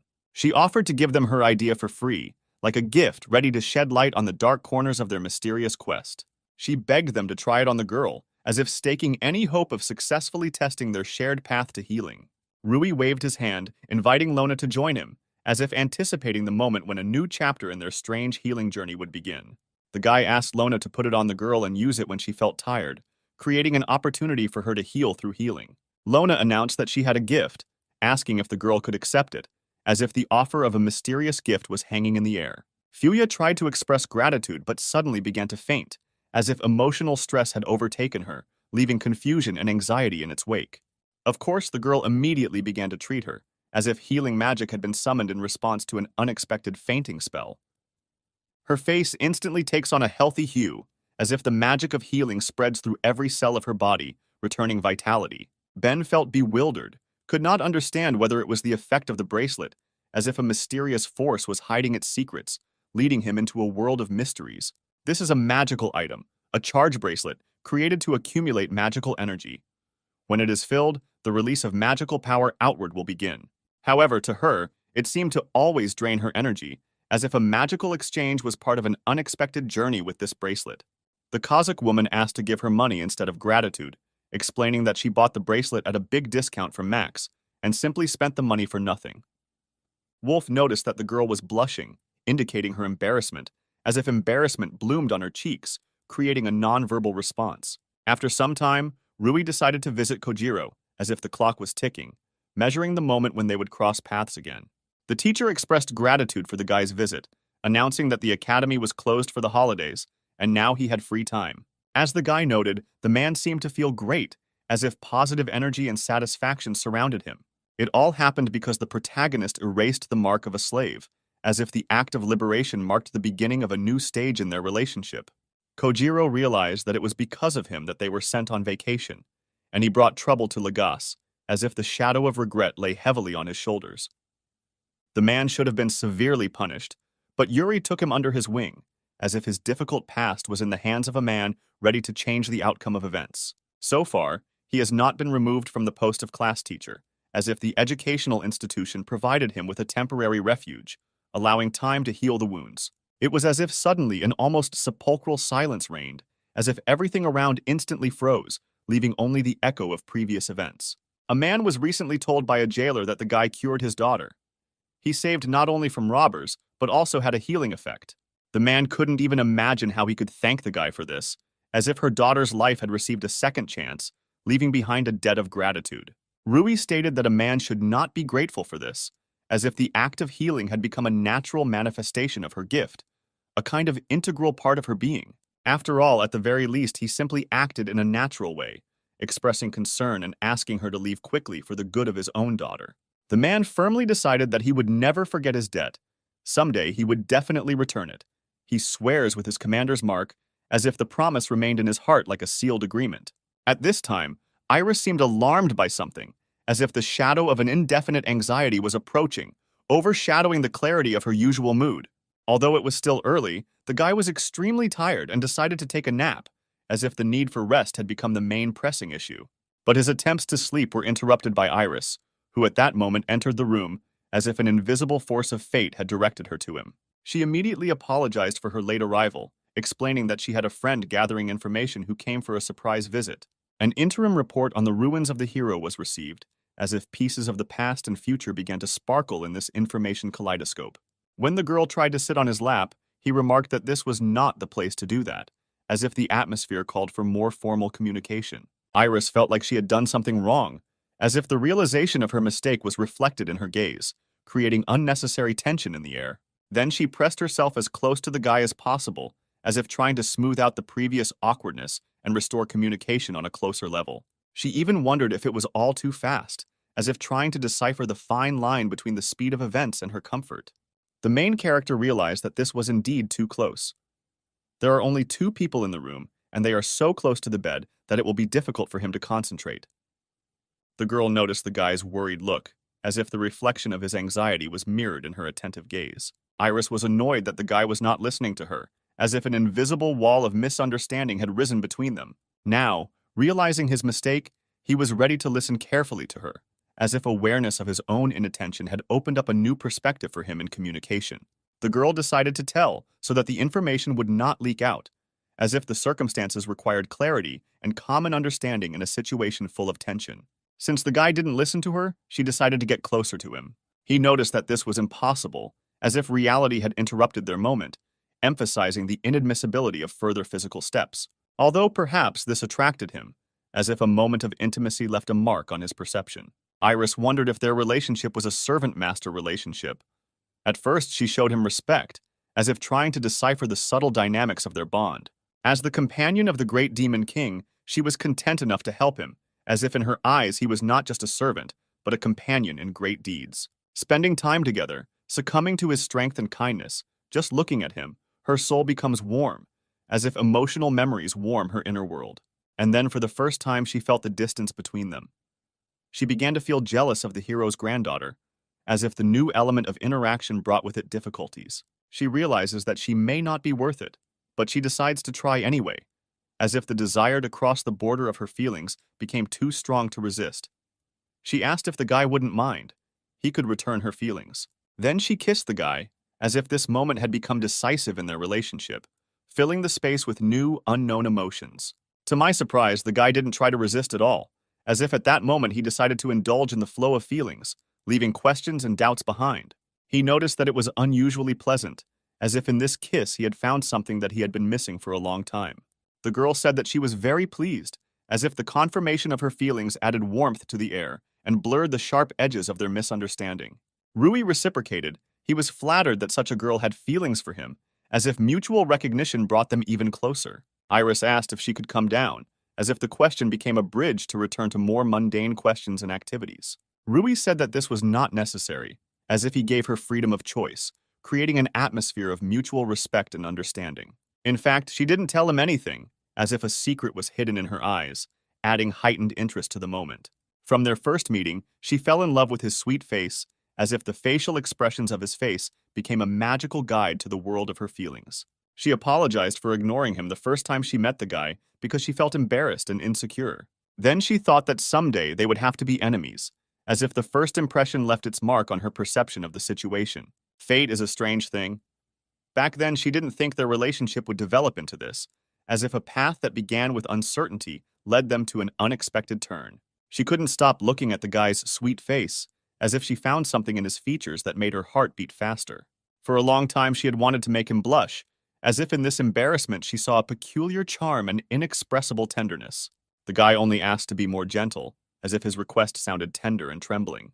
Iris apologized for disobeying his request for more gentleness, but then, defying this order, kissed the guy passionately, revealing the reciprocity and her own passion.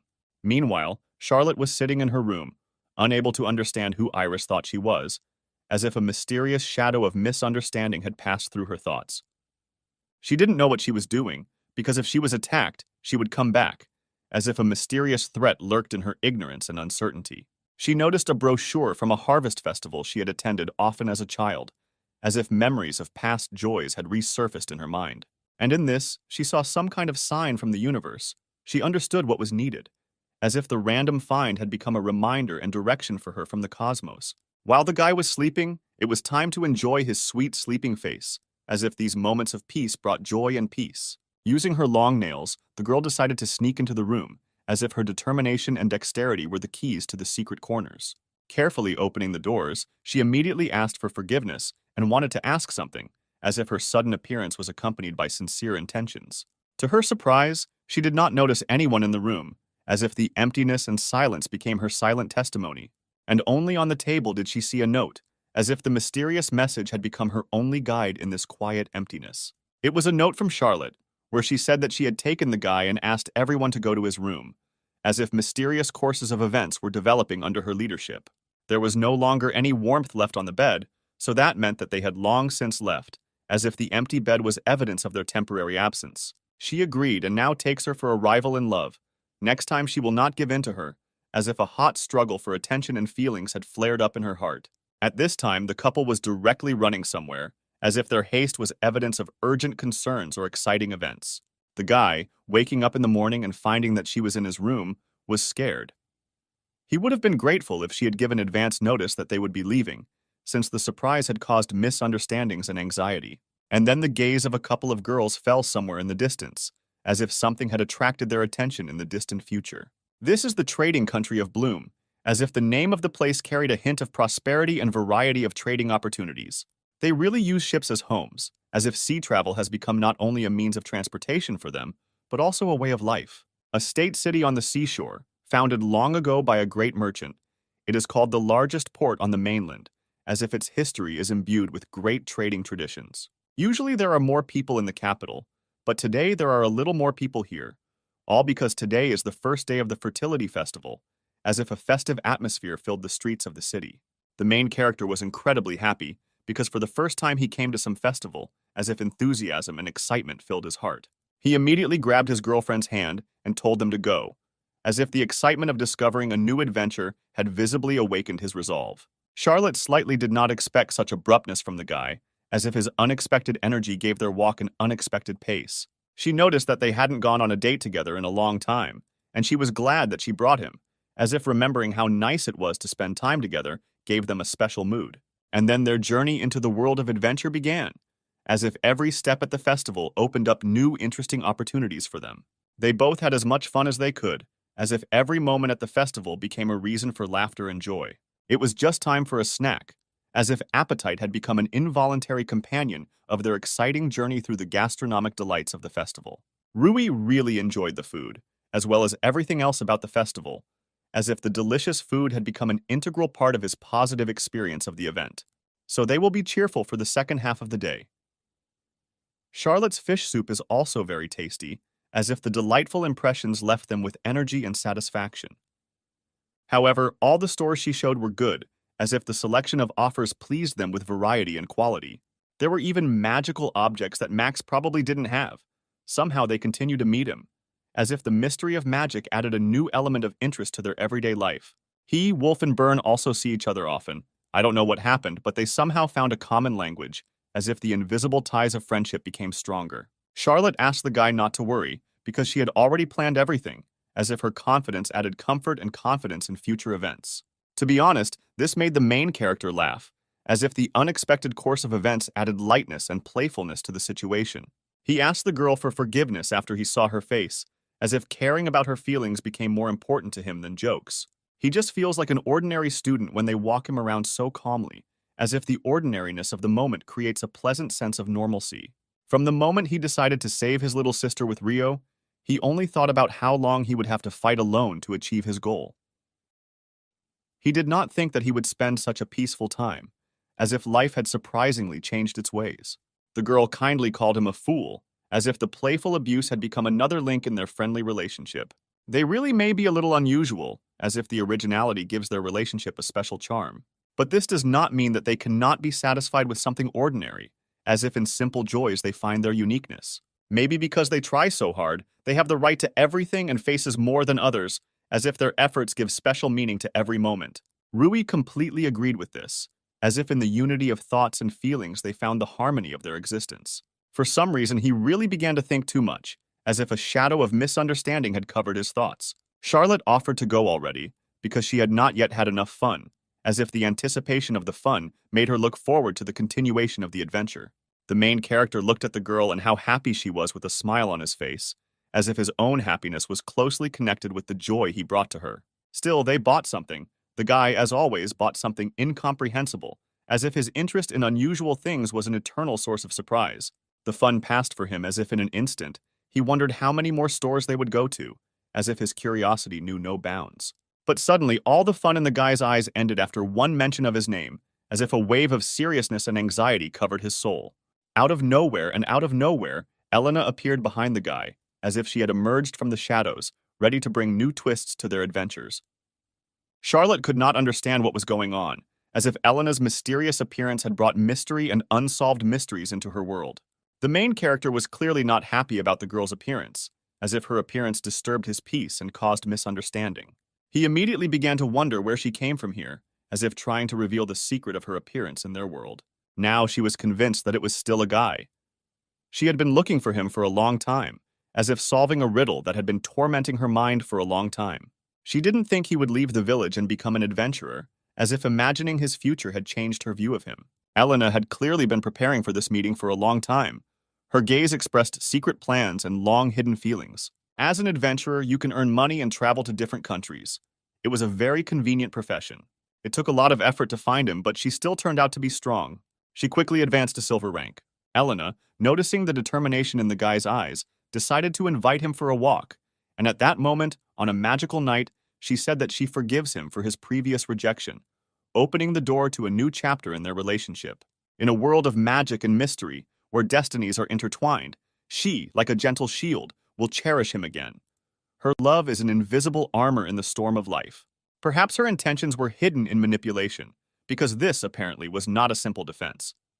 In her presence, he did not know how to relax. Naturally, her words caused a wave of anger in the girl, stirring up the inner fire of intransigence. If he desires misfortune, let him follow this dark path where shadows envelop the soul, for light and joy will be far from him. Charlotte politely asked if she could squeeze in, eager to find comfort in their conversation. Charlotte said that the girl is free from obligations to the guy and can choose not to communicate with him. Now she takes care of him, as if she has become his invisible protector. Lena perceives Charlotte as the girl's mistress, aware of the upcoming date, and therefore is not going to interfere, leaving them to enjoy the moment together. Elena couldn't believe it. The lady turned out to be more than just a childhood friend. Charlotte's gaze embodied something deeper and mystical. Earlier, the guy mentioned her to Charlotte, but she did not imagine that he was dating such an unusual girl, as if he was revealing the secrets of the world to her. If Elena wanted a fight, then Charlotte was ready, but if she was afraid, then it was probably best for her to return to her village and avoid conflict. These words ignited anger in Elena, and she became ready for any possible action, despite the consequences. The readiness to kill Charlotte right on the spot pierced Elena's soul, clouded her mind, and swallowed her heart with a dark wave of revenge. Politely addressing the guy, the girl asked him to look after her purse, as if showing unobtrusive concern for her property. Then, like a wolf, she stretched out for her sword, ready for a virtuosic blade dance in battle, personifying strength and determination. Having said that she was going to cut off all their ties, she said it with such determination, as if she was tearing off the last invisible cord connecting their worlds. Elena lacked patience and resolutely attacked first, as if releasing an internal flow of passion and determination. Of course, Charlotte easily deflected this blow, as if dancing with the wind, allowing her to masterfully soar in the air, avoiding a collision. At this time, the main character was still in a state of shock, stunned by the development of events, as if floating with the flow of fate. He noted that Elena had gained considerable strength since leaving the village, as if her time away from him had allowed her to accumulate incredible energy. Her words were true. His sword was fast but heavy, and she wielded it deftly, using the weapon with incredible ease and skill. After uttering these words, even greater anger flared up in Elena, as if a fiery storm of intransigence flared up in her soul. She couldn't understand why each of her attacks missed Charlotte aimlessly, as if she were shrouded in an invisible shield of immunity. Charlotte, as if seeking to break the prolonged stalemate, decided to strike, as if summoning a force capable of overcoming Elena's resistance. Deciding to use the brave cherry petals technique, Charlotte created a beautiful and deadly whirlwind attack, as if scattering indomitable petals around her, summoned to the dance of fate. In addition, Sakura's aspiration, acting as a powerful technique, enhanced the effectiveness of her attack, as if natural forces were supporting her stamina and determination. Elena, it seems, will not forgive Charlotte for anything, as if a strong determination arose in her heart not to forget and not to forgive. She couldn't comprehend how Charlotte dared to seduce her with Rui, as if it was an incredible betrayal that deeply wounded her trust. Charlotte felt as if she saw herself in Elena before she met the guy, as if her own path was reflected in the mirror of time. Boasting of her gift, Charlotte, when faced with failures, showed her hysteria, as if it was difficult for her to come to terms with the fact that not everything was going according to her plan. The main character changed her, and Charlotte felt gratitude to him for this, as if he were the architect of her changes. Elena remained perplexed, could not understand why Charlotte decided to free herself from the sword, as if from a symbol of her strength and steadfastness. The girl came to the idea that if Elena did not attack, it could mean that she was admitting defeat, as if giving Charlotte freedom of choice. Elena was losing track of how to express her anger vividly, as if she had exhausted all ways to express her anger in this situation. Then, naturally, she decided to attack again, as if trying to regain control and prove her strength. Charlotte once again chose to use the brave cherry petals technique, as if creating a whirlwind of invisible but deadly blades around herself. Only this time she used a move called Petal Flash, as if adding a new, unexpected dimension to her attack. In this fight, Charlotte looked much more powerful than Elena, as if her strength and skill shimmered in every movement, asserting her superiority. As expected, Elena was unable to defeat Charlotte and only fell, as if realizing her defeat in this battle. Rui just watched all this ups and downs in silence, shocked, as if trying to comprehend all the chaos unfolding before his eyes. Charlotte clearly expressed joy at being able to protect not only herself, but also the guy, as if she had found satisfaction in her determination and strength. Then, with a smile on her face, she waved her hand to the main character, as if to sign her gratitude for his role in this unusual theater of events. The guy admitted that the situation seemed frightening, as if he was aware of the seriousness of what was happening and its impact on their world. Even after explaining what had happened, they were still pursued, and it was lucky that they were somehow able to return to the capital, as if carried away by a whirlwind of incomprehensible events. The girl began to apologize for disrupting his first festival, as if feeling responsible for the unsuccessful conclusion of events. But the main character did not think that there was any problem in this, as if appreciating the importance of the moment and looking at the situation with optimism. Plus, he added that she was truly amazing, as if finding great qualities in her that outweighed the bad parts. Suddenly, she began to train Qigong, focusing only in front, and became stronger, as if new energy and determination had awakened in her soul. In response to this, when he saw Elena, he instantly fell down, as if feeling like a failure in comparison with her inner strength.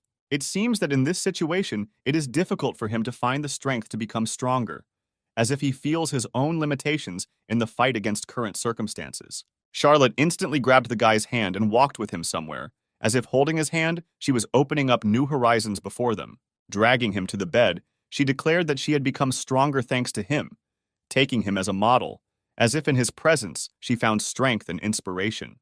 Although the main character did not expect such a turn of events, he felt touched by this, as if something unexpected and pleasant had awakened in his heart.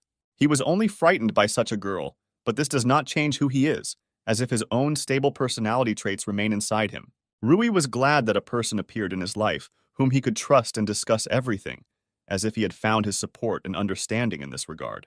Although it is difficult for him to admit, simply forgetting this girl turned out to be a difficult task for him, as if her influence had left a deep mark on his heart. Charlotte promised to make him forget her, as if her eyes sparkled with determination to erase the memories of her previous girlfriend. After that, she kissed him passionately, as if this kiss was a promise of a new beginning and oblivion of previous difficulties. For the first time, she yielded to him, realizing that she also needed to become more experienced in these sensual moments, as if discovering new facets of her own desires. Charlotte promised that she would try all day to make him forget, as if trying to create moments of weightlessness and pleasure for him. The main character apologized for everyone constantly paying attention to him, as if aware of his role in the spotlight.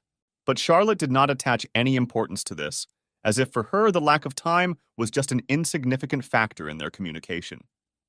Elena, after the battle, still could not come to her senses and was ready to go to extremes, even to the point of thinking about killing Charlotte. She couldn't comprehend how Charlotte dared to desecrate her boyfriend, as if in her eyes it was supernatural audacity. At that moment, a stranger approached the girl and asked if he could ask her something, as if the sudden appearance of a stranger added a new twist to events. The man introduced himself by the name of Thorn, as if adding to the mystery of his appearance in this already tense environment. He said that he was helping find the way for lost lambs, as if his arrival turned out to be some kind of strange salvation at this moment.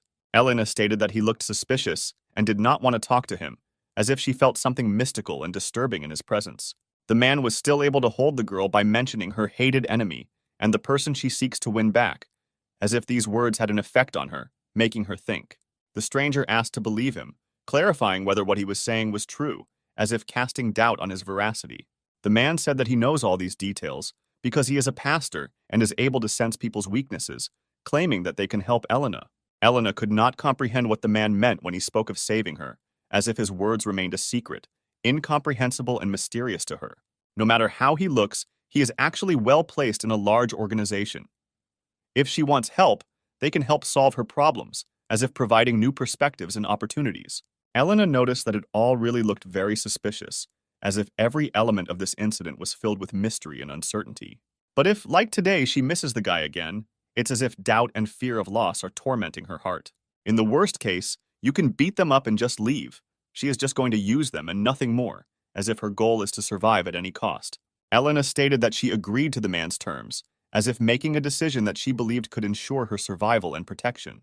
Elena was curious about what kind of organization this was, as if she was trying to unravel the veil of secrecy surrounding this mysterious man and his proposal. He said that he was a member of an organization called the Church of Genesis, confident that she would definitely like the name, as if assuming that she would find something attractive in it.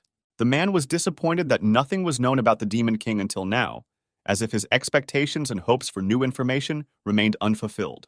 He reminded that the subordinate is trying harder at his job, as if calling for greater dedication and diligence in performing his duties. 300 years have passed since separation from Rui's sister Alice, and he has aged greatly, as if time had left its inevitable mark on him.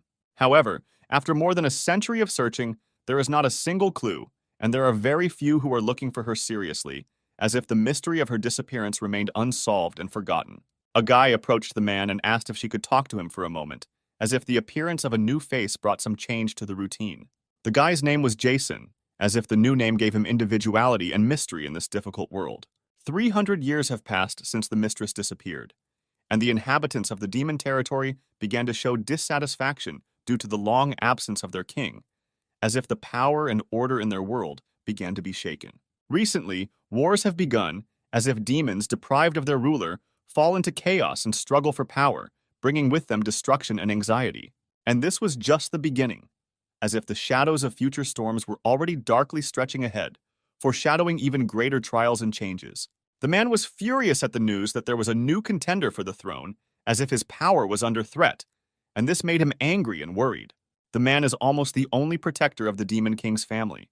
The guy realizes that angering him is in vain, and it is probably better for him not to worry about the possible consequences. As he said earlier, due to the absence of a king, the inhabitants of the demon territory have a hard time, however. Thanks to him, the country was not left without a ruler, and this prevents complete chaos from disintegrating. But this still cannot continue for long, as if the pressure of circumstances and the instability of power are slowly but surely eroding the foundations of a demonic society. The man agreed that there was some truth in this, but it was wrong to assume that he was not looking for a replacement, as if recognizing his secret desire to find a worthy heir. Jason confidently declared that he would become the new king, as if challenging the current protector of the Demon King's lineage. It is clear that the man was not just angry, but simply furious after hearing what he heard, as if his emotions flared up and turned into a storm of indignation. Jason's gaze, on the contrary, was very confident and calm, as if he did not have the slightest doubt about his words and actions. The man said that the guy had simply wasted his time and asked him not to come into his sight again, as if stopping any discussions and putting an end to their meeting. Someone approached the guy and said that he was great, as if expressing recognition for his determination and courage in a difficult situation. They asked Jason how it all went, as if expecting details about the meeting with the man and the conversation about claiming the throne.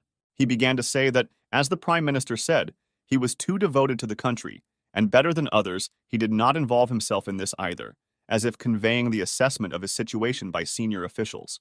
The man who appeared said that they would then ask them themselves, as if hinting that fate might bring unexpected turns. It was Minister Gran who heard their conversation, as if suddenly intervening in events and leaving his mark on the turns of history. He was interested and asked for more details, as if trying to unravel the mystery and understand what forces and influences were currently operating in their demonic society. However, everything that the guy tells further will become a big secret. He has one condition, as if hinting that this information is not intended for a wide range of people. He wants permission to enter human territory, as if raising the question of the need for cooperation and interaction between two different worlds. Indeed, if he gives him permission, he will be able to pass, as if opening up the opportunity for the guy to interact with the human world. A long time ago, when the hero ogre defeated the Demon King, it was as if a legendary story about the struggle between different worlds and forces began. There was a war between three races: demons, beastmen, and humans. A great war, in which the continuation of the race of each of the races was at stake, like a clash of destinies and survival. It divided the territory where the Demon King lives and the territory where people and beast people live, and everything has remained that way until today, as if the borders drawn in that distant period of the war remained unchanged. If they are caught, it could lead to execution, like a hanging threat for violating centuries-old rules and laws. Well, the guy couldn't understand what the man was waiting for, and asked if it was time to return to the era when demons were the strongest, as if offering to look at the past in search of solutions to current problems. In the dark corridors, a man, brave and determined, meets his fate and becomes a hero saving demons, his sword sparkling, piercing the darkness and releasing light in their world. Having met a mysterious woman with eyes sparkling under the moonlight, the man was clearly aflame with passion. In her gaze, he found something that stirred his soul. Jason realized that a new piece had appeared in his game, a pawn, and finally the moment of revenge had come when he would make his move and change the course of fate. He will take revenge, although it is not clear for what, but Jason intends to direct his revenge towards Alice, as if in the shadows of the past there is a secret hiding that requires unraveling. At this time, the main character, his fears coming true in his eyes, entered the vast expanses of endless hell, where darkness swallowed up every glimmer of hope. Angry at Rio's actions towards the guy, Alice looked excitedly in his direction, a wave of misunderstanding and disappointment raging in her heart. She, embarrassed and confused, decided to defuse the tense situation and in a light mocking tone asked how much time she would have to spend on the guy's lap. Alice noted dissatisfiedly that she had to sit on her knees more often than she would like, while in turn, she never preferred this position. The main character, not paying attention to this, believed that there was no problem in this, not realizing the dissatisfaction and disappointment that Alice concealed within herself. Rio embroidered fun into every minute with the fabric of her mood, generously decorating life with smiles and funny stories, trying to bring her sister out of seriousness and into the world of laughter. The guy, being at the exciting peak of his story, asked if he had time to share the details of his adventure in the dungeon, revealing all the secrets of the hero and the information discovered. On the canvas of the performance, where he was depicted surrounded by 3 faithful friends, the image of not just a hero emerged, but a great monarch, ruler of 3 worlds. The images of the Fairy King and the Snake King were spinning in his mind, and he believed that it was they, this trinity of mysterious lords, who could reveal the secrets of the hero, although there was almost negligible information about the Snake King. Fairies and Lamia, preferring to avoid contact with other races, became mysterious creatures, and the girl had no idea where traces of their presence could be found. Alice, having no information about the whereabouts of the fairies and Lamia, made Rio feel even more lost in this mysterious web of unknown areas. The disillusioned protagonists realized that even their own sisters did not have the information they needed, and the question of how to find out became a mystery along a foggy path. Rio supported the guy, assuring him that there was nothing scary on the unknown path, and that he would definitely be able to cope with the challenges facing him. In recognition of her confidence in him, she decided to give the guy an award, symbolizing his strength and determination in climbing unknown paths. The reward was a kiss, which became a sincere treasure, emphasizing not only her recognition of his perseverance, but also awakening new feelings in him. Then, as if transporting their feelings to a more intimate dimension, they easily found a more comfortable position, plunging into the world of ascent together. For Alice, this became a clear sign of the beginning of a war between her and her sister, in the struggle for attention and recognition, which so suddenly found itself in the arms of a guy.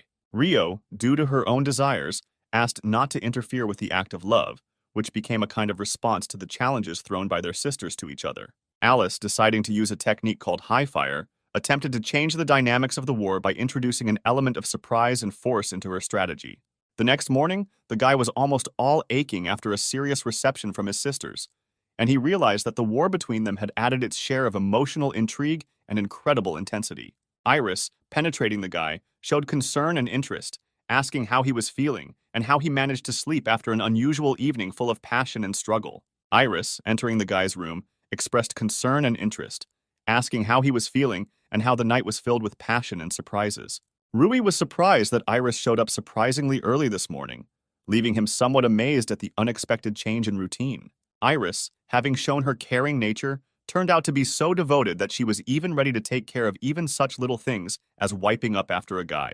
Rui, having reconsidered the situation, invited Iris to join them in the library, creating a moment of possible unity in this stream of unusual events. Iris had a meeting planned with friends who were collecting information from various regions of the mainland, which created an important and obligatory activity for her. The main character shared his desire to learn more about the hero's friends and expressed his intention to read something in order to better understand their stories and characteristics. Iris reported that, as far as she knew, there was a vast amount of material in the capital's library archives that provided information about the hero's friends that might be of interest to them. He realized that this represented a difficult task, but he firmly believed that he could find all the necessary information and solve the mysteries buried in the library's archives. Still, it turned out to be really difficult, and the main character went deep into research, reading several volumes with the same tenacity and determination. Ben and Lona were also in the library at the time, and their presence created an atmosphere of collaborative searching and sharing of information, somewhat resembling a team effort. Ben felt anger as Rui constantly searched for subtext in their presence in the library, seeing it as something deeper than just a general search for information. The main character noticed how serious Ben and calm Lona, despite internal tension, began to move closer to each other, creating invisible connections in this world of knowledge. Without thinking too much, Ben expressed his willingness to help the protagonist, creating a moment of solidarity and understanding between them. Rui expressed his desire to learn more about the Lamias and fairies, emphasizing his interest in expanding knowledge about these mysterious creatures. Ben advised Rui to read a specific book and went after it, showing his concern and willingness to share his knowledge. Ben reported that there are no records of anyone seeing Lamia and fairies, but it seems that the book in question contains several hints and information in this regard. Lamia are a mysterious race with abundant abilities matched only by demons and a unique ability only available to them. Queen Lamia has a unique ability called the Third Eye, which allows her to see into the future several centuries into the future, making her the owner of an amazing gift of foresight. After treating his wounds from a poisonous snake bite, the Lamia instantly disappeared into the dense jungle, leaving the recovered hero alone with the mysteries of their mysterious world.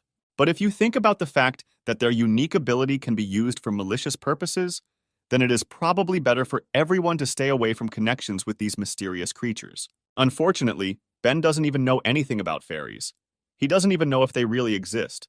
Ben assured the guy that if he needed any more information or help, he could safely reach out, revealing his willingness to support in his search for knowledge. Rui decided to make an effort and aim to actively strive to achieve his goal, engaging in a struggle with secrets and riddles. At this time, the stranger also seemed to be holding some kind of book in his hands, creating the feeling that each of them held in their hands the key to unknown knowledge. Before entering the gate, the guard demanded to stop and grant permission, creating a moment of tension in anticipation of the important entrance. The permit turned out to be genuine, but they also needed to check the contents of the carriages following behind, increasing attention to detail and ensuring security inside the gate. A colossal horse towered in front of the guy, creating an impression of grandeur and power, like a living guardian of the entrance to this mysterious world. 5 giant horses, rare even among demons, along with 10 carriages were heading into human territory, creating an impressive and mystical caravan full of unexpected mysteries. A guy named Jason revealed that the purpose of the visit was related to something outside of human territory, creating intrigue around the intentions and nature of this mysterious appearance. And to be precise, outside the capital of the Kingdom of Escador, Jason added, revealing a more specific direction of his mission and stirring up the interest of others. Jason asked the man if he understood everything correctly, clarifying the details and confirming his intention to head outside the capital. The subordinate conveyed information to the commander that all other carriages also had permission to enter, eliminating possible obstacles to their passage. The commander instructed the guy to tell Mr. Portofino about this just in case, warning against possible misunderstandings and emphasizing the importance of timely information. The subordinate approached Jason and asked if he could have a conversation with him, expressing his desire to exchange information or ask questions. He noticed that the boss was in a great mood, as he even played a melody under his nose, creating a cheerful and light atmosphere. Jason revealed that the book would prove useful to his plan, revealing hints of strategic motives and mysterious intentions. The guy did not hesitate to express that for him, this book looked just like an ordinary book, without anticipating any special attention. Jason claimed that finding this book was destiny and believed that the heavens were his sign to become king, paving the way for him to greatness. There was a small village nearby, a small corner where life was housed, and its presence provided a contrast to Jason's mysterious secrets and plans. Jason, the brilliant leader, decided to give his subjects something incredible. He planned to capture a neighboring village in order to stage a spectacular show of destruction and panic, bringing a dose of unpredictability and adrenaline into their everyday life. He summoned all his strength to prevent the capture, for he understood that in this clash, not only his own well-being was at stake, but also the fate of the entire village. The guy, having heard such news, expressed surprise and stated that Jason, in his opinion, turned out to be unexpectedly kind, sometimes hidden under the guise of an imperious leader. Spide was assigned to go down, and he, accepting the challenge, stepped down, preparing for a new test, despite the possible difficulties and surprises that could await him below. The guy openly stated that Spide had the right to do whatever he wanted with them, giving him power and control in this situation, as if submitting to a kind of game or test. Spide was left in shock, unable to believe what had happened, his mind rejecting the idea that he had been given such unlimited freedom and control. He is well aware of how the demons have been enjoying the fun of late using their sinister abilities, and this knowledge has filled his heart with worry and caution. Thus, this marked the beginning of a new, unpredictable fun war, where every moment promised to be filled with excitement and laughter, but at the same time riddled with uncertainty and risk. Spide really enjoyed this, enjoying the fun of a new war, where every move brought him indescribable joy, giving him intense emotions and adrenaline. It was great for Jason to sit back with a glass of wine and watch the fun war, like an epic show, where each demon fighting became an actor in this amazing and bloodthirsty production. The man flared up with anger, unable to understand how the guy's subjects could afford this, because it caused bewilderment and anxiety in his soul. This wasn't a problem for Jason. On the contrary, he enjoyed chaos and unpredictability, seeing it as a source of fun and entertainment. Jason suggested that if a man was so afraid of being discovered, the guy could arrange everything so that there would be no evidence left, promising that the traces would disappear unseen and his secret would be preserved. Then, in the midst of the village's devastation, Jason himself joined her, adding his mark to this chaotic mosaic of fun and destruction. In just a split second, in the literal sense of the word, there was nothing left of the village. It disappeared, becoming an entertainment field of destruction under the rule of Jason and his subjects. Indeed, Jason was a psychotic, capable of madness, and his potential to become a demon king was enormous, reflecting his strength and untamed nature.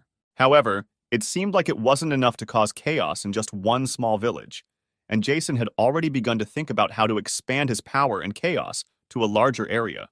He hoped that the capital would be the ideal place for new entertainment and an outlet for his unbridled desire for fun and chaos. As a result, the main character did not discover anything about the Snake King or the Fairy Queen, with the exception of the book that Ben recommended to him, leaving the hero waiting for new mysteries and adventures. Charlotte suddenly appeared in front of the guy, adding mystery to his quest and causing excitement with her unexpected appearance. Charlotte revealed that she met the girl and Ben in the city, and they told her that he was in the library, deciding to wait and make a joke. Charlotte seemed unable to catch him off guard. If his business in the library was completed, then Charlotte invited him to go home, warning him of a possible secret that she could reveal. He informed Iris that he needed to visit the library without revealing his plans to Charlotte and leaving her in the dark about his motives. He did not share with Charlotte the real purpose of his studies at the academy, fearing that if he told the truth, she would not believe him, which is why he did not tell Iris about his visit to the library. It would probably be a shock to her to learn that the ancestor she believed in was connected to his studies at the academy, and so he decided not to reveal this information. He discovered that his ancestor was the one who sealed the good demon and dragon kings, putting him in a difficult position and forcing him to hide the truth from Charlotte. If Charlotte found out that he was seeking to release the sealed good demon and dragon kings, it could put her in an unpleasant position, so he chose to hide his true intentions. Charlotte also noticed that the guy was thoughtful and anxious, which caused her concern, the feeling that there was something hidden in his soul that he was not ready to reveal. But he assured that everything was fine and suggested not to continue the conversation, as if trying to close a topic that he did not want to open. Charlotte stopped abruptly and stated that although she did not know what he was hiding, she did not intend to persuade him to reveal his secrets, respecting his decision. Charlotte once again emphasized that he was completely free to say nothing if he didn't want to, reaffirming her respect for his privacy and choice to keep secrets. Sincerely expressing her faith in him, Charlotte assured that they trusted him, supporting him in any decision and accepting him without conditions. If he believes it is better not to reveal his secret, she is ready to simply listen to him, recognizing his right to personal intimacy and choice to remain silent. The guy was surprised by the girl's reaction, but at the same time realized that he could continue to manipulate her, so she had to be prepared for this and closely monitor the situation. Yuri was curious what happened, since his father had not invited him to his place for a long time, creating a mysterious atmosphere and raising questions about the reasons for such a long silence. However, instead of inviting him into the common room, his father called him into his private room, emphasizing that the conversation should be confidential and secret. A few seconds later, Yuri and his subject entered his father's room, ready for a secret conversation and attentive to any possible details. Now it became clear who Yuri took after. They were like two peas in a pod with his father, reflecting the similarity of character and behavior, which could not help but attract the attention of others. The father said that he would now make tea and invited them to take a sitting position, creating an atmosphere of comfort and preparing for a frank conversation.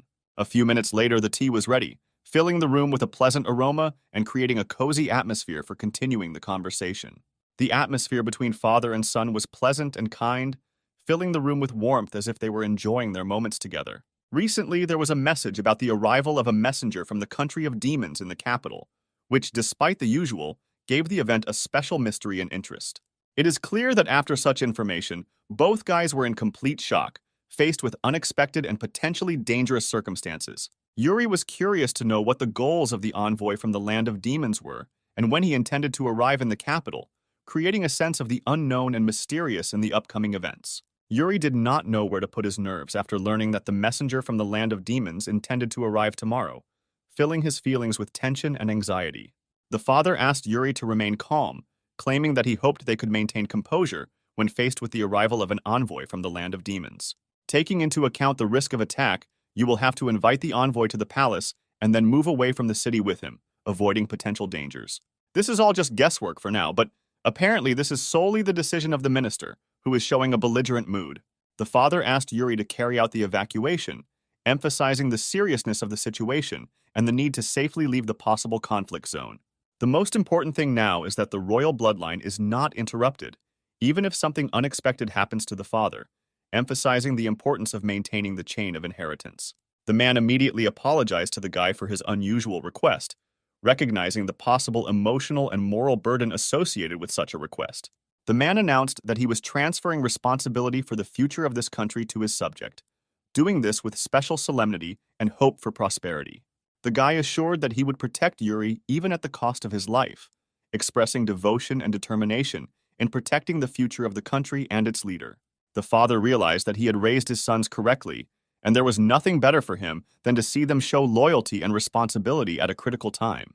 He thought to himself that even if the demons attacked, his sons would still not let the country fall, expressing confidence in their ability to protect and preserve the country's prosperity. Some guard at the gate expressed a desire to return home, expressing his feelings of fatigue or dissatisfaction with the current situation.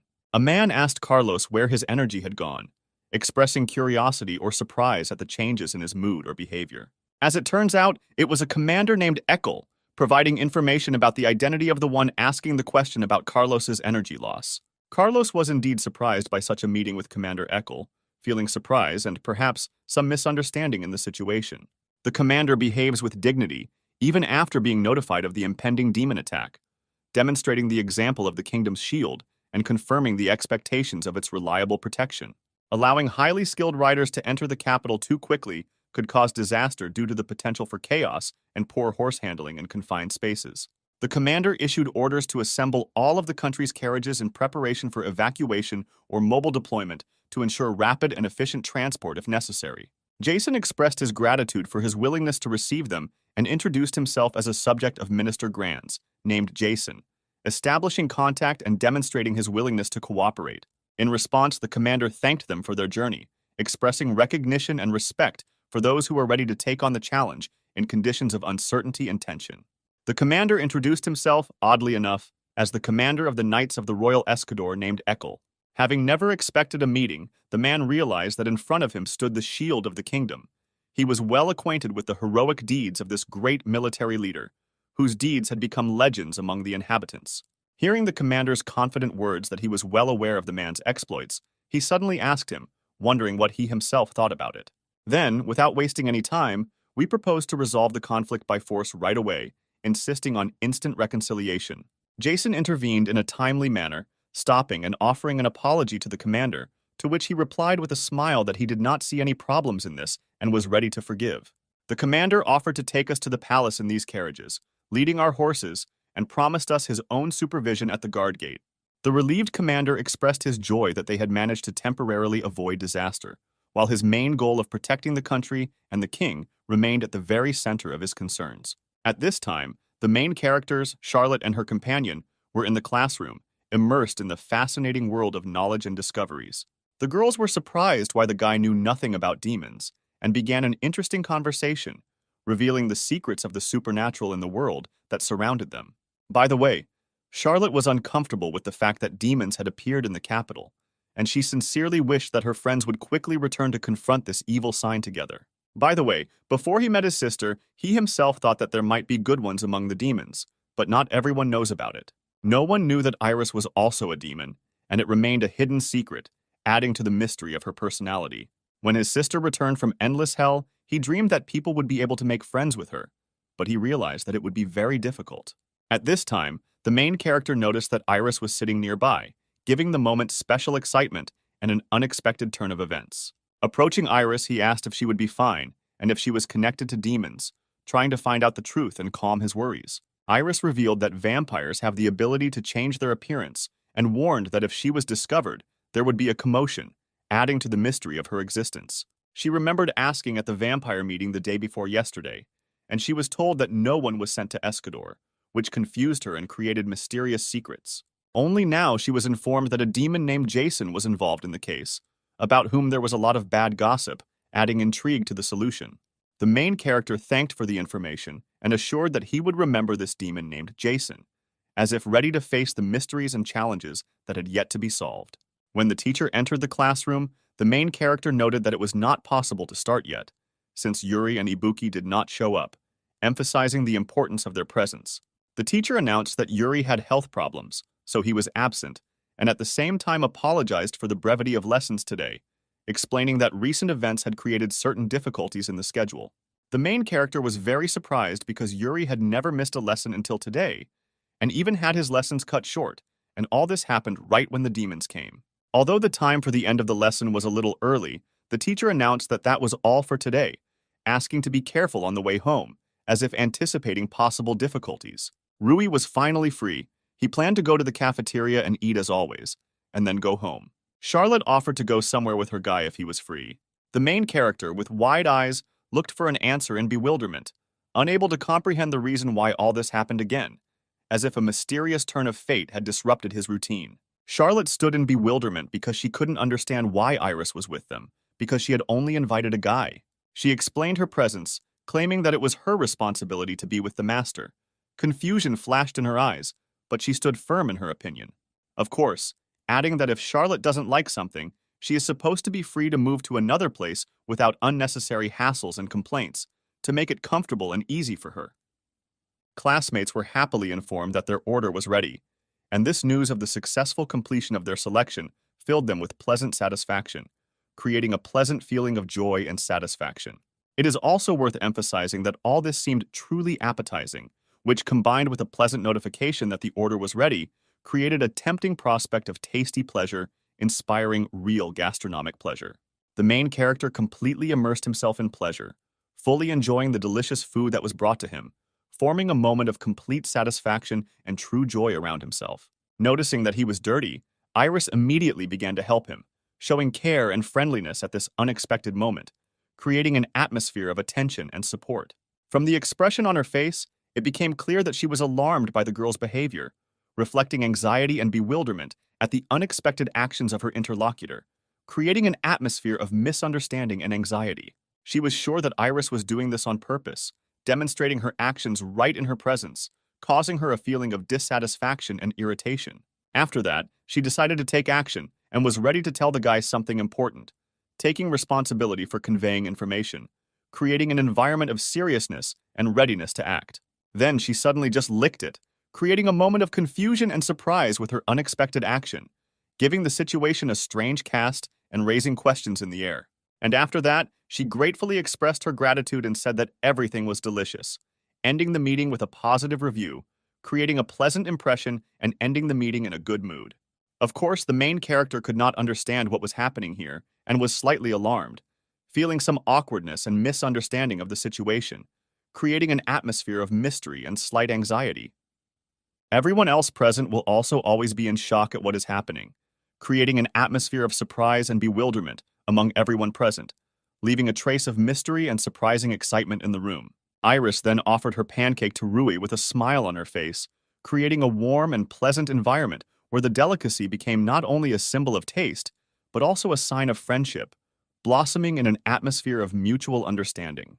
Immediately after this, Charlotte began to offer her cake, adding to the atmosphere of fun and sharing of treats, creating a delicious moment in their communication together, where taste and joy became an integral part of this pleasant evening. The guy was at a loss, could not understand what was happening, because he saw how both girls were competing for his attention, and did not know how to behave in this situation, feeling a mixture of surprise and bewilderment. It was difficult for him to choose one girl because both of them were ideal in their own way, creating a dilemma of choice and causing mixed feelings in him, leaving him in a state of indecision and hesitation. He then decided to use the escape technique, and by simply using the disappearing technique, he suddenly disappeared from the setting, leaving the girls in amazement and bewilderment, creating a mysterious effect and a mysterious ending to the scenario. Charlotte sarcastically called the guy polite, insisting that payment could wait, adding a humorous note to their communication and emphasizing a peculiar view of the situation, giving the conversation a slight ironic tone. After all these events, Iris apparently decided that it was time for her to go home, emphasizing the closure of the meeting and perhaps the desire to avoid further surprises, creating an atmosphere of closure and resolution. She explained her move by saying that without the main character, there was no point in being there, expressing her need for his presence and emphasizing the connection between them, giving the situation a touch of emotional importance. Charlotte couldn't understand why Iris always said things like that, causing her confusion and questions about her friend's behavior, leaving a sense of mystery and misunderstanding in the air. The girl simply could not understand whether she had done something wrong, and why she deserved such treatment from Iris, feeling misunderstandings and doubts about her behavior, creating mixed feelings and questions in her soul. Iris understood that the Demon King had the ogre sealed, and his granddaughter had nothing to do with it, but she still felt some inexplicable emotions, especially towards the girl, creating a mysterious moment in their relationship. Inside, Iris felt an inexplicable anger towards the girl, although she understood that she was not to blame for anything, experiencing an internal contradiction between emotions and rational understanding, creating a complex emotional conflict. Then she simply decided to say goodbye and leave, because she had nothing to say, ending the meeting with a vague feeling of disappointment and misunderstanding, creating a moment of parting in an atmosphere of unresolvedness. Charlotte considered the girl a fool, while Vitya seems to hold grievances inside herself, creating a tense and unclear dynamic in their relationship, leaving negative tension in the air. The next day, the main characters told their friends what happened to them, sharing their impressions and worries after the unusual events, creating an atmosphere of discussion and exchange of impressions. The guy sincerely hoped that the girls would find a common language and become support for each other, with the confidence that friendship between them would make their interaction more pleasant and calm, introducing an element of mutual understanding and harmony into their relationship. Wolf said that in that case they needed to eat meat and asked the man for 3 large skewers, expressing her need for nutritious food and making a request to him, creating mixed feelings around the request for meat. The man decided to please the guy and said that he would give him more, showing friendliness and willingness to please his guest in a pleasant moment, creating an atmosphere of cordiality and hospitality. Wolf believed that his meat was different from others, considering it the best among all, expressing pride and confidence in the quality of his product, creating an atmosphere of passion and gastronomic enthusiasm. Michael felt that there was some uncertainty in the city, and more mysterious events were happening every day, making her feel wary and eager to unravel the mysteries that mysteriously developed around her, creating an atmosphere of intrigue and mystery. In addition, there is some kind of unpleasant atmosphere in the city, and he does not like it when everything is so gloomy, causing him an additional feeling of discomfort, creating an atmosphere of indignation and even anxiety. Even the seller noticed that since yesterday, the number of buyers has become significantly less, emphasizing the impact of strange events on the general atmosphere and life in the city, creating an environment of decline and uncertainty. There are also adventurers who fled the capital. He was interested in the question of what would happen to this country, creating additional mysteries and worries about the future, adding an element of unpredictability and uncertainty. Wolf felt it was strange not to be afraid of demons, expressing his surprise and pondering why some people do not naturally feel uneasy about demonic entities, creating an interesting conversation about the perception of fear and mystical phenomena. He explained that beastmen are excellent at close combat, but have absolutely no magical skills, making them incompatible with demons due to their inability to use magic, adding an interesting dynamic to their struggles with mystical forces. Michael could not understand why demons were considered so scary, expressing his confusion regarding their terrifying reputation, raising questions and speculation about the nature of fear of such entities. The guy firmly decided that he would not allow magic to become his weak spot. His ideas on countering magic had just begun to take shape and were in the development stage, but he was determined to bring them to specific and effective methods of protection, creating an image of determination and desire for self-defense. Michael reported that this was exactly what he expected from the guy, expressing his unsurprisingness and confidence that the guy would take such a strong stance towards magic, emphasizing the conformity to expectations and reinforcing the guy's image as a stoic and determined individual. Rui noticed that they were getting stronger, and he felt that he should not lag behind them, encouraging himself to constantly grow and develop to match the level of his interlocutors, creating internal motivation and desire for personal success. Wolf suddenly felt a vague anxiety, which caused him to sharply tense, despite the absence of obvious reasons, his attention was drawn to something invisible, creating a mysterious and exciting moment, filling the situation with mystery. He attributed his wariness to the fact that he thought there was a strange smell around him, adding an element of mystery and emphasizing his attention to detail that others might miss, creating an atmosphere of suspicion and interest. Of course, his friends could not understand what he was talking about, greeting his explanation with bewilderment and creating a comic situation around smells and premonitions, adding an element of humor and discrepancy of perceptions.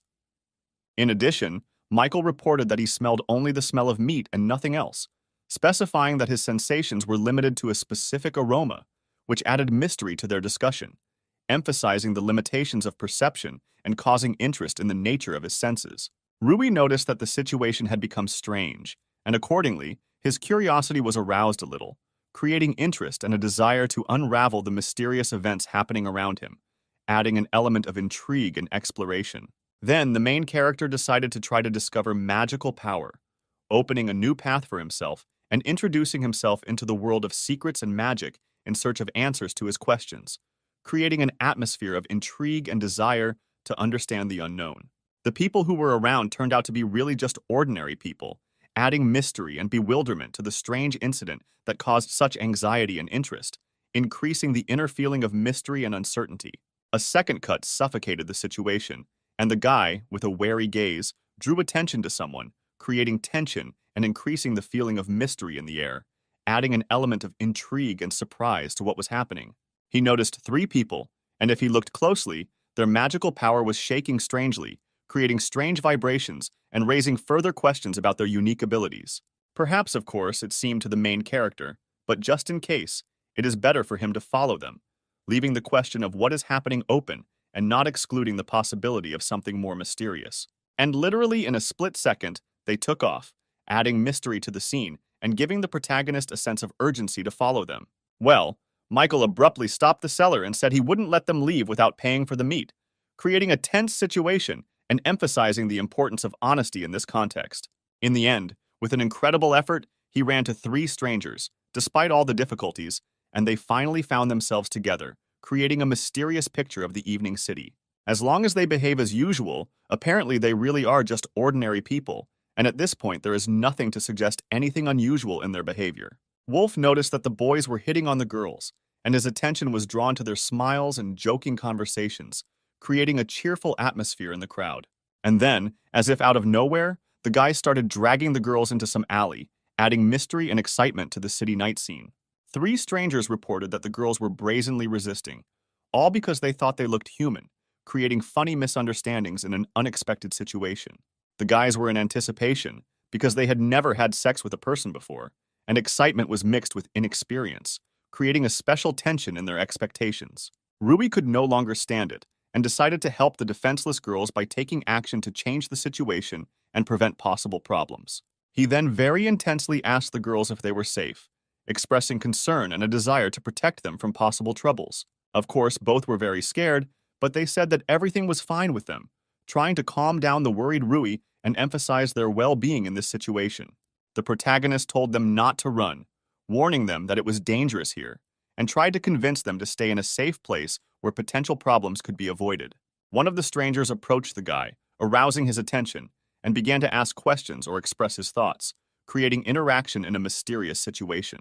Because he ruined their fun, one of the strangers promised to kill him, creating a tense moment at the climax of the story and threatening serious consequences. Michael asked if they were going to run away, expressing his concern and desire to help them in such an unpleasant situation.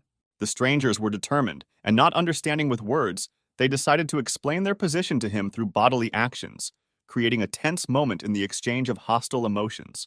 But the main character and Wolf were also very serious and were ready to fight, preparing for a possible clash with determination and resolve.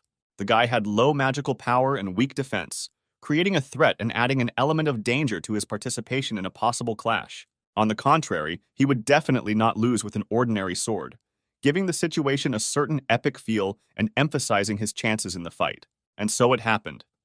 In a split second, he simply broke the stranger's sword, demonstrating his strength and causing surprise among those around him. Wolf was very angry because he could not tolerate such behavior from the guys, and his indignation added tension to the already existing situation. He met one of the villains head-on, delivering a powerful blow that sent him crashing to the ground, emphasizing his willingness to protect and fight for justice in this unpredictable conflict. After which, Rui himself decided to get into the fray in order to help his friend, adding a new element to the chaos of the conflict and emphasizing their solidarity in this difficult situation. He decided to use supersonic lightning, adding an element of surprise and power to the fight to turn the tide in his team's favor. And this indeed helped.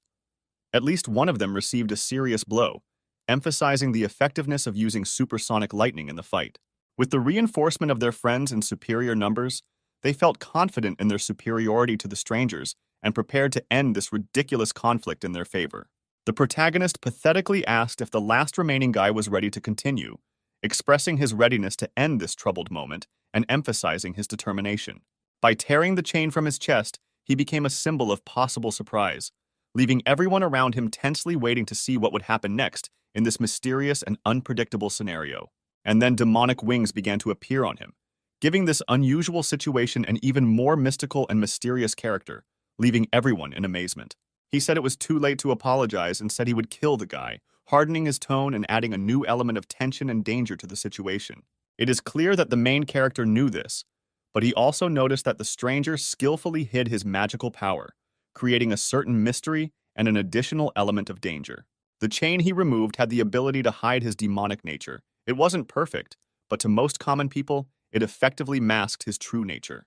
The protagonist noted that this was indeed the case, emphasizing his insight and ability to discern subtle details in a situation.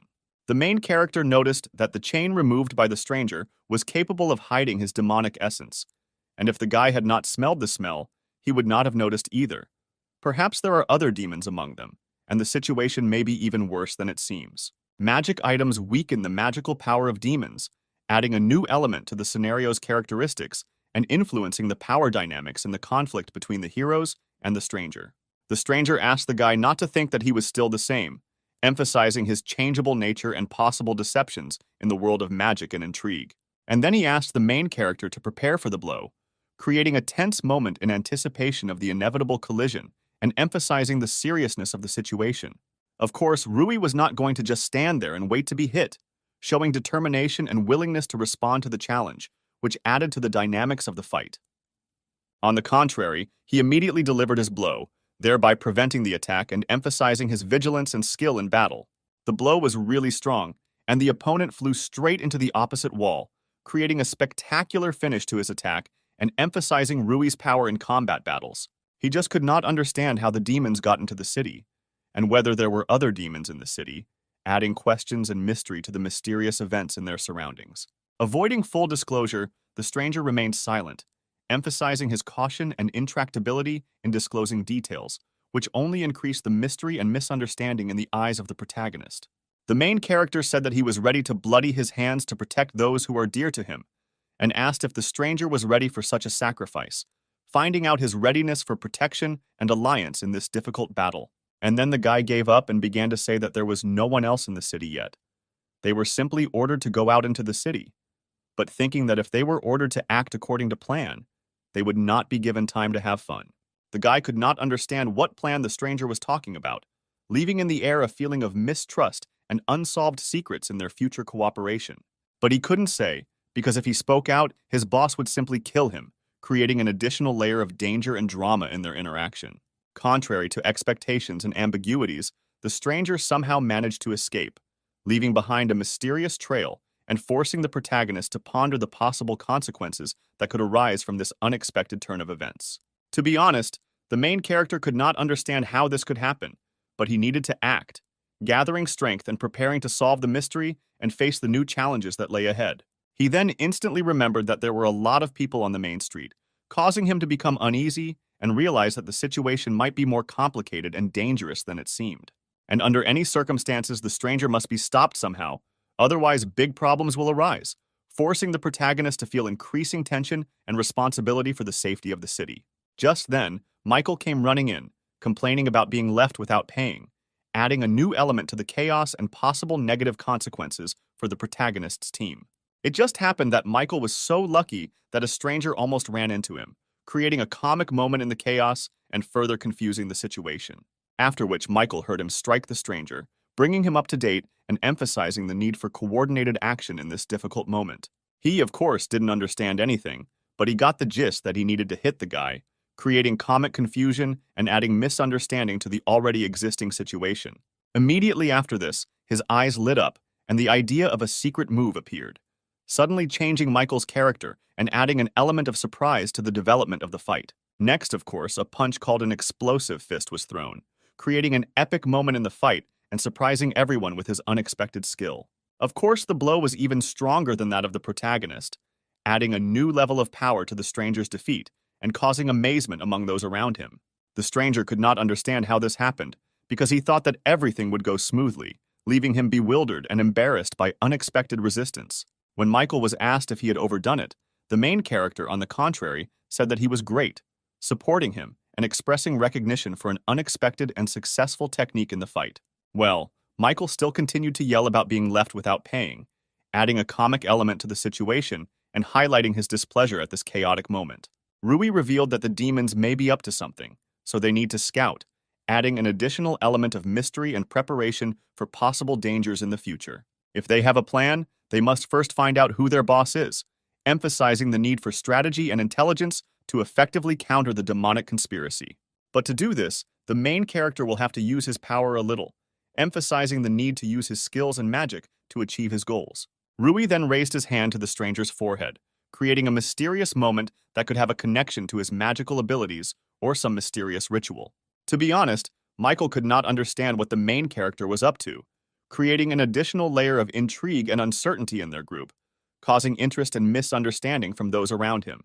An advanced version of memory manipulation magic is magic that can put an unconscious person into a trance and control them, opening the possibility of forcing them to tell all the information, creating an intriguing element in the world of magic and introducing new possibilities into the plot. Michael reported that it was truly scary magic, emphasizing its power and raising alarm about the potential dangers associated with its use. The main character seems to be able to take control of the stranger, highlighting his mastery of magic and creating new possibilities in a situation with a demonic threat. As it turns out, the stranger's name is Arago, adding a new element to the plot, a character name that may have its own history and meaning in the world of magic and mystery. Still, it was true that no one except the three of them went outside, increasing the feeling of isolation and emphasizing their special position in this mysterious situation. The stranger reported that Jason made them sit in the hotel forever, and this really pissed him off, introducing new details into the motivations of the characters and the dynamics of the plot. If what Iris said yesterday was true, then he is still that villain, adding to him negative aspects and a threat to the heroes and those around him. The main character asked what they were going to do, expressing concern and uncertainty about the group's future actions and plans. He didn't know the details, only that they had some kind of ritual to perform, and they were going to use people from the capital as victims, creating a new level of tension and urgency in the task of preventing a sinister plan. He was told to commit genocide, revealing a darker and more catastrophic plot that gives the whole situation a deeper, darker dimension. And they had to start this chaos by introducing an element of timing and emphasizing the urgency of the task of preventing an ominous event.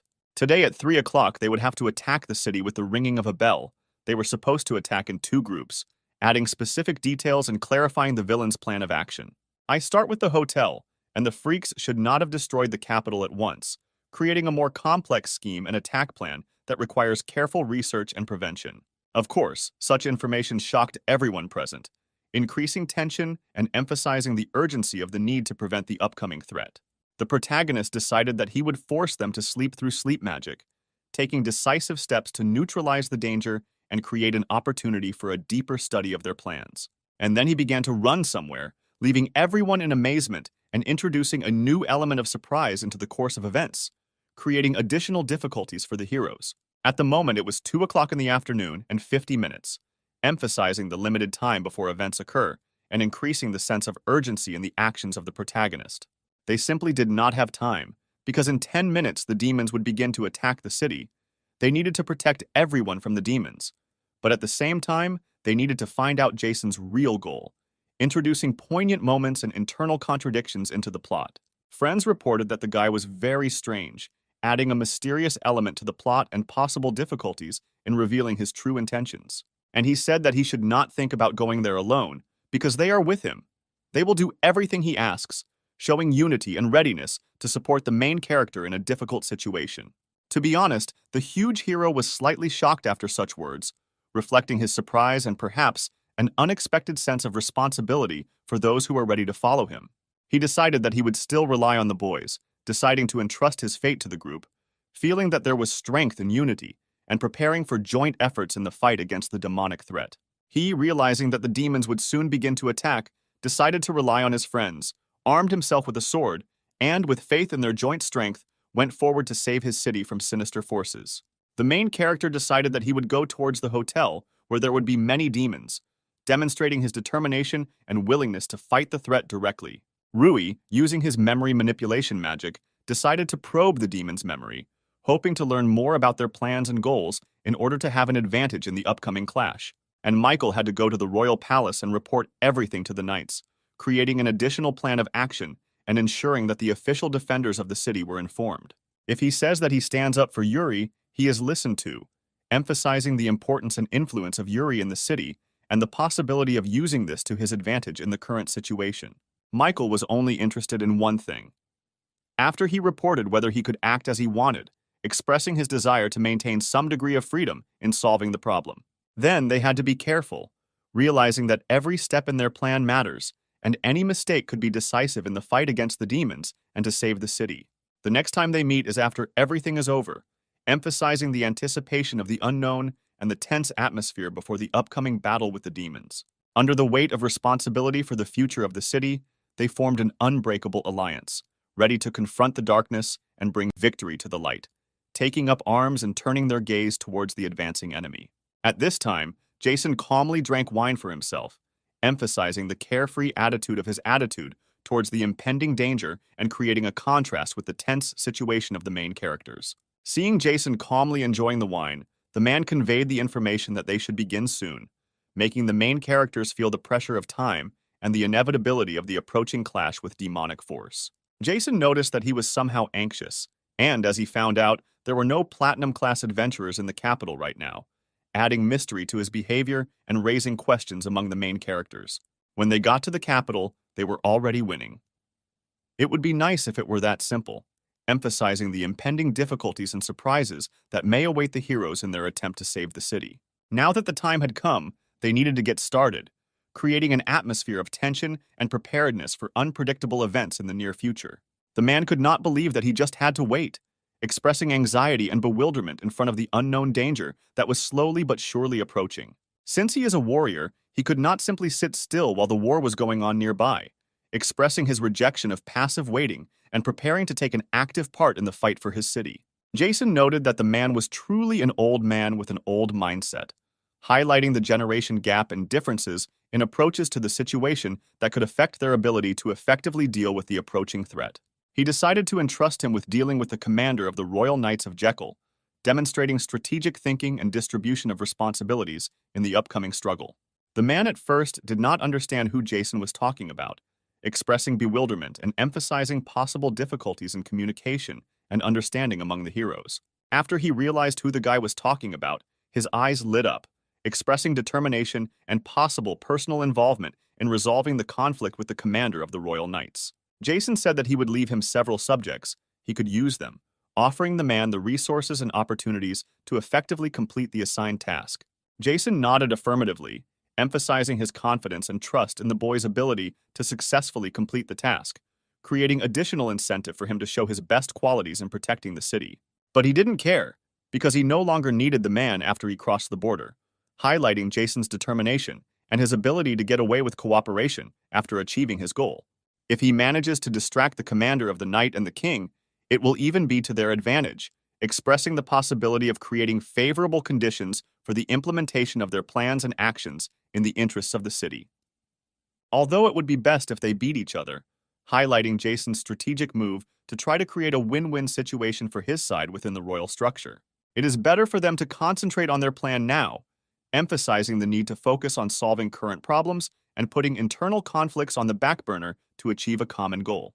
He did not think that there were people who could stop them, expressing confidence in his plan and underestimating possible opposition from other individuals. Just at this moment, a giant horse runs amok in the capital, adding an element of chaos and surprise to the city's setting, which may affect the course of events and the actions of the main characters. At this moment, Max and his group were next to her, providing additional personalities and possible interactions between the characters in the developing situation. They were just trying to cope with this crazy horse, emphasizing the unpredictability and struggle with unexpected forces in the city, which can add an additional element of tension to the plot. The girls intervened in this chaos, actively helping the victims and rescuing them from dangerous situations, creating an additional element of solidarity and mutual assistance in the city. They almost completed the evacuation, demonstrating the girls' efficiency and organization in a crisis situation and highlighting their ability to act quickly in difficult conditions. Max was fine, but ran out of flash grenades, highlighting the limited resources and potential difficulties the characters face in dealing with the chaos in the capital. He just could not understand what the knights were doing at this time, where the adventurers were, or even anyone would come from the Alliance, expressing concern and bewilderment at the lack of action on the part of other groups and allies in such a critical situation. Max has already begun to lose hope that anyone will help them, emphasizing the feeling of helplessness and loneliness in the face of growing threat and lack of external support. And just when he was distracted, a giant horse charged at him, adding an unexpected turn of events and increasing the tension in the fight against chaos in the capital. And then he realized that he could no longer evade, and simply decided to take a stance, expressing determination and readiness to confront, despite the unexpected attack of a giant horse. Well, fortunately for Max, it is unclear who decided to help him, emphasizing the sudden support that appeared from an unexpected source at a critical moment. Wolf, arriving just in time, quickly joined Max, creating a unified front line in the fight against the giant horse and increasing the chances of a successful confrontation in this unexpected clash. Max Extra could understand what the guy was doing here, creating a mystery around Wolf's presence and possibly introducing additional mysteries into the course of the plot. He reported that the leader told him to protect the people in this territory, and they just happened to be here when this horse suddenly went berserk, adding an explanation to his appearance and strengthening Wolf's role in protecting the city.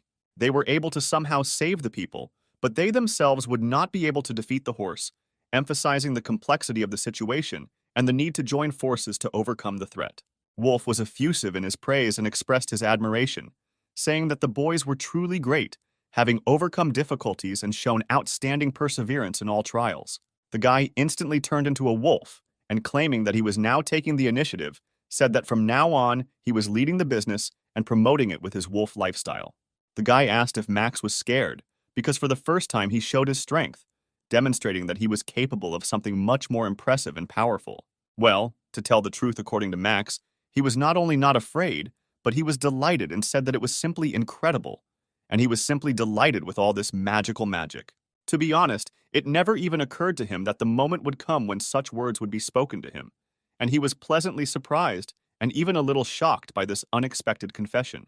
Having said that the demons were preparing to appear at the hotel near the royal palace, the guy said that the leader was already on his way, but he could use additional help in this difficult matter. Max only knew about the adventurers, noting that the platinum class, the highest currently, was not in the capital, but among the gold class adventurers, there were probably still some left. Then the guy decided to take the issue with the horses into his own hands, while Max suggested turning to the adventurers for a conversation and joint action. Quite frankly, it is not at all clear for what exact reasons, but at that moment, Max seemed to suddenly lose his confidence and somehow awkwardly found himself in a state of confusion. Having overcome his inner fears, Max finally decided that he would definitely call for additional help and involve his reliable friend for support, relying on their joint efforts in this difficult matter. Wolf, who rose to the attack, moved into battle, filled with determination and passion, ready to face the unknown, because before him was a spectacle of trials requiring strength and courage. Max, with full confidence that the adventurers did not trust them, turned out to be right. The chances of success were extremely meager, as originally expected, and the whole situation seemed even more hopeless to him. Well, since he was already asked for help, he readily took up the matter, trying to make every effort and help as much as possible, because it was important for him to contribute and satisfy the request, and he worked to the fullest, without sparing himself. He couldn't bear the thought that his friend might die, and so he determinedly set out to do whatever he could to prevent that fate, preparing to fight and doing everything in his power to save his friend. Of course, the girls agreed with Max, because he had an irresistible charm and the ability to win their hearts, and in his every request or proposal, there was an easy confidence, which made his opinion very attractive to the fair sex. They certainly didn't have enormous power, but that didn't make them powerless.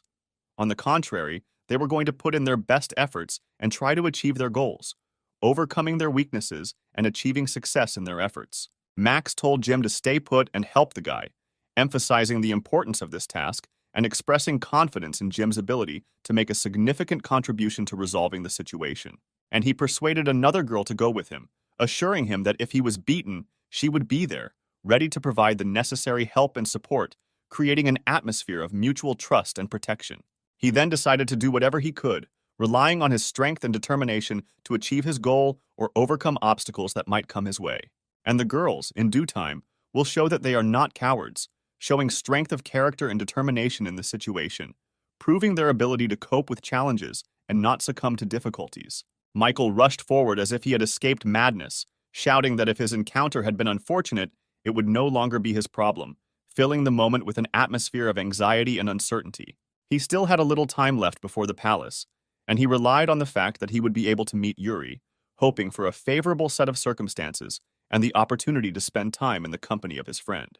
But suddenly, someone restored his run, to put it mildly, introducing an unexpected element into his plans and forcing him to face unexpected events caused by mysterious incidents. At this time, Kazaka and Oscar appeared in front of him, creating a situation full of anticipation and excitement, since their presence was a harbinger of something important or unusual.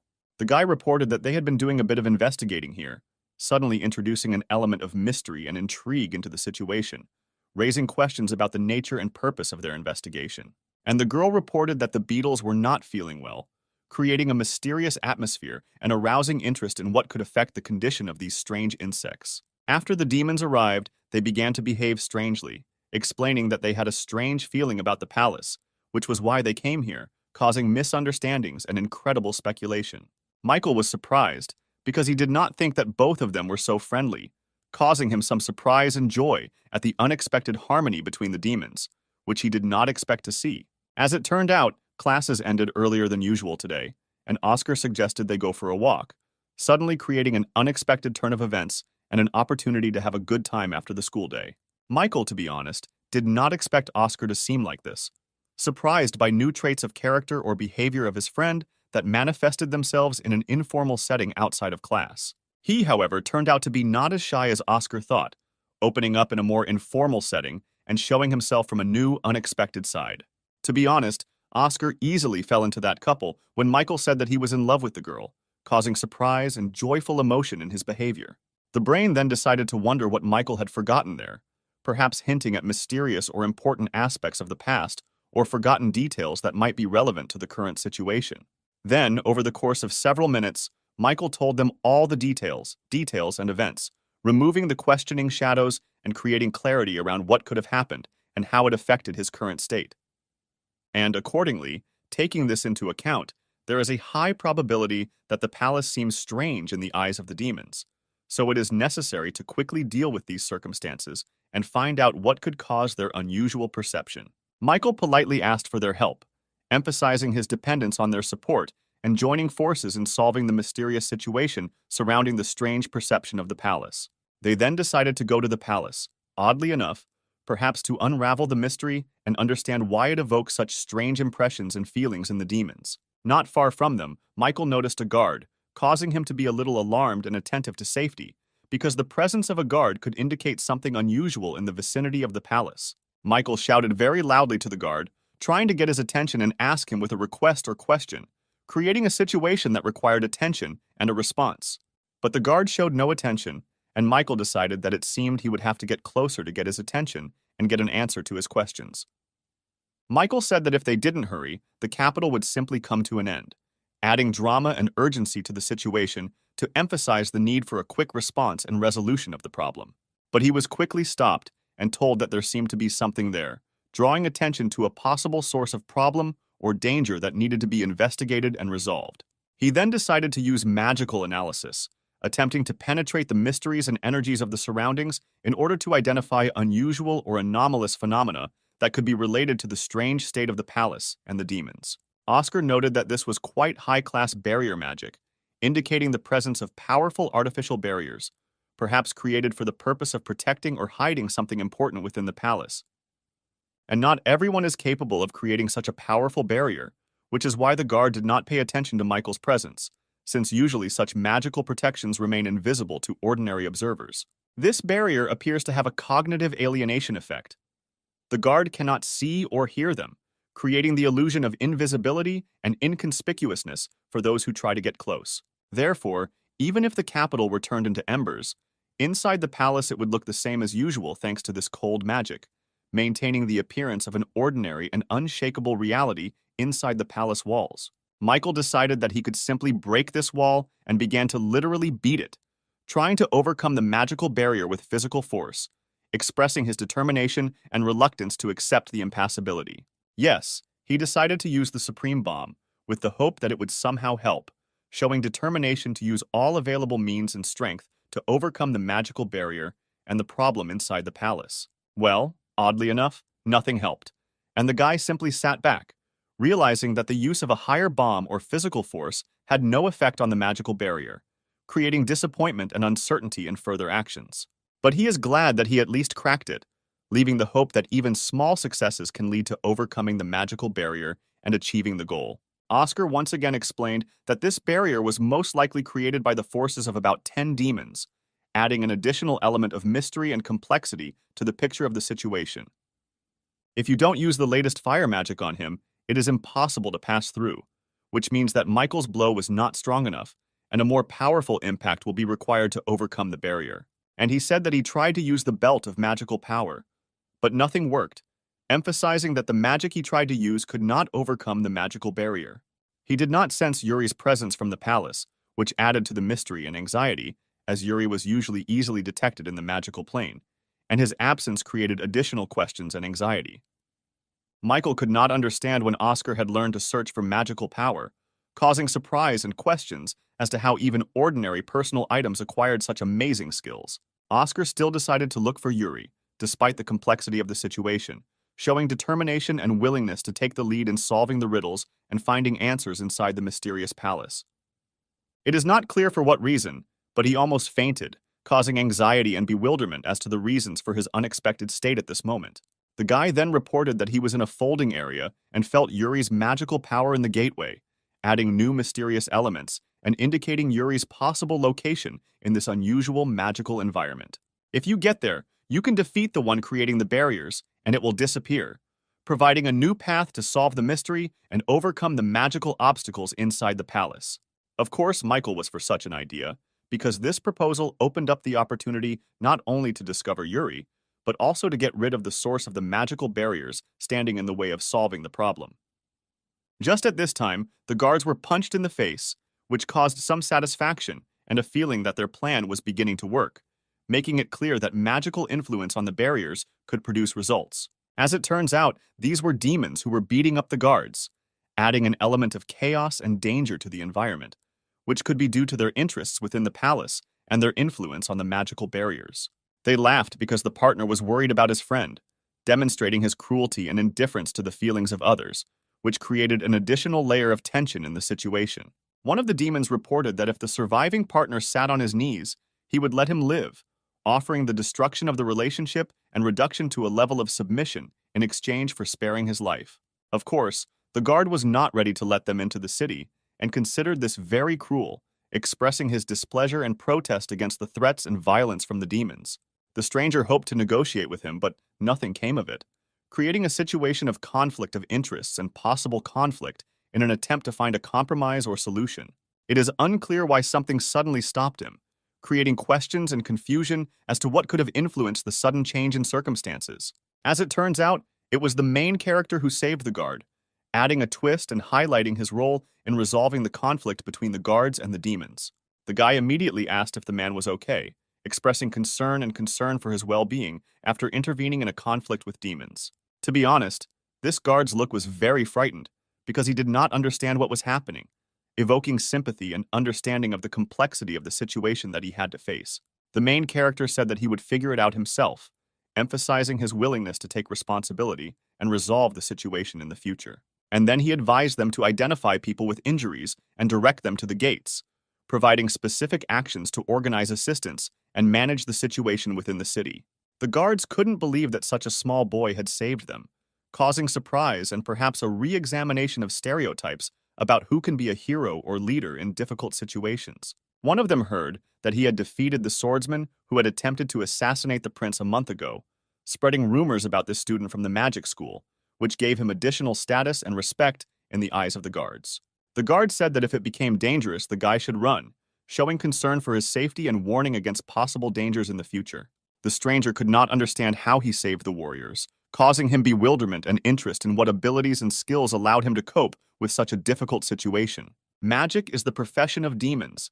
They will definitely benefit by expressing skepticism and confidence in the power of demons in the field of magic and anticipating the outcome of future events. Of course, the main character knew about the power of strong demons, but he is very sorry that they use their magic for such sinister purposes, expressing sympathy for potentially powerful creatures, but used for harmful purposes. He simply could not let them into the city, expressing his determination to confront the demons and not allow them to enter the safe areas of the city.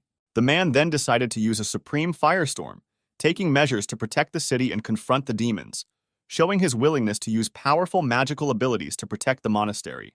Of course, Rui was prepared for this, demonstrating confidence and readiness to take on the challenge of the ultimate firestorm and use his magical skills to combat the danger.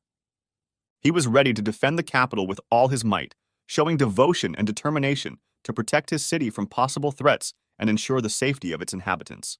The demons could not understand who he was, leaving them bewildered and uneasy at the mysterious figure willing to confront them with such determination. They promised him that he would not return alive, hinting at serious threats and raising tension in anticipation of an imminent confrontation. The main characters moved very elastically and professionally, demonstrating their skills and coordination in the fight, which gave an impression of skill and experience on the part of observers. And he dealt with demons with ease, expressing his fearlessness and skill in combat, which strengthened his reputation as a strong and experienced warrior. Next, the main character decided to use attacking technique number 3, emphasizing his strategy in the fight and his readiness for a variety of tactical approaches in the fight. This technique was indeed very effective and mesmerizing, giving the impression of not only skill, but also virtuosity in the use of combat skills. The demons no longer believed that he was human, emphasizing the supernatural abilities and skill of the protagonist in the fight against them. The demons were wrong, as he was taught to fight by the Dragon King, revealing the secret source of his strength and skill in battle. They realized that they couldn't kill him up close and decided that they would attack with magic, adopting tactics and strategies according to their magical abilities to achieve their goals. They noticed that he even saw all their feints, expressing surprise at his incredible skills in perceiving and deflecting attacks. It happens that he sees magic, but cannot control it, adding an element of uncertainty and risk in his interaction with magical phenomena. The main character then decided to take matters into his own hands and finally start attacking, showing determination and desire to control the course of events in the fight against the demons. Rui used the highest dragon flames, instilling fear and wonder with his powerful magical abilities, creating the impression of incredible power during battle. It looked very impressive, and the demons simply had no choice when faced with the power and impressive strength of the dragon flames, which they were unable to survive. It was at this moment that they realized that they had already lost, realizing the inevitability of their defeat in front of a powerful and experienced opponent. Then, of course, they simply fell to the floor, demonstrating their powerlessness and defeat in front of the strength and skill of the protagonist. The main characters again pathetically asked if they would continue, emphasizing their readiness and confidence in their victory, causing submission from the defeated demons. His gaze, of course, was cool and confident, reflecting determination and control in the situation after a successful battle. The guy promised that if they told where Jason was, he would not do anything to them, expressing his willingness to cooperate and leaving room for dialogue instead of conflict. But they don't know what the boss will do to them if they tell, highlighting the dangers that may await them from the top brass and creating additional tension in the situation. Additionally, they don't know where the boss is or what he's doing, adding mystery and uncertainty around the actions of top management and highlighting the complexity of the demon situation. Just then, their conversation was interrupted by some demon who called out to the guy, creating a sudden turn of events and raising questions about what might happen next. As it turned out, he took one of the guards hostage and thereby threatened the guy, creating a tense situation and forcing the hero to make difficult decisions. He set his own conditions for the guy to throw the sword, demonstrating his power in this situation and trying to control the course of events. The guard even told the guy not to worry about him, expressing his determination to accept the possible consequences and demonstrating his dedication to protecting his master. Still, the main character decided to throw the sword and asked, "And for this it is enough," demonstrating his willingness to cooperate and drawing attention to the moment the violence ceases. Now everything has become different, not agreeing with the fact that he is truly strong, emphasizing the change in circumstances and possible doubt in the strength of the protagonist on the part of the demons. But this time he was unlucky. Immediately after these words he was hit, demonstrating that trust in the enemy can be dangerous and emphasizing the surprise in the course of events. They didn't think he would have that look in such a situation, expressing surprise and perhaps fear at the protagonist's unexpected reaction or determination. He didn't know how long he could continue with so many demons, expressing doubt about his ability to deal with so many opponents and highlighting the difficulty of the situation. It will be difficult for him to endure attacks from such a large number. He cannot let everything end here. He needs to do something, expressing awareness of the need for action and the desire to change the course of events. Now this guy was left in a hopeless situation. He urgently needed to come up with something to prevent the demons from winning, emphasizing the urgency and tension of the moment.